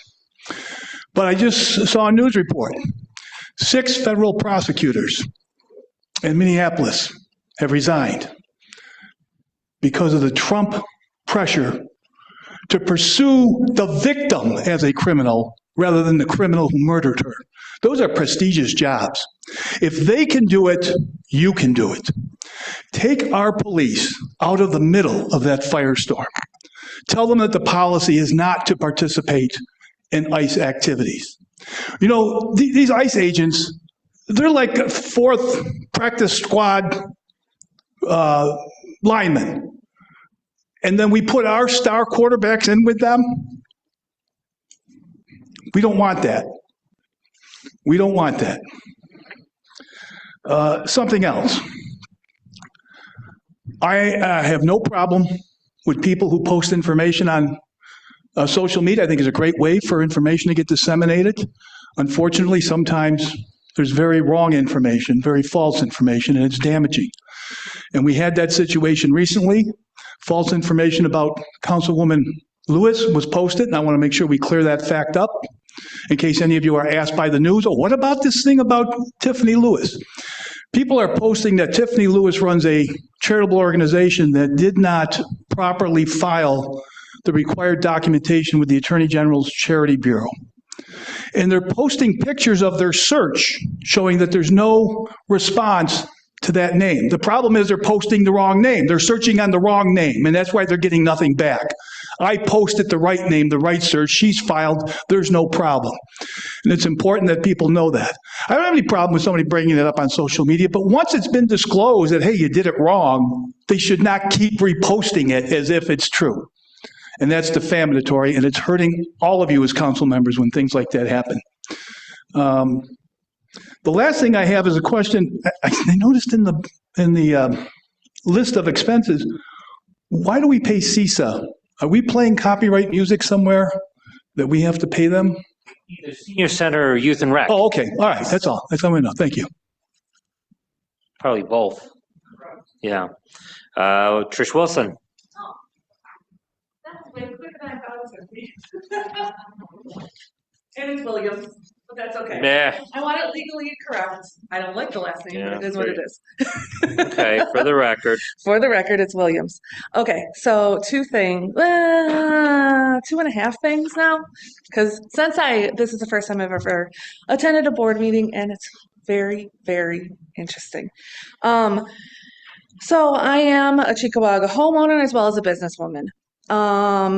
We opened our business 2 years ago in the town of Cheektowaga, and it's been pretty successful since. The two things I have, one is what the gentleman who was just speaking talked about the first time he spoke. If Depew wants their cake, they can't eat it too. Like, they can't both have their own cops and have us pay for their cops being dumb. We can't do that. That's not cool. I wouldn't allow it in my household. I wouldn't allow it with my business. It's poor businessmanship. I'm asking when you have your meeting with the Depew mayor, he's a mayor, with the Depew mayor, that needs to be settled. Like, they can't both have our money and not all the rest of our support. Like, our cops or no money. I get the tax break, fine, whatever, right? That's the benefits of not having our police. But if you don't want our police, then you can't have our money to fix what your police did wrong. That's what I have to say about that. Number two is about ICE. As a business owner, it does not financially behoove us to let ICE take away the people that spend money in our community. That's dumb. Just plain as day. That's stupid. People don't want to come and shop with us if they're worried that they're going to get deported, right? We have lots of people that come down from Canada. They come spend money at the mall. What are the things that you hear in the news? The mall keeps getting people arrested because, fill in the blank, Canada doesn't have ICE or any of that bullshit. Excuse my language. All of that stuff. They need to be able to feel safe coming here and spending their money, because we like money as business people and as people who need the money to pay all of the deficits that you guys all have and need to figure out, right? Those are things that you all need. So ICE needs to not be a part of that because people don't feel safe here, especially the Canadians and other foreign people that come. As a mother, because I'm also one of those, and a homeowner in Cheektowaga, please, no ICE. This is what I'm saying for that. Stop with it. It needs to knock it off. It's not neighborly. And I'm going to guess that some of you consider yourselves Christian. Guess what? It's not. Very godly. It doesn't follow the works of Jesus Christ. If you are a Christian, if you consider yourself a Christian, it doesn't follow the works of Muhammad if you consider yourself a Muslim. And if you're going to follow it with ICE, do not call yourself a Christian. Do not call yourself a good Muslim or a good Jewish person, because it doesn't follow that either. Okay? The point two of my second point of ICE. Make a motion to extend. Perfect. Okay, thank you. Yep. I'm Double check. the last one. And that's why I put it out there. I'm the second Mr. last. Uzar. But continue. Okay, is The rule about a little thing, because since I listened to the whole speech of you guys talking, the rule about having identification on the cars, if you guys don't pass the rule saying that our Cheektowaga police get to play with ICE, ICE needs to follow those rules too. They need to be labeled. They need to have their names on it. They need to follow the same rules as our police officers. Right? That's what I think. I absolutely think that they should be held to the exact same standards if we're going to be using them. I don't want us to, but if you guys don't do the right thing, that they must follow the same rules as any other subcontractor that we would use in any other of our departments. And that's all I had. Thank you for the increase in time, and thank you guys for everything you did. You, sir. You're the last victim on The Price is Right. All the time. Back to these labels on the vehicles and everything else. I brought this up numerous times. I don't care if you're driving a Volt, we have a Volkswagen, a truck, whatever. They should all be at least, that's probably 14 inches right there. I'm going to venture to say 14 inches. I don't care what size vehicle they go on, but they should all be the same size. I don't care if we pay a couple dollars more for all the same size ones, but they're easier to spot. I had one time a sign truck come down my street. That thing was about the size of an ashtray, a 6-inch ashtray. You couldn't see the damn thing. It was a white truck. It blended right in. You know, you got to have things like that. Like I said, if it's a Volkswagen or it's a tractor trailer, we need to have big identifiable things like that. Now the guy like me going like this, oh, by the way, everybody likes coming up here and saying, I lived in this town for so many. Well, I've been in this town for 72 years, okay? Probably longer than anybody that was in this room today. And Dan brought up the pools again. And I said this for years. The bike trail we got, it goes from junkyard to junkyard. That's the stupidest bike trail I've ever seen in my life. It goes from Union Road to William Street, then you got to get off, go through somebody's street, get across over William, down the Herd, and then right down the street. When we own all the railroad trestle that goes right down to the park. Go find some money on this rails to trails crap, you know, and continue the damn thing. That's all you'd have to do. I brought this up numerous times. You know, that's what we need to do and make it. Then anybody from Union Road, Vern Lane can go on the bike path with their little babies in their wagons and carts, however they want to do it. And they'd be able to take a bike. Their kids could take bikes all the way to Dinges Street. And that whole area where basically I live on this side of William Street, and from the thruway, let's say, well, that way or Kennedy and all that, they could all go and get to the pool, just get on the bike path. Because we have entrances all over God's creation. You hear me bitch about this all the time. Nobody seems to listen. That's the whole problem. I'm pretty good at that. If you see, just seen what I did. So, yeah, and I brought it up before. And some people think I said it and go back and play the tape. It's edited on YouTube. But, yeah, and to build that hotel, like you said, if there's a school bus that's going to come out of there, if they've got to make a left-hand turn, like I was saying earlier, there's so much traffic in that area, you know, between Walden and George Urban. It's phenomenal. Look what happened when we had that water main break.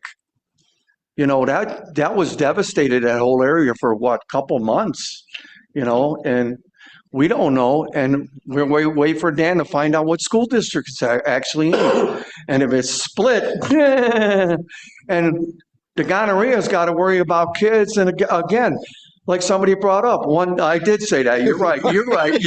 You hear me saying that all the time. And I make a motion to extend his time because he's on a roll. but no, they just go. If it's 1 and 2 bedrooms, like they said, it's going to be, there could be a kid living there, and now he's going to bring a friend later on, and whatnot, parking and whatever. And now the kids coming from the mall coming over. I didn't say it, but they're going to come visit their friends from the mall. I think it's nothing but going to be trouble. So I had other things. My age, they just slip by.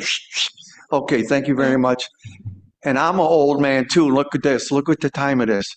Okay, I'm still here. 9:59. Wait. Wow. Dawn, we're still here, Dawn. Come on up. I did sign up. No, you didn't sign up, but it's democracy. It's democracy in action. Yes, I purposely did it. No, I thought I I think signed we up. used to go to them, 11 p.m. when we were in the courts. So Okay. We had a couple of those. All right, quit taking my time there. yeah, let's go. All right. Highway vehicle was brought up today at one point, and I've seen this on Facebook, so I don't know whether it's true or not. They are claiming that Mark, the previous supervisor for the highway, Wagner, was paying a monthly stipend for gas. I would like to know if that was true, false? False, okay. And then public speaking, the first choice possibly should be for people who are speaking on the agenda items. I don't disclaim people from speaking, but people who spoke this evening made their point, but they also were kind of disrespectful to others. I don't ever come up here and be disrespectful to any of you, and I know you've never disrespectful to me, but some of them were very disrespectful, and I saw a lot of residents leave because of the commotion. People don't want to see commotion. We got rid of it at one point on the board, and it's coming back up.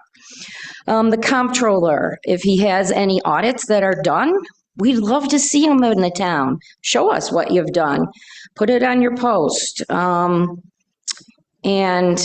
the hotel bed tax, I don't know whose job it is to get that thing rolling, but I strongly suggest that you do it because I know that one of the Buffalo teams, I don't know if it's the Sabres or the Bills, is having a big draft coming here. Sabres. Sabres. Okay, good. Yeah, And on that point, NHL. if I can interrupt you a second, we're making progress in that. What do we talk about this afternoon? Hotel bed tax. Thank you. We're I getting just moving. wanted to say that. That's it. Have a great night. Thank you for hearing me out. All right. We're almost done. Supervisor's comment. I just want to thank Doyle One for the invitation to their installation on Saturday.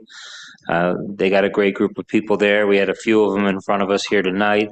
They work very closely with folks at Doyle Two on a daily basis, serving all the people of the Doyle Fire District. So I appreciate that. And I just want to reiterate what I said earlier tonight, and I got heckled by a few of the folks as they were leaving. It's all well and good. There are a lot of comments about ICE agents that are masked in unmarked vehicles and are obviously poorly trained and demonstrating that in ways that are horrific to some of the more mundane. That's not our local police. We can see their faces, their names are on their uniforms, and they go through considerable training to do the jobs that they do. I've done ride-alongs with some of these officers. Over my time on this board, I've got to learn a lot about the training that they go through, the issues that they have to deal with, the various calls for service, how they become a catch-all for basically anything that any other department in town doesn't deal with. Well, let's call the police. To even lighting. At some point, the overnight police officers were jotting down some of the lights were out and helping deal with that too. So when I say they're a catch-all for all sorts of things outside of what any other agency is tasked to deal with, I mean that quite literally to the point of street lighting. And we talked about the tax cap, and that came up as well. We're going to have public hearings on that. We're going to have an opportunity to get into more detail about our budget situation, and we're going to learn from our finance director and our comptroller about some of the long-term budget drivers, and I'll have my opportunity to talk about why I feel we should discuss this early. And It gives us a chance to plan, to address some of those issues and deal with the long-term budget issues that we've had. That's all that I've got. It's 10:03, so keep it quick, Brian. All right, I'll make it quick. I would actually like to see Dave open up all our meetings with his comments first, because you lighten up the crowd, and I think that was needed tonight. Yard to junkyard. And I'd like to apologize to Channel 2. I told you guys like 4 hours ago we'd be 15 more minutes. It was just some public hearings, and here we are 4 hours later, so I do apologize. Ask for overtime. I'll stop. But on all serious topics, though, I mean, we had some spirited topics today, and as Gary put it, emotionally charged. And I just ask that, you know, when coming up to the board, whether you agree, disagree, whatever the topic may be, just please be respectful. Don't swear at others in the crowd who share a different opinion, and don't swear at the board, or please don't swear at our police officers. I mean, it's not you, Dave. You're still here. I mean, it's no secret. I'm pro-police. I support our police 110%. They are second to none, in my opinion. And they are following rules and regulations and policies and procedures that are in place. And are our officers perfect? Nobody's perfect. But you know what? I also have full faith in our police chief. If something is wrong, there's retraining and corrective action. So that's going on in our department, and I fully support our department, and look forward to having further discussions about this topic moving forward. Thank you. Councilmember Lewis, you're up. Yeah, so I just want to say thank you to my colleagues, the staff, and the residents who continues to stay engaged in the work of this town. The decisions that we make here, they really matter. And our responsibility is to lead with integrity, care, and accountability. And I appreciate the collaboration shown tonight, and I look forward to continuing this work together. Have a good night, everyone. I'm exhausted. Been traveling since 4 a.m., but I'm in Albany in training tomorrow. So just want to say thank you all and have a great evening. Thank you, Councilmember. Mr. Nowicki. Start from the top down, but try to make this quick so we can just get out of here. First things first, Barb, very nice of you putting that ceremony on as the meeting started for celebrating the good things that happen in this town. Like you said, everyone always talks about bad stuff. No one talks about good stuff. So even when it's few and far between, it's nice to see now and again. Heck of a meeting tonight. Definitely had a lot of people who had spirited opinions on things. I mean, I think everyone at this board is kind of understanding the will of the people right now between how much our email inboxes have been getting flooded and what everyone said tonight. So I can say that I stand in favor of most of what happened with that tonight. I mean, from a moral perspective, I think a lot of what's going on across the country right now is bad, just inherently. From a legal perspective, our town's in rough enough shape. God forbid we get into some lawsuit because an officer of our town, whether intentional or accidental, does something that puts us in legal jeopardy. I don't need that headline. We don't need that headache. The town doesn't need that burden. I want to do everything we can to make sure that doesn't happen. And whether you believe it or not, I think that does protect our cops from putting themselves in situations that would be a problem given if we do overstep our legal bounds and what they're allowed to do. I'll leave it there. It's a great meeting. Have a good one. Thanks, everyone. Okay, thank you, Councilmember. Thompson. I had a handful of notes and things I want to touch on, but I will adjust and keep it brief. I do enjoy the spirited debate that we all had up here. I will say, you know, I get a little frustrated at times, but nothing was personal. You can tell it's all passionate for every single person sitting up here, and of course, Councilmember Lewis as well.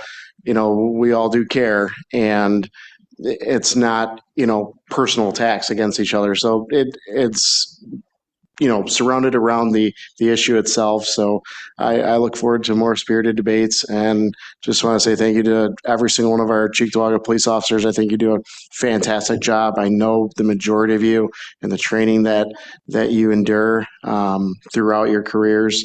And I'll leave it at that. Thank you very much.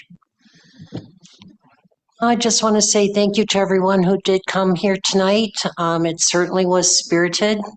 Again, though, the real tone here is that if you are going to come here, voice your opinions to be respectful.